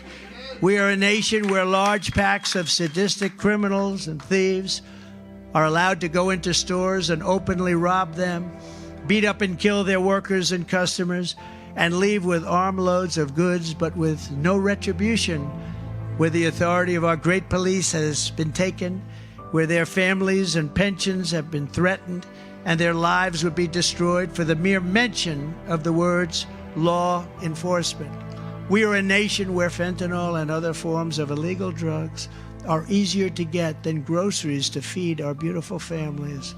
We have become a drug-infested, crime-ridden nation, which is incapable of solving even the smallest problem. The simplest of problems we can no longer solve. We can't do anything. We are an institute and a powerful death penalty. We will put this on. We have to bring in the death penalty if we want to stop the infestation of drugs coming into our country. The only countries that don't have a drug problem are those with the death penalty. A terrible thing to say. Each dealer is responsible for the death during their lives of 500 people or more. We must institute the death penalty. It's actually an act of kindness. Mothers will never again be forced to watch their children overdosing and hopelessly dying in their arms, screaming, "What can I do? What can I do? My child is dying." We're a nation whose once revered airports are a dirty, crowded mess. You sit and wait for hours and then are notified that the plane won't leave. They have no idea when they will. Where ticket prices have tripled, they don't have the pilots to fly the planes, they don't seek qualified air traffic controllers, and they just don't know what the hell they're doing. We are a nation that screens its citizens viciously at all ports. But if you're an illegal alien, you're allowed to flow through our country with no check whatsoever. We are a nation that has lost its confidence, lost its willpower, and lost its strength. We are a nation that has quite simply lost its way. But we are not going to allow this horror to continue. 3 years ago, we were a great nation, and we will soon be a great nation again. It was hard-working patriots like you who built this country, and it's hardworking patriots like you who are going to save our country. We will fight for America like no one has ever fought before. 2024 is our final battle. With you at my side, we will demolish the deep state. We will expel the warmongers, get them out of our government. We have to get them out of our government. We will get rid of the globalists. We will cast out the communists, Marxists, and fascists. We will throw off the sick political class that hates our country. We will rout the fake news media, and we will drain the swamp. We will liberate our country from these tyrants and villains once and for all. They are destroying our country.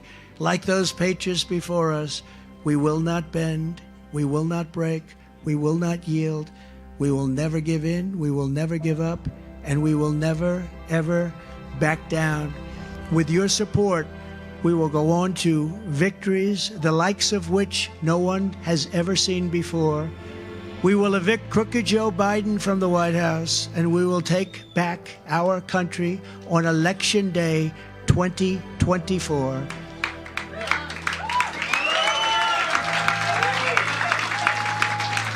The great silent majority is rising like never before, and under our leadership, the forgotten man and woman will be forgotten no longer. We are one movement, the greatest movement in the history of our country. One people, one family, and one glorious nation under God. And together we will make America powerful again. We will make America wealthy again. We will make America strong again. We will make America proud again. We will make America safe again. And we will make America great again. Thank you, New Hampshire. God bless you all. God bless you all. Thank you. Go out and vote. Thank you very much. Appreciate it. Thank you.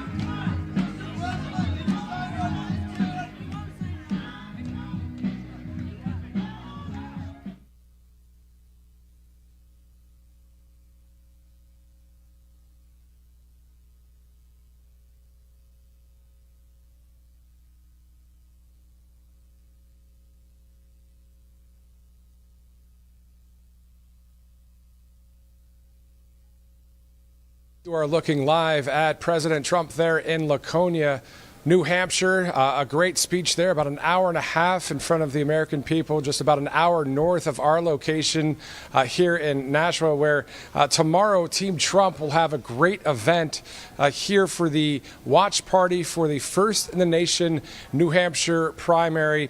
Once again, Right Side Broadcasting Network will be live tomorrow at 6 o'clock for that watch party as we see the polls come in and at the polling precincts, but also those numbers to declare a winner here in New Hampshire. Of course, President Trump leading in the polls there. And not only on the polls, but you see everywhere we go, we see thousands of people there supporting President Trump. So as you can see, he's greeting a number of supporters there. We want to thank you so much for watching right here on Right Side Broadcasting Network. But before we go, there are some great sponsors that we want to thank, including Birch Gold Group. You know, having some peace of mind when the U.S. dollar is trying to be devalued by a number of nations, those BRICS nations. Well, all you got to do is text Trump to 9998. Gold, silver, and precious metals as a backup plan, especially if the dollar continues to devalue. Always good to have Birch Gold Group in your back pocket. Text Trump to 9998. We also want to thank TrulyOffice. It's your all-American alternative to Microsoft Office. So the information that you see there on your screen, go ahead and reach out to them, learn more about that. Why not go to an alternative, especially a Patriot-owned business, an all-American business, instead of a place like Bill Gates' Microsoft.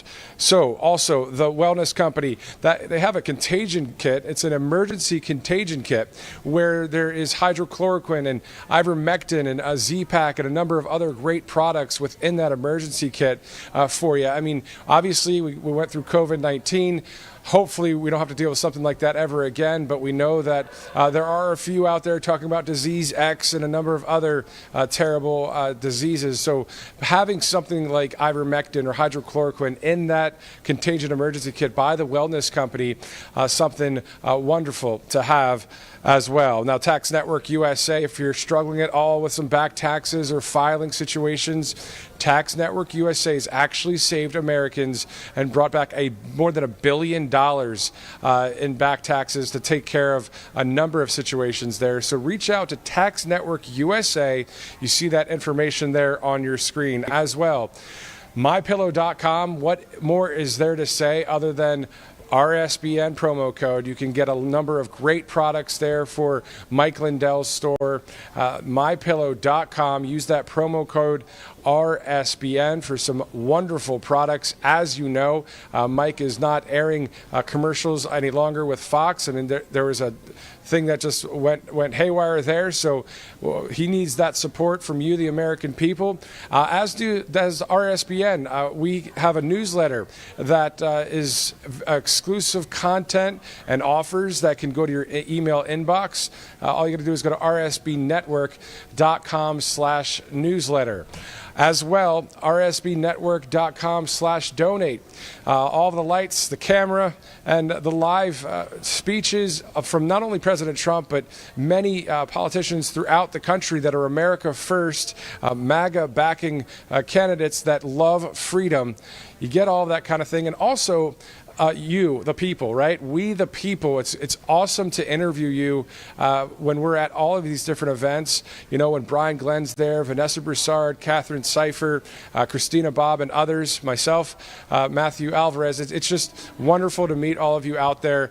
Sometimes, and you might have seen it before, sometimes outside on the line going into an arena, it's always fun to chant, "Let's go Brandon" with you. So, you can donate to Right Side Broadcasting if you'd like. So once again, programming note, tomorrow 6 p.m. Eastern, 3 o'clock for those of you on the West Coast, will be live coverage with Right Side Broadcasting Network. The great Brian Glenn, myself, will be here in this hotel at the Nashua Sheraton, where the Trump team will be having a primary watch party. Great coverage here as we hope to see America restored, as we hope to see freedom restored in this great land. America, thank you so much for watching this production for Right Side Broadcasting Network. For all of us at RSBN, follow us on Truth Social at RSBN. I'm Matthew Alvarez at Matthew Alvarez. Thank you again. We'll see you tomorrow night. Welcome to the Right Side Broadcasting Network. We're not like the other media outlets out there that cut and edit what other people say. In 2015, we were created by our founder, Joe Seals, to cover President Donald J. Trump's speeches and rallies, to which we continue to do to this day. We've also covered important conservative events like CPAC, TPUSA, March for Life, and many other important events and hearings around the country. We were made for people like you, everyday Americans who are tired of the mainstream media, who are tired of being lied to, manipulated, and fed an agenda. Our goal here at Right Side Broadcasting is to allow you to see the truth, giving our correspondents and commentators a wide latitude to speak their minds. You won't find anything like this in the mainstream media. Your support through your donations, locals, and supporting our advertisers allows us to continue to cover important events around the country each and every day. So, from us here at Right Side Broadcasting, thank you for supporting us and the right side of history. What's up, guys? My name is Jaden Hurd, and I have a Christian show called Let It Be Heard, where we analyze culture and current events from a biblical perspective. I highly recommend you guys check us out. We now have episodes every Monday, Wednesday, and Friday. And basically, what happens is we react to videos, we have talking points, we have on guests, and it's very exciting. Come check us out on Rumble on the RSBN channel. God bless you guys.